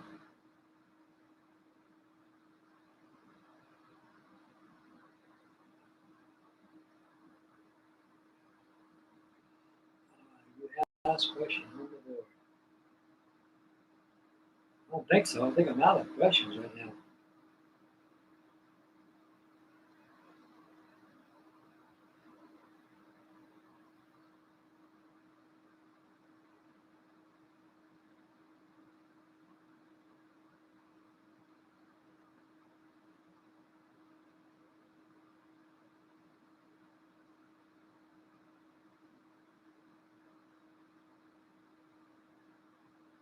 Question of the Lord. No luck. Oh.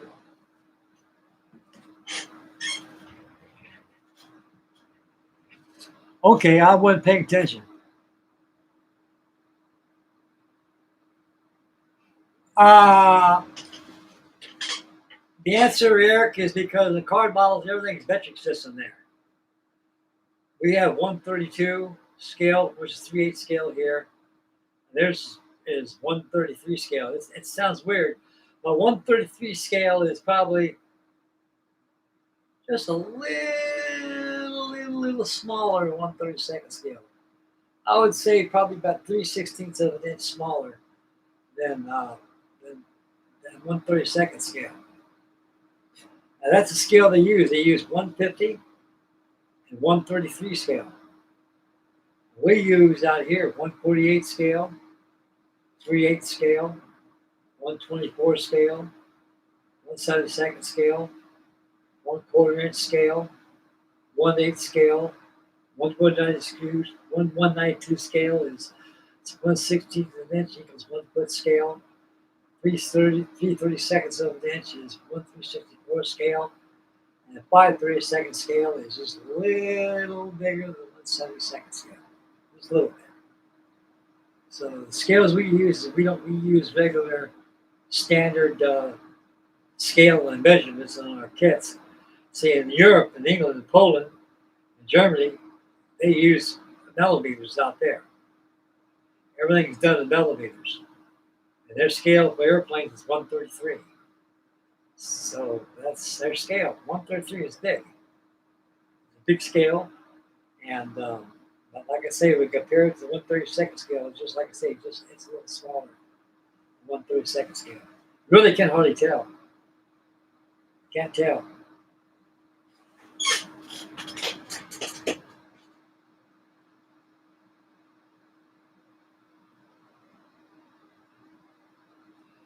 Just like my P2V Neptune vector I show you. That's 133 scale.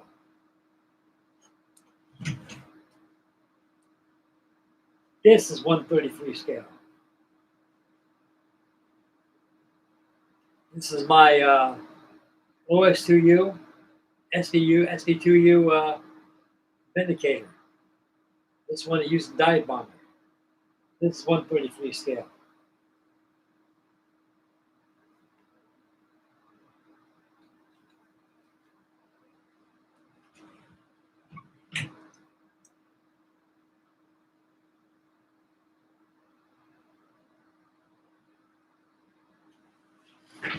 I'll show you something here.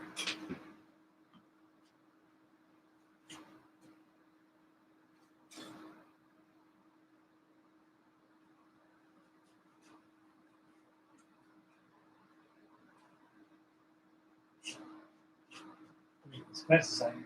Nope. It's big.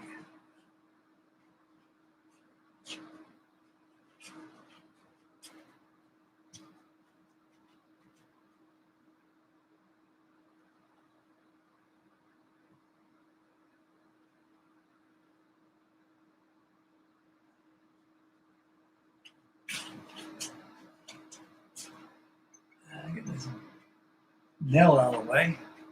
Let me show you guys something here. I'm going to put stuff back where they belong at.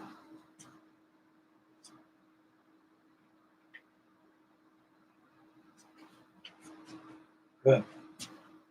Don't worry about knocking anything over and breaking anything.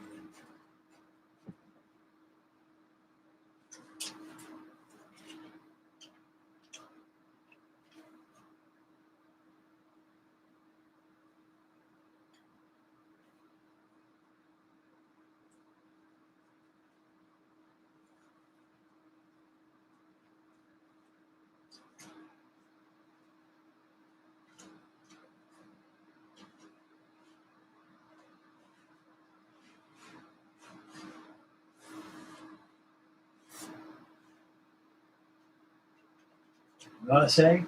Why buy a border kit for a Hong Kong model kit? Like the same one, that's money. It's 133 scale. Admiral Lancaster.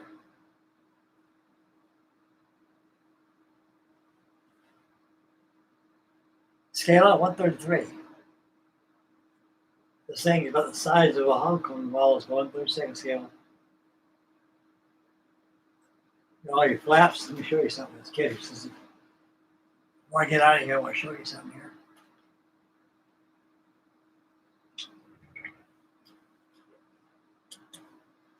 May build this pretty soon. There's a fuselage. There's a stabilizer. You can take my hand at this thing. It's big. I built one before. I cut all those parts out, form them. Has a history of Lancaster. And there's a fuselage here. The Polar has a Polar Squadron. So this go makes fly model. Here's a stabilizer. How big my hand is. It's big. This plane's no joke.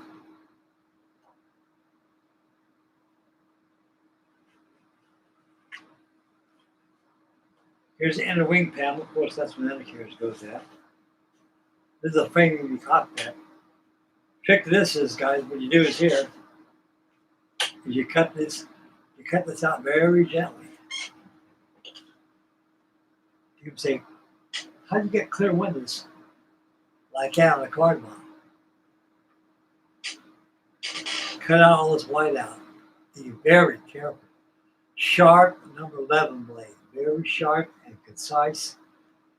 Cut it out right there. Just don't let the frame lift. Very fragile. Now, turn around and you take some packing tape.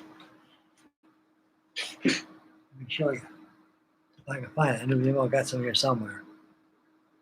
Well, where the hell is that at?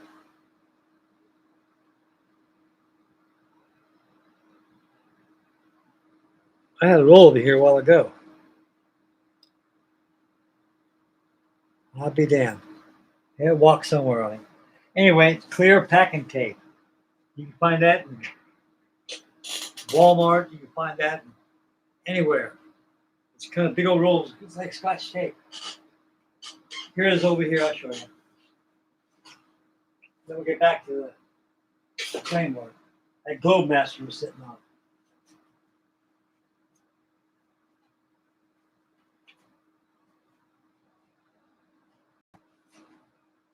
This here. It's packed here. It's clear. That's what you wrap packages with. You can buy them in UPS stores anywhere. It's a grocery stores anywhere. Now, let me show you something.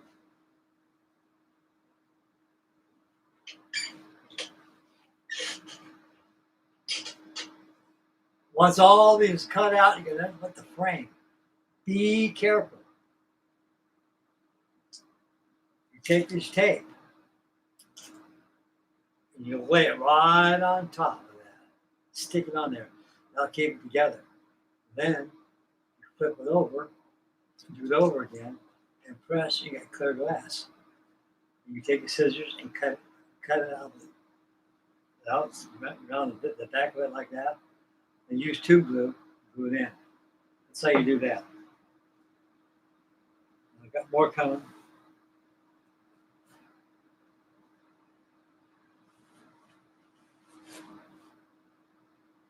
These are your inner wing panels like I showed you.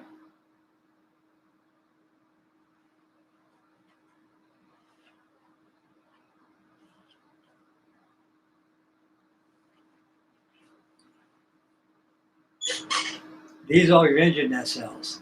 You roll up the cylinders. You have formers that fit through them. Here's your elevators. Here's your ailerons. It's a good kit, guys. It really is.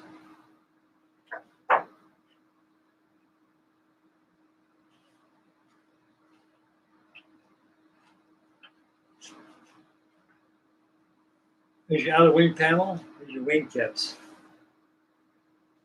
Here's your nacelles right there. These fit back here.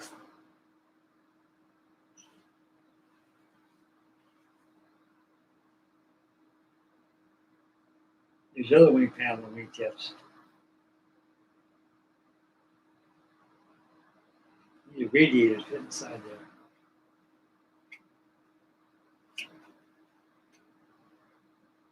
There you turn your Bombay. Here's your Bombay doors. These are part of your stabilizers. Here's your internal. You got your flat landing gear wells fitting there. Your flat wells. Here's your propellers.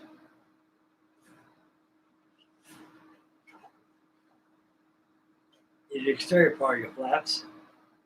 Here's your bombs right here. They're all in the cylinders.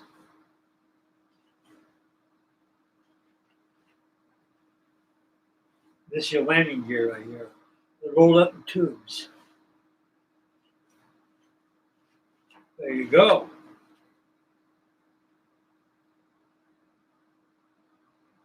I paid $25 for this kit. I got it from Destins out of Germany.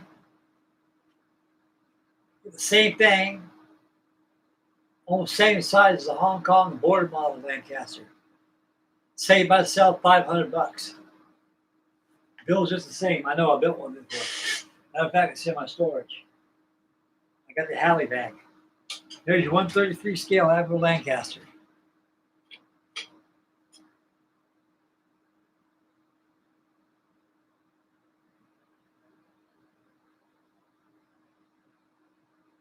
I don't know, but it's been like that for years. It's a Polish thing.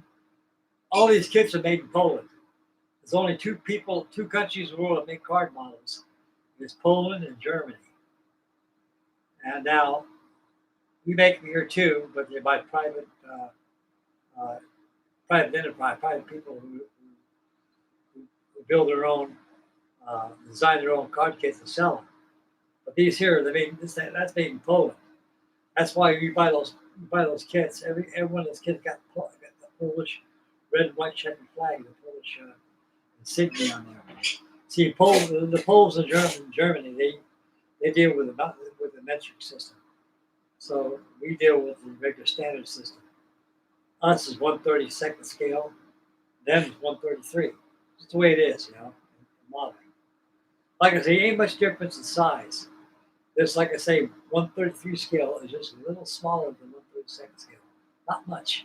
It's a little smaller.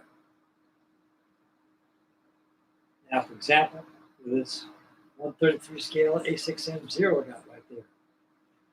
1/32 scale 0 would have a wingspan I'd say probably be about an inch bigger.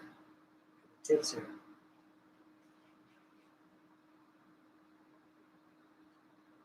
Yep.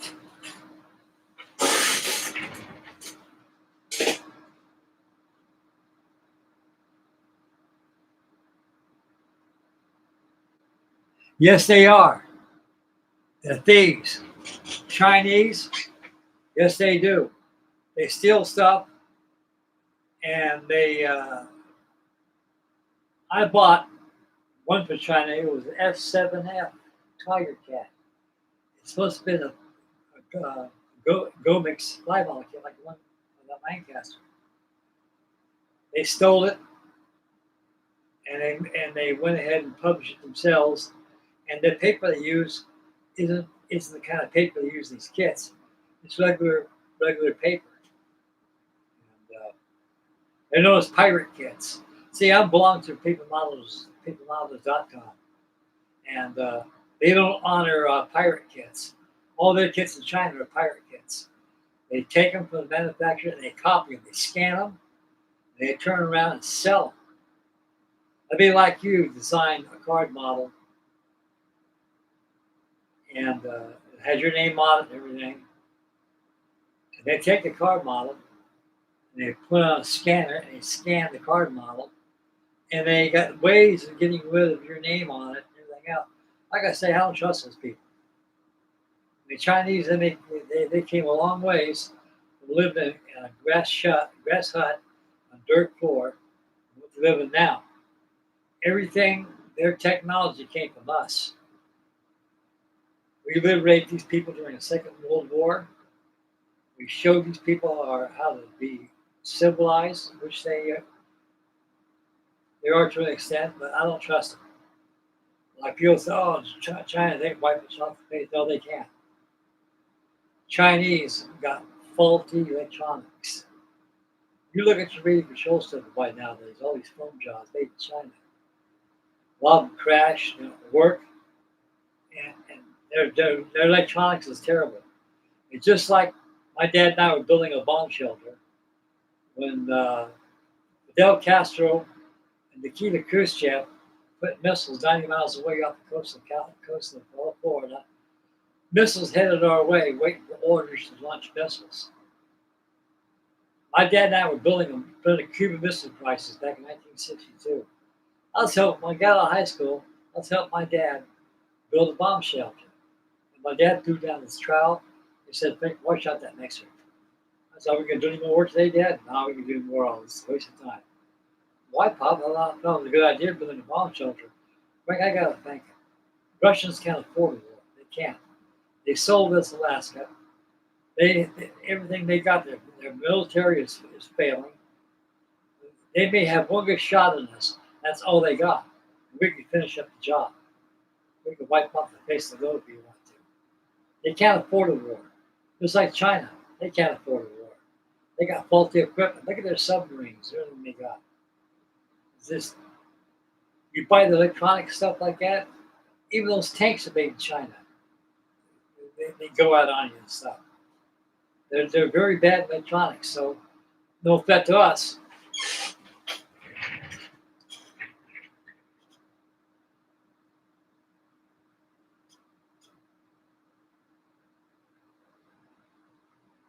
I don't know.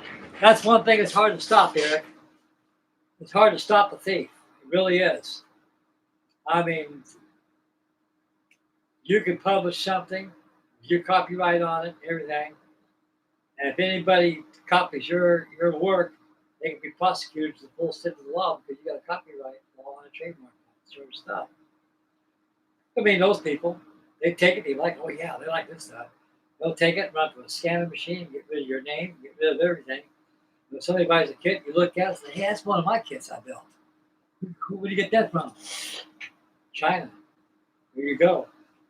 The Poles, the thing is, Eric, they got no control. That's what it is. That's the best way to explain it, buddy. They had no control. They got no control of anything. Only thing they control is what they produce and they buy, and they know who they're selling it to. That. They don't know what you're going to do. They don't know if you got a copy machine or something. You can scan these things up there and sell them. That's why paper modelers, they don't allow that on their websites because they call that pirate models. Because you're taking money away from taking money out of your pocket, or take the money away from the publishers who publish these card models. It's horrible. That's stealing. The way it's stealing. And making money off of it.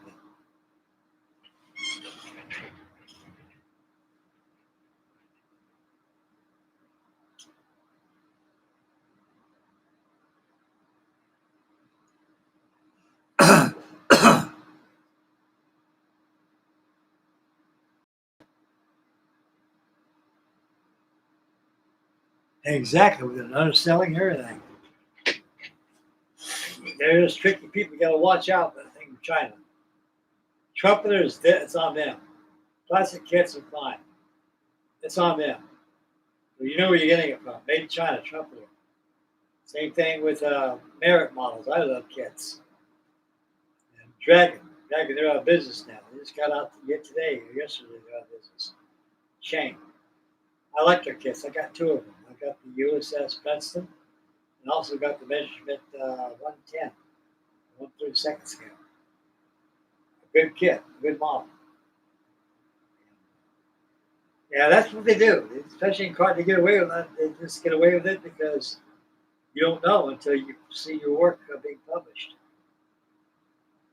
Then you complain, and they say, hey, the doggone devil stole my doggone card models. I'm selling the people out and taking money out of your pocket,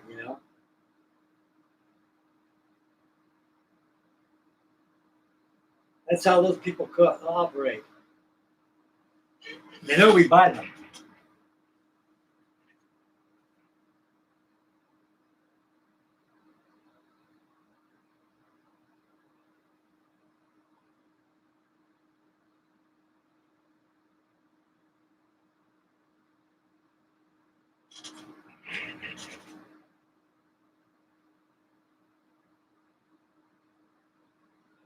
Oh yeah, Otaki. You buy a 148 scale Otaki Hellcat or Helldiver or Dauntless. It's a monogram kit. Yes, sir. You're right about that. Rodney Dye. How you doing, buddy? Now, I haven't played no jazz bass all the time. I've been playing my steel a lot, though. I'm thinking very seriously about bringing out my jazz master and make a jolly tune for everybody to hear.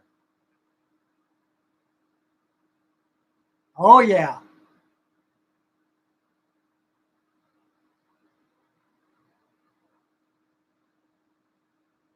Thank you, buddy. Thank you, Rodney. I really appreciate that. Yeah, I got my guitars over here. I got my Stratocaster, Jazz Master, Jaguar. I got a bass 6. And, two, 3 steel guitars. Yeah. Let's see.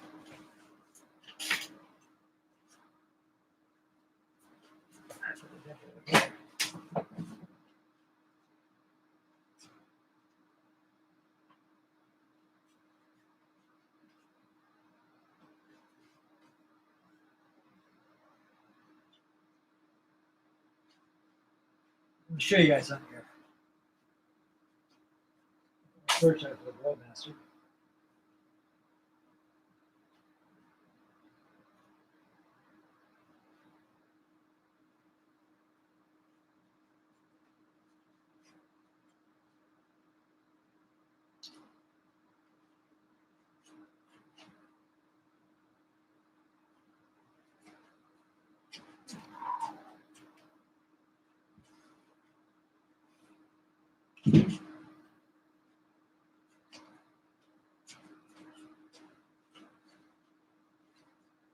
I've been playing about 5 hours staying this thing.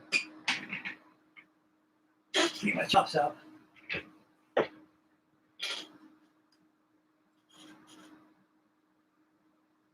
My steel guitar. I had that thing since 1972. It's been around the world with me and everything, my steel. All my guitars over there where my ship's laying at. I got 4 amplifiers in my storage. AC-30, Vox Super Beetle, Twin Reverb, and a PV Session 700, Nashville. And over here I got my Vintage Lex Reverb. Damn good amp right here. Yep.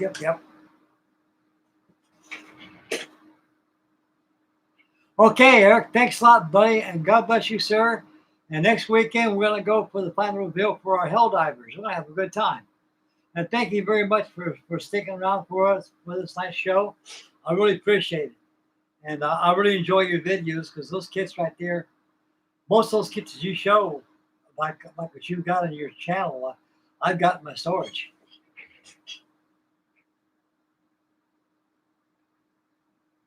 I don't know. It goes up to 10. Let's see.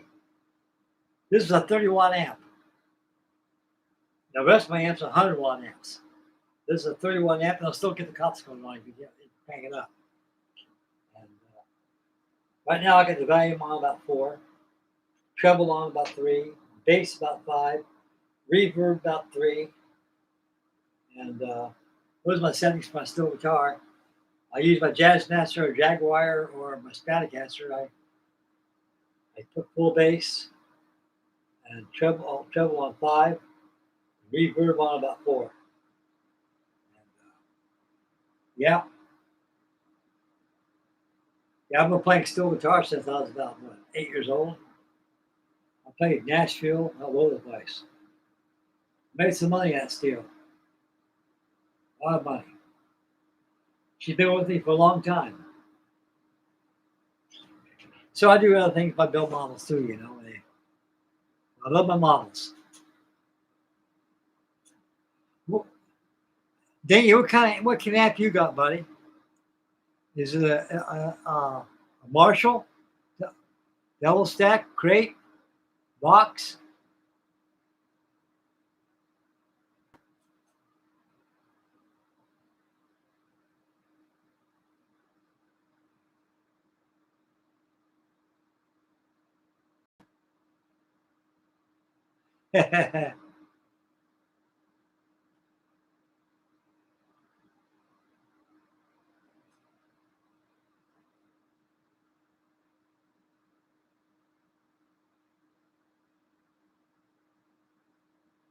Yeah, 2 Marshall stacks. Yeah, they're loud. Let me tell you something before I get off here. Down the Guitar Center. I went down there. How long ago was that? 8 years ago. 8 years ago, every time I go in Guitar Center to buy strings and buy used gear sometimes. I see something I want to get. I don't buy nothing on the wall. Nothing. I get mine right from the dealer. And because I don't want to get nothing on the wall because people's handling those things. You got oily hands. You don't know what's on their hands. When I buy a guitar, it's like most of us do. When you buy something, you want to be the first one to have your hands on it, other than the person who had it, who was working on it. And, anyway, had this one kid came in, had a lot of money. His dad did. I wish I had a father to buy me stuff like that. My dad said, I can buy you nothing. And he says, I put food in your belly, a roof over your head, clothes on your back, anything else, you get a job, do it yourself. You appreciate it better that way. Anyway, hell with that. But anyway, make a long story short, guys, I went down there to the Guitar Center to get some strings. There's about 4 or 5 people in line, and I had the strings in my hand, and I was walking around looking at the roof, looking at the used gear, and I come back, it was up there I wanted, so I stand in line, and this kid got a box AC-30, not the AC-30 VR, valve reactor, C2, the AC-30. It was $1,100 amplifier. The valve electronics is $600. But the box AC-30 C2 amp is $1,100. I saw the price tag on it. Kid bought that AC-30. Oh, jeez. Oh, lucky devil. I wouldn't want to get one of them. I like box amps. They're pretty good stuff. That discount money sounds good. I like that. So anyway, he goes there, buys the amp, and walks out of the store. What amp in his hand? Guy goes, man, that guy's must got some money. No, his dad does. Says, I don't care about that. How much are you for these strings? Oh, you got $10 for all these things. Okay, fine. Then the kid comes back in again with the amplifier. And something told me, stick around, Frank. Something's going down. This is the truth now. This is the truth.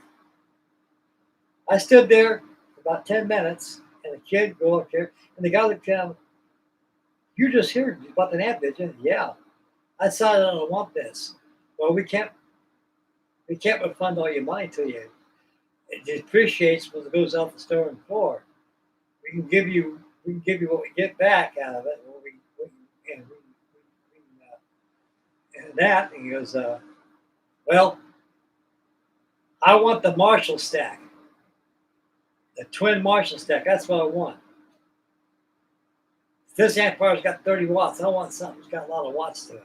Well, this Marshall amps need to be loud anyway. So, okay, so what you want to do is trade the amp you just bought for the Marshall stack and pay the difference. Yep. The kid's father was going like this. That son of mine can't make up his mind. I didn't say anything.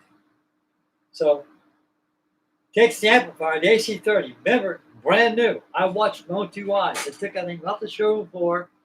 He buys the amp, and out the front door he goes and comes back in, trades the amplifier in for Marshall stack because you wanted more power, because Marshall amps are very powerful amps. Only way to make them sound good, they got to be cranked up. And they're beautiful amps. They really are. I like them.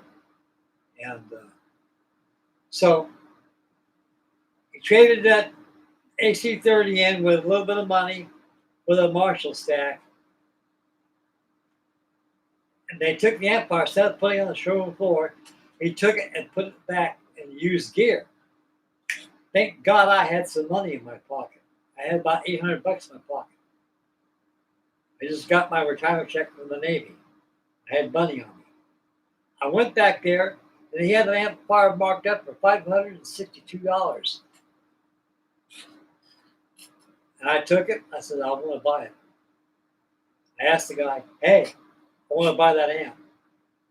Well, you're the second guy came up and bought this thing. I said, that's right. I watched the whole deal go down. The kid bought it, traded in that Marshall. Yeah, that's right, you did. I don't know about these guys, kids nowadays. Well, kids are kids. Then I asked him, then he says, okay.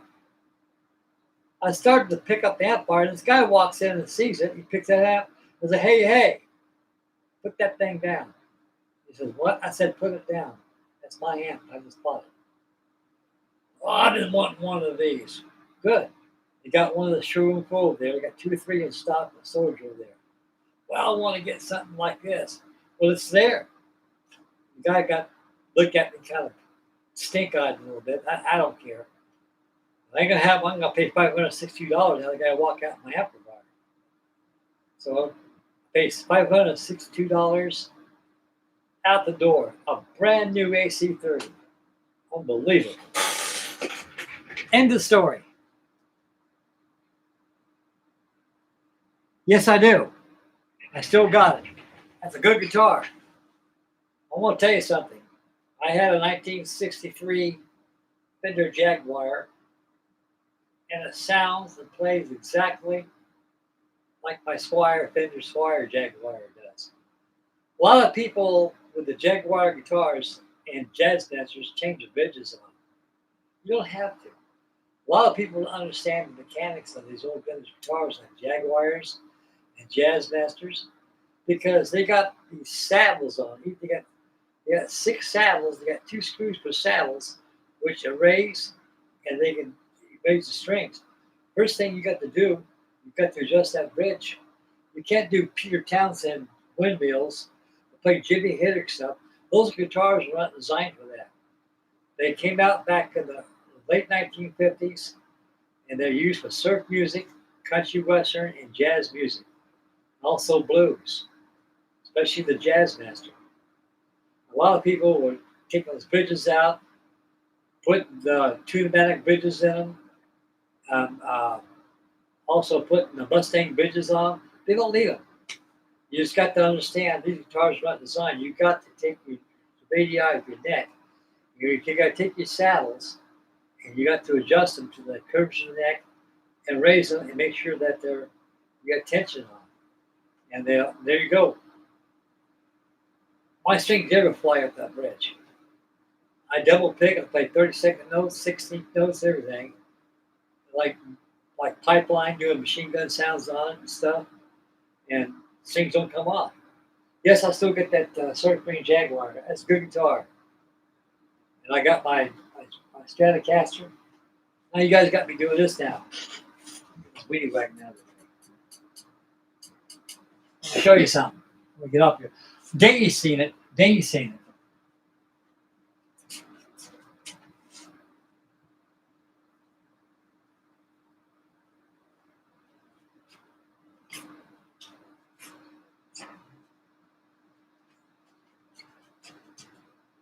So there's one break. I was working on an elevator. Me back then over here.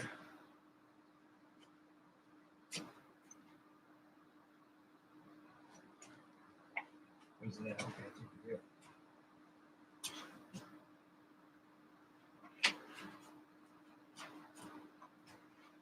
Awesome. Take the loop. American Scout. Everybody's seen this already.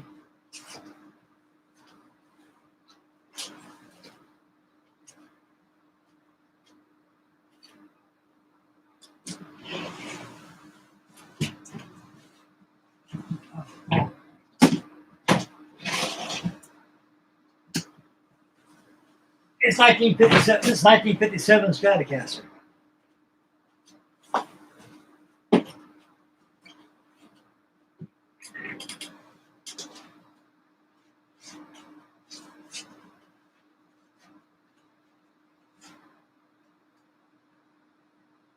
Comes in a tweed case right there, tweed.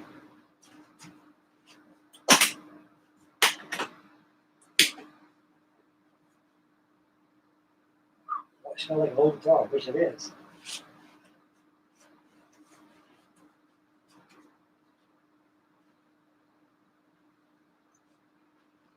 It's 57.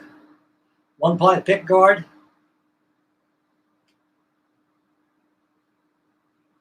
I call this my golden guitar. $2,400 I paid for this thing. Good guitar. I might play that today.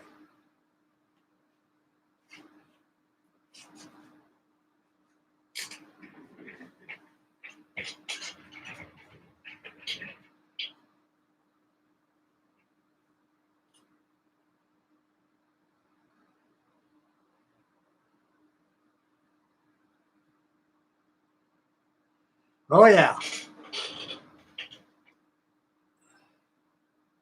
I took good care of that guitar. Always take care of my stuff.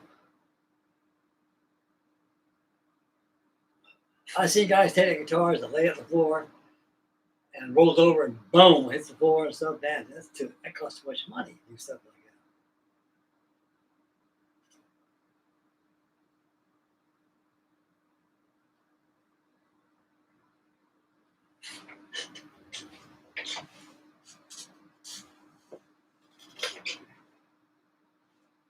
Here it is right here.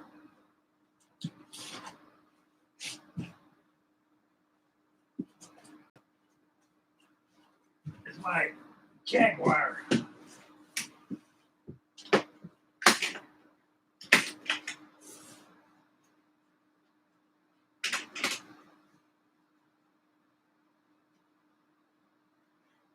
Well, I think smelling my guitar. I love that one. You get the Beach Boys sounds. You pick a guitar, first thing you do is surfing music. I mean, I kid you not.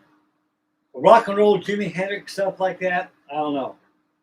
But this thing is built to play surf music and country western. This is a good guitar, it really is.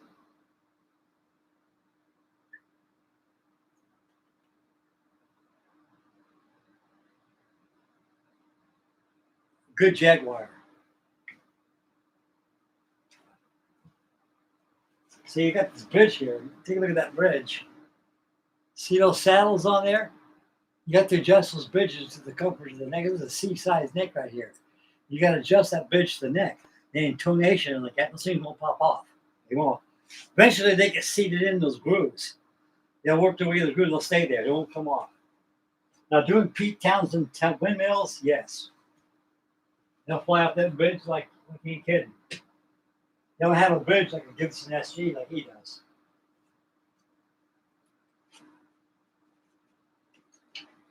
Those are simple old school guitars.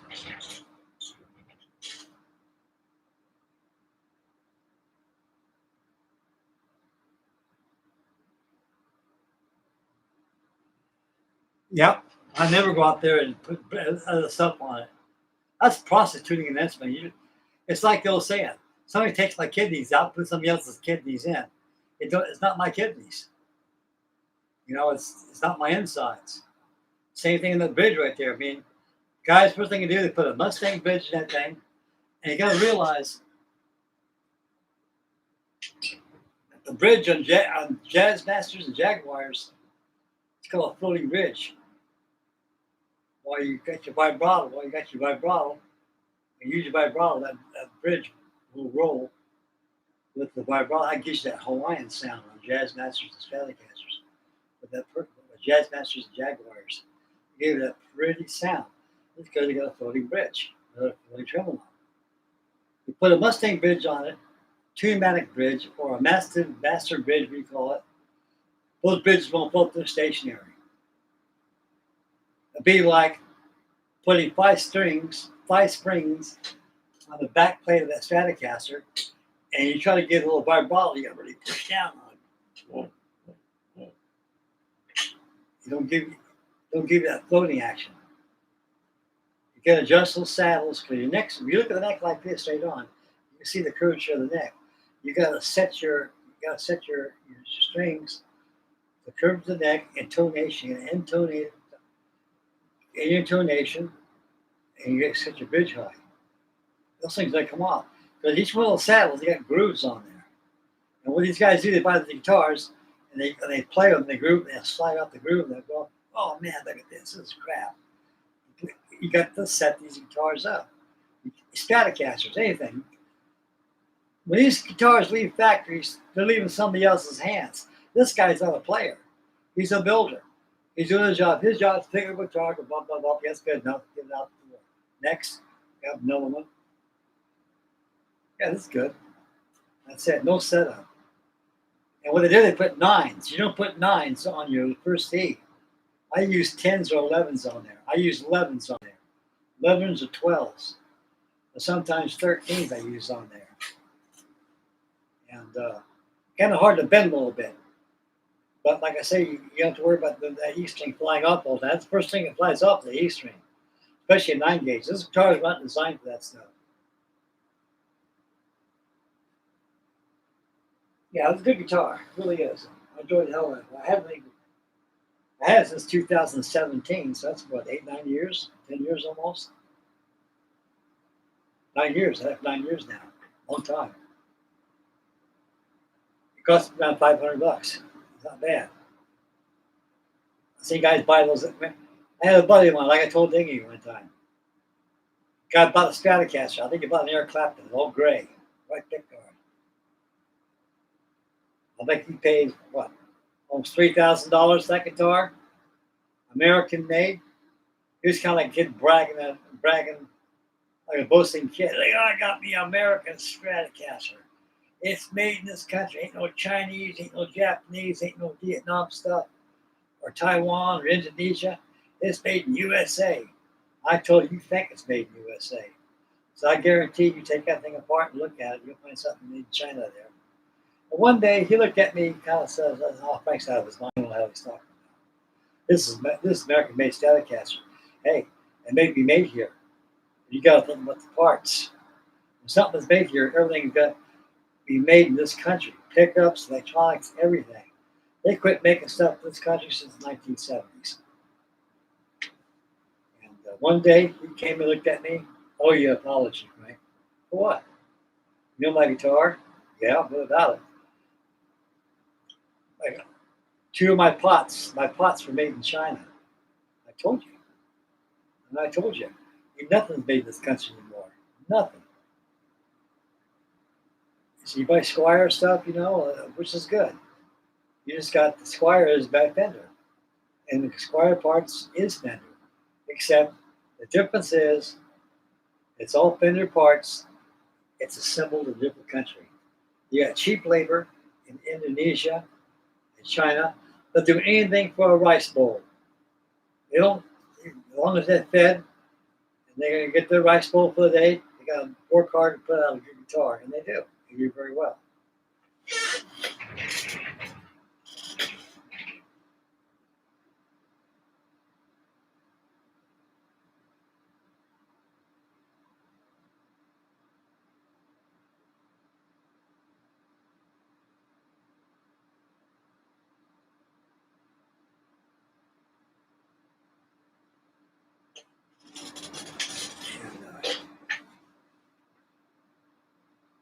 I have a 63 Jaguar,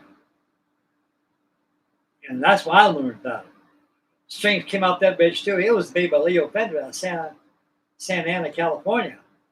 He just left his building because back in those days, you buy Fender equipment, amplifier or guitar, steel guitar,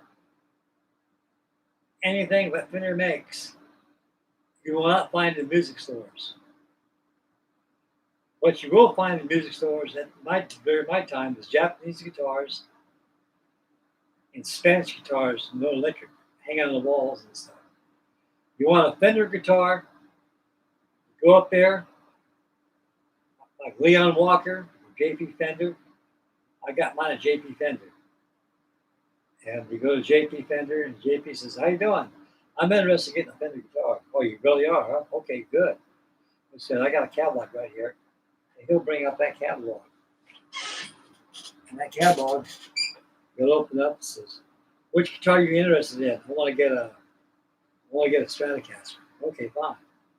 Now, here it is right here. Now, Stratocasters, the standard Strats that come out from the factory are Sunburst with a rosewood neck and a white pickguard. If you want something different than that, it'll cost you $200 more. If you don't want that rosewood neck, you want a maple neck, that's an extra $200. Now, you got colors right here: orange, pink, purple, blue, yellow, green, red, Fiesta red, black. All these colors. These are called custom colors. They're DuPont color ships, which come from automotive places when they paint cars. These cars are painted with DuPont paint.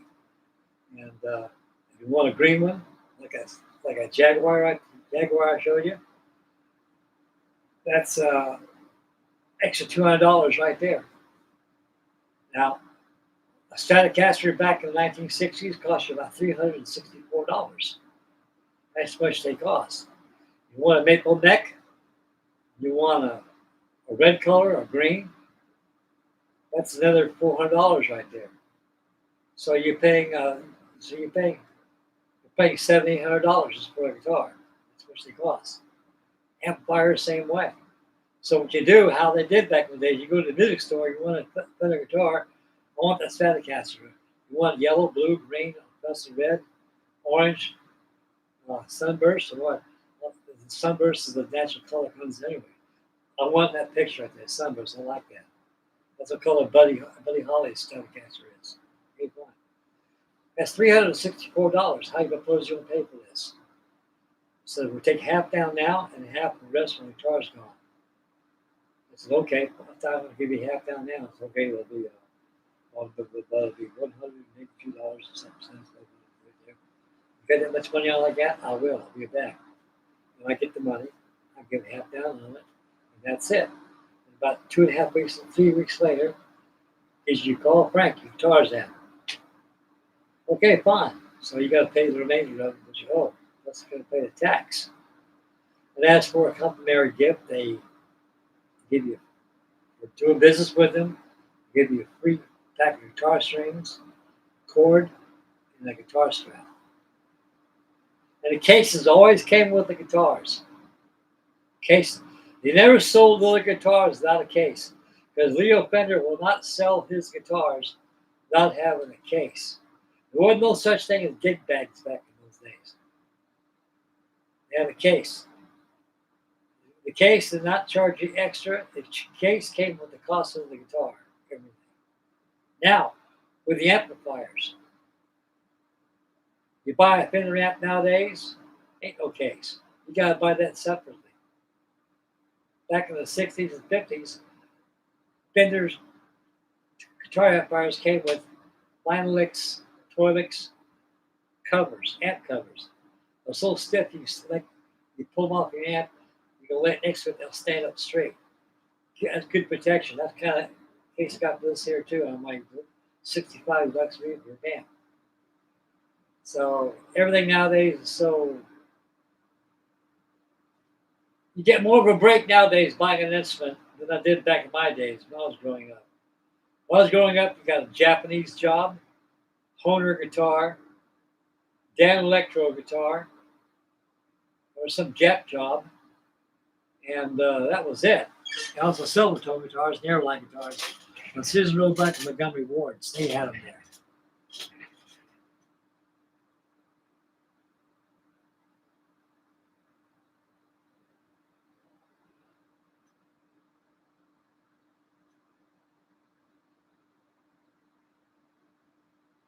That's right. Keep it original, buddy. It's like a car, 57 Chevy, 55 Chevy.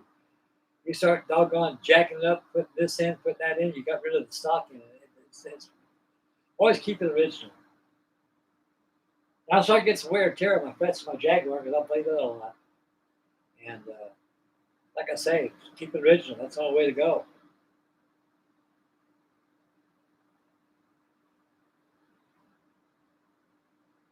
Yep.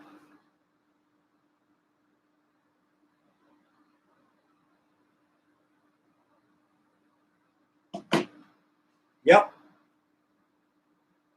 Keep it original. Oh, what time's getting big? Damn, 2:30 in the morning. Boy, I've been cooking tonight. I gotta start reading my chat list. I'm not answering people's questions here.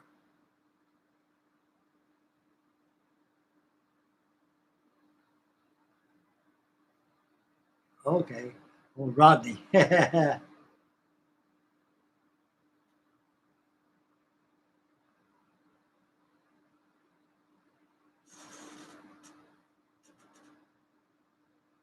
I had a Stratocaster with a Floyd Rose tuning keys.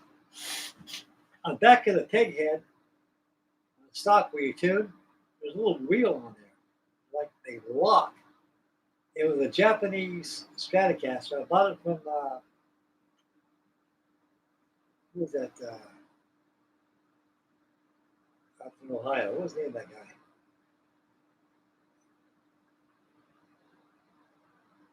I don't know. I'll have to get the music store. God, I'm trying to get all that stuff. Jim Howard Music. It was like a candy red sunburst Stratocaster with a maple neck. The guy wanted $900 for it. Wow, that's a lot of money. That was about 35 years ago. And they said, "You like that Stratocaster, right?" It says, I had no idea Mexicans made it, but this was a Japanese job. And they had that Floyd Rose turner on the tuner there.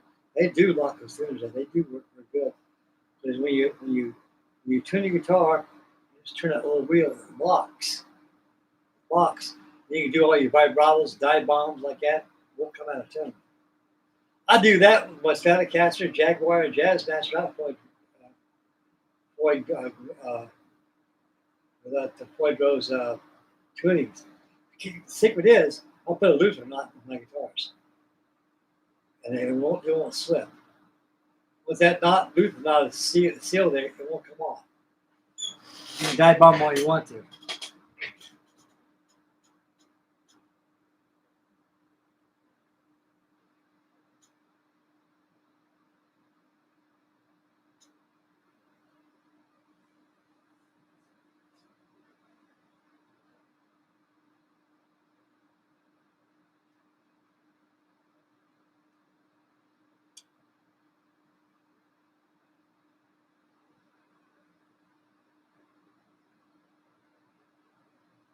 Yeah, they'll come out too, and they won't. Well, I wish I had that guitar. It's still a good Stratocaster. I like that one better. It cost me some money. And a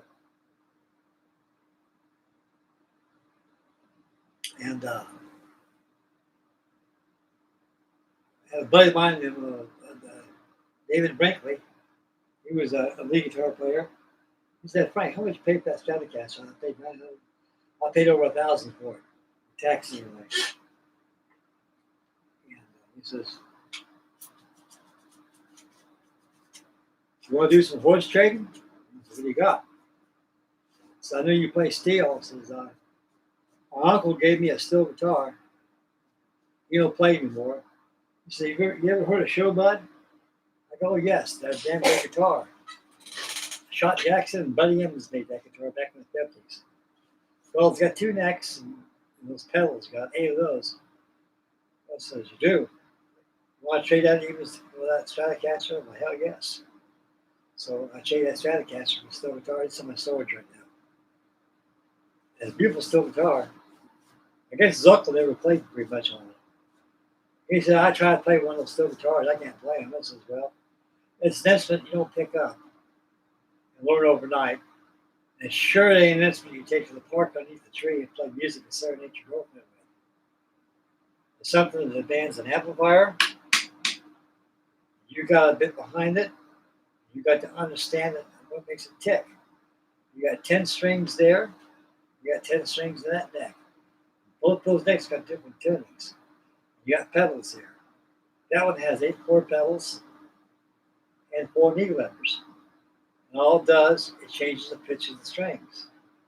So years ago, when you played non-pedal still, you used bar slants. You used floor slants and reverse slants. But still so much I got a not a bunion, it's like a callus here, hold that bar all the time. And take your bar, you slam. And that's on like 8-string steel guitars, like lap steels too. But like I said, they got away with that by using pedals. But like I told them, you got pedals and knee levers. When you're playing a steel guitar, when you're playing that key right there, the strings are suspended, not frets. They're suspended. The 3rd fret is G. A lot of people say you take that bar, put it right on that fret. That's not necessary. All that fret is a reference point. You got G, you got true G chord within the space of that 3rd fret and almost between the half of the 3rd fret to the 4th fret. You go to A flat.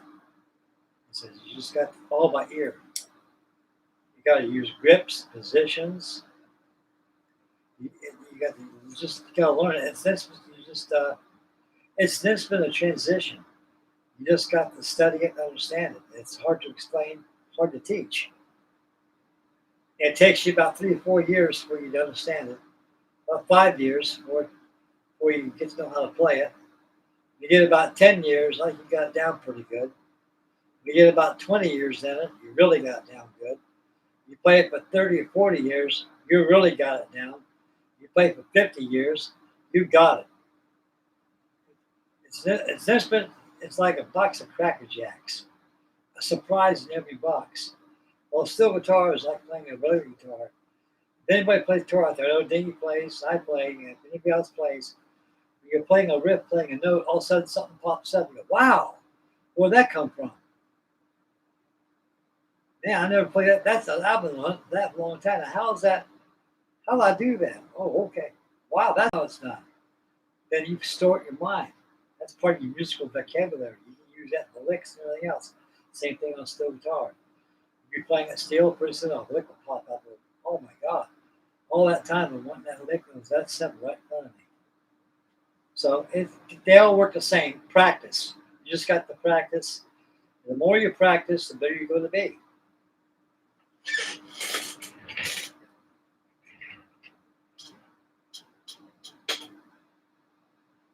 Okay, guys, I'm going to get out of here. This is as long as I've ever been on here. I've been here now for 5 hours, and boy, what a night. We had a good show tonight, guys. I'll tell you that. We got 3 watching and 22 thumbs up, so that means I'm doing something good tonight. Okay. Man, I'm about done. All right, everybody. I'd like to thank everybody for tonight's show, showing up. Dingy, Erica celebrating vintage kits. You got Rodney, and we have Max Models. And we have Daniel Britton on there, and all my great friends. Thank you very much. From the bottom of my heart, from the heels to the foretop. Thank you for joining in the chat and joining in and watching my show and tell night we had. Yeah, and I hope you guys enjoyed that. I know I did. I enjoy showing my things. So tomorrow night, I don't know what we're going to do tomorrow night. So we got time on Helldiver. On my Helldiver, what I got to do is put the flying wires on it, frame in the cockpit, send those 2 bombs. I'm done. It's done. And so I'm going to go ahead and start cleaning up, wash up that Coronado so I can get it painted Coastal Command colors under RAF, Royal Air Force. Okay. We had guitars outside, everything. Jeez, what a good show. I'd like to thank all the new subscribers for tuning in, for your wonderful views, candor, and comments. And thank you for everybody on the chat board. And make Mama happy. Take care of the little ones. Stay focused when you drive. Wear your surroundings. Get kid crazy. And go outside. Enjoy life. It's a nice day outside tomorrow. It'll be 95 degrees tomorrow. So don't stay out in the sun too long. Enjoy yourself. Like I say, springtime's about gone now. So you got summer coming up real soon. So outdoor festivities will follow. Barbecues, outings, everything, you name it. A lot of models coming your way. This is Frankie Day, Frankie D Model signing off. God bless you. Thank you, Dingy, for everything. Thank you too, Max. And thank you, Eric. You too, Rodney. God bless you. Love you, fellas. Take care. And we'll see you guys tomorrow night. Bye, boys. Take care of yourself. This is Frankie Day, Frankie D Model signing off. Be good. You can't be good. Be careful. Bye, boys.